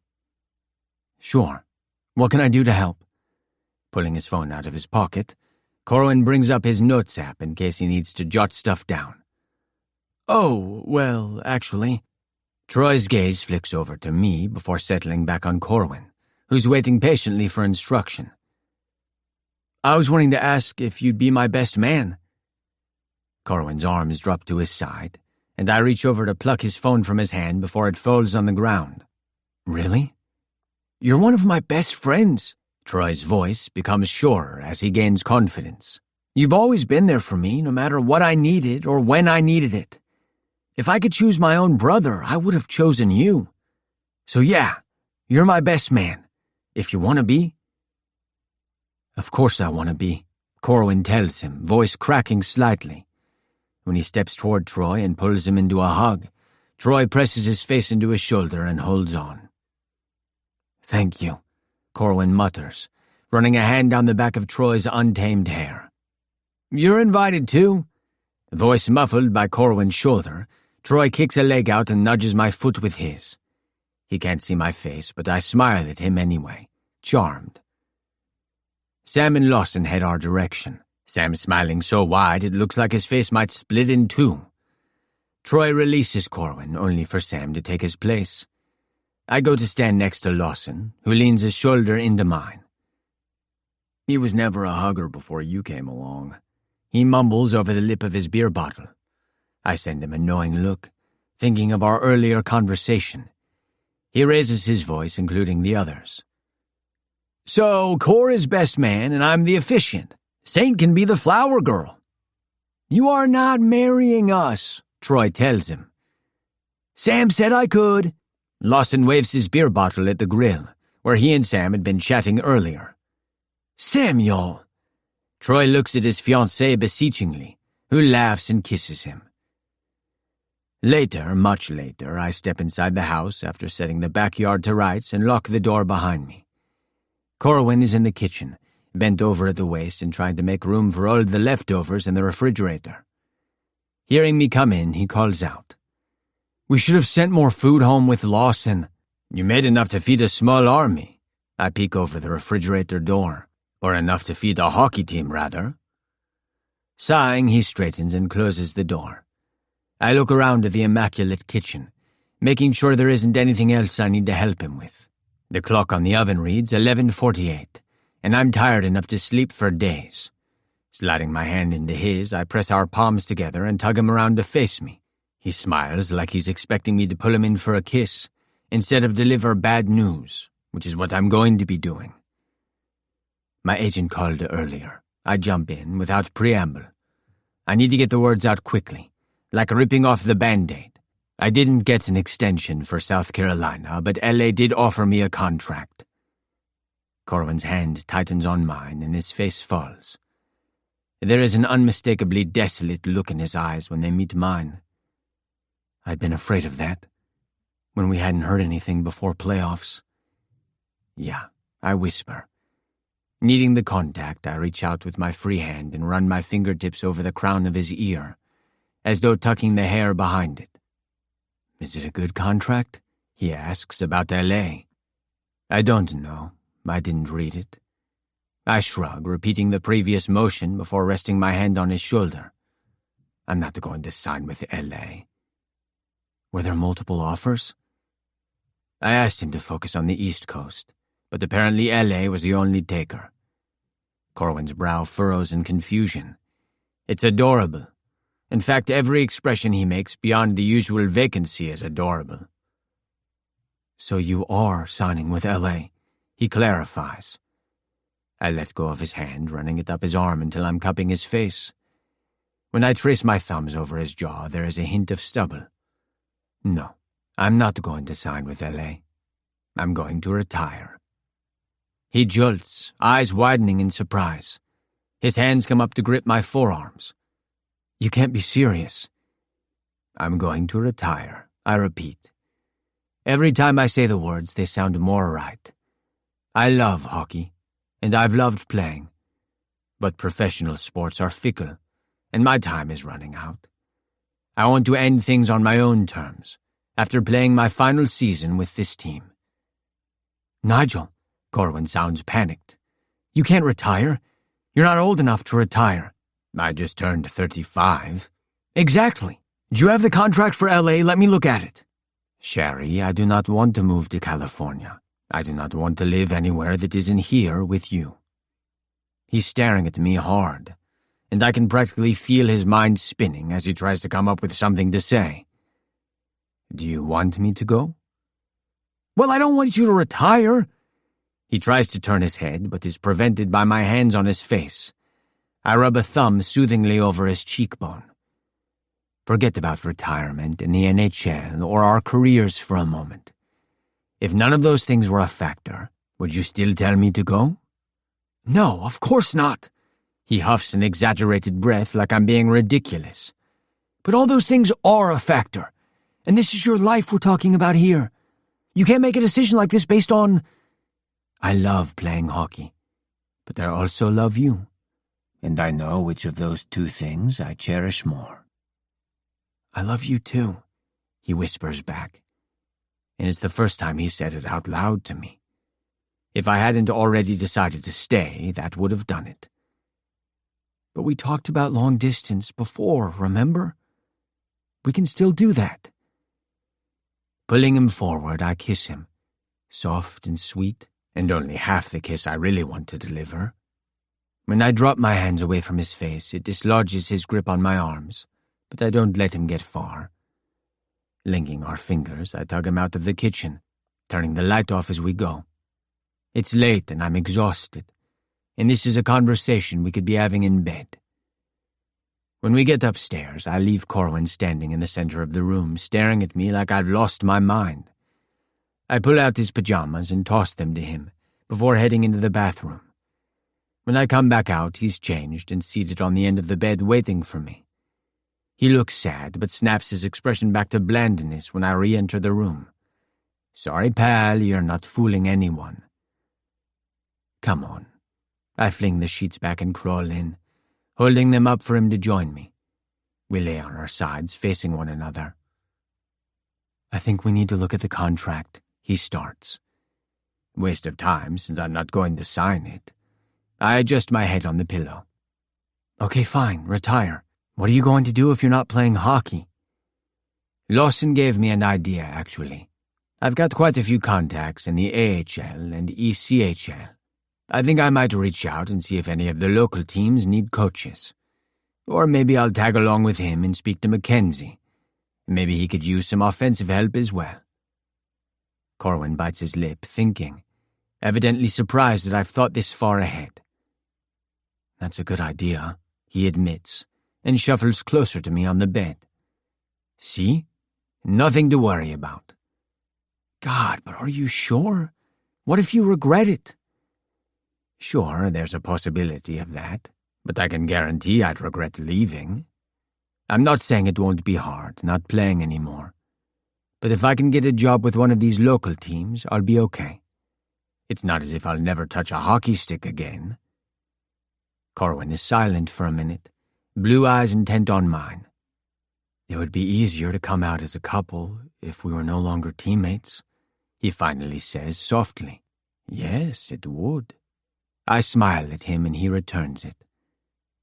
I'm going to tell Jack tomorrow that I'm retiring. Okay? He inhales, long and deep, eyes fluttering closed before opening and finding mine. Okay. Epilogue. 1 month later. Corwin. It's a good thing I'm so adept at hiding my emotions. If I wasn't, I'd have "what the fuck" practically written across my forehead in ink. Beside me, Troy is smiling so wide it looks almost manic. "Wow," he says. "They really hate each other." We both look over to where Lawson is standing, arms crossed, arguing with Nico Mackenzie. They're on the far end of the ice, over by one of the goals. We can't hear their words, but it hardly matters. They've been arguing about everything all day. If Lawson says the sky is blue, Mackenzie says it's gray, and off they go. I lean back, peeking around Troy to make sure the student-athletes are still seated over on the bench taking a water break. They're chatting, voices overlapping as they talk over one another, completely ignoring their coaches. Turning my gaze back to Lawson, I decide I probably don't need to intervene unless punches are thrown. "Do you think so?" I ask, squinting across the ice at my friend. "You don't?" Troy looks at me, leaning on his stick. "This morning when I first got here, I heard them arguing about the coffee pot. The coffee pot, Cor. That's like the work equivalent of getting into a fight about the toilet seat." I look over at him, amused. "You and Sam fight about the toilet seat?" "Of course not. But Jamie, who works with Sam, says she and her husband fight about the toilet seat a lot." He shrugs. "Must be a straight couple thing." Chuckling, I begin skating over toward the goal opposite of where Lawson and Mackenzie are having their spat. Troy follows, and we start tapping the pucks back to center ice. The next time I look over, Lawson has unfolded his arms and is gesticulating. Mackenzie's jaw is clenched so tight I can see the muscles ticking from back here. Yesterday, Lawson told me he liked coming here, and now I'm wondering if I've been duped. "You guys got robbed during the playoffs." I turn. Carter Morgan, one of the netminders for the team, has skated over. He's idly tapping his stick against the front of his pads and is somehow managing to look down his nose at me even though I'm several inches taller. He's got a silver hoop in his nose and tattoos peek out from his sleeves. I raise an eyebrow at him. "Did we?" "You shouldn't have used Simmons to replace Tony." Troy, out of Morgan's eyeline, mouths, "Tony?" at me. "He's weak with his glove. Shitty puck control." I can feel my lips twitch and have to fight the smile. This must be the mouthy little shit Lawson was telling me about. Well, no single player wins or loses games. Simmons played well during the series. It wasn't his fault we lost. Morgan opens his mouth to respond but is interrupted by the arrival of Nico Mackenzie. He snaps his jaw closed so fast there is an audible click. Lawson follows behind Mackenzie, scowling daggers into his back. "Aren't you supposed to be resting?" Mackenzie asks his goalie. "Or maybe you don't need a break. I'm sure we can come up with a drill for you to complete while your teammates rehydrate." Morgan is already skating off toward the bench, chastised. He looks over his shoulder at us once more before sitting on the end of the bench, several feet away from his nearest teammate. Scowling, he looks down, eyes between his skates. Shaking his head, Mackenzie rubs a hand over his head. "That boy gives me nothing but trouble." "He's not that bad," Lawson says angrily. Troy's eyes light up as he grins in delight. "Here we go again. Give me the summer to work with him, and you'll have your starting netminder." Ignoring him, Mackenzie turns toward Troy and calls for the wingers to come back to the ice. They skate off to set up a drill. I wait back with Lawson, who looks apoplectic with rage. "So, things are going well here?" I note dryly. "See what I mean? That guy is the fucking worst." He shakes his head, glancing back at Carter Morgan before meeting my eyes. "And that kid really isn't that bad. He's better when you get him away from other people and work with him one-on-one." Which happens a lot in a team sport. He sighs expansively. "Like I said, I just need the summer with him. He's got a lot of talent. It's his attitude that needs work. Him and someone else." This last is added under his breath, with a pointed look at Nico Mackenzie. Later, as practice comes to an end, Mackenzie gives the team time to take photos with Troy and I, some of them pulling paraphernalia out of their bags for us to sign. Carter Morgan approaches us last, still scowling. We take a picture with him and he mutters an unconvincing thank you under his breath before turning around and following his team back to the locker rooms. "You played well today?" I call after him. He turns, frowning suspiciously. "Ask Lawson to show you how to do the tennis ball drill sometime. It's good for speed work." "Okay, thanks," he says slowly, like he's wondering if I'm playing a trick on him. Half turning, he stops and looks back at Troy and I. "Are you guys coming back to help at practice?" "If your coach asks us to," Troy nods, smiling. "All right," he says, as though he really means to say, "I'll believe it when I see it." This time he doesn't turn back when he walks off, trekking toward the locker room alone. None of his teammates waited for him. "Huh," Troy muses, hands on his hips as he watches Morgan until he's out of sight. I nod in agreement. "Huh" sums him up perfectly. We wait at the bench while Mackenzie and Lawson put away the gear. Checking the time on my phone, I see a text from Nigel and Grin. I'm ready to go home. "Thanks for sticking around," Lawson says, skating up and dropping down onto the bench to remove his skates. "You guys want to grab dinner?" "No, Sam and I are going to work on wet—" Troy stops, suddenly as Mackenzie joins us. Flushing a dark crimson, he adjusts course. "I have plans. I think I'm going to head home as well. Nigel is waiting for me." Lawson winks at me, correctly guessing the rest of my sentence. "No worries. Looks like it's just you and me, Nico," Lawson tells Mackenzie. Troy, who had started to put his foot up on the bench, misses completely and stumbles forward. I catch his shoulder, steadying him. Lawson nods in the direction of the exit, picking up his skates. "Parking lot's this way." "Yes, Anthony, I'm aware of the location of the parking lot, thank you." Mackenzie rolls his eyes so far back in his head, they're liable to get stuck. Lawson strides off, a scowling Mackenzie a step behind him. I have the sudden urge to laugh watching them. They're more than an arm's length away from one another, even though they're clearly walking together. Troy, having finally managed to get his foot on the bench, is leaning forward with an elbow on his knee. "Holy shit," he breathes, looking at me with wide eyes. "Anthony? Nico? Do you think they're—" Trailing off, Troy moves his hands together in a way that he must think conveys fucking. Trying not to laugh, I send a quick text to Nigel, letting him know I'm on my way home. We start walking toward the lot. Across the way, I note that Lawson and Mackenzie are getting into the same vehicle. Time for another family barbecue, I'd say. And time to interrogate Lawson about his new friend, Nico. This has been a Podium Audio production. If this audiobook fulfilled your fantasy, we would love for you to rate and review it. The audiobook might be over, but the heat isn't. Check us out at podiumentertainment.com and join our newsletter for your next love story. Also, don't forget to stalk us on Instagram, TikTok, and Facebook. We hate to see you go, but love to watch you leave. Until next time. You have been listening to Square to the Puck, Book 2 of Offsides, produced by Seth Podowitz, written by J.J.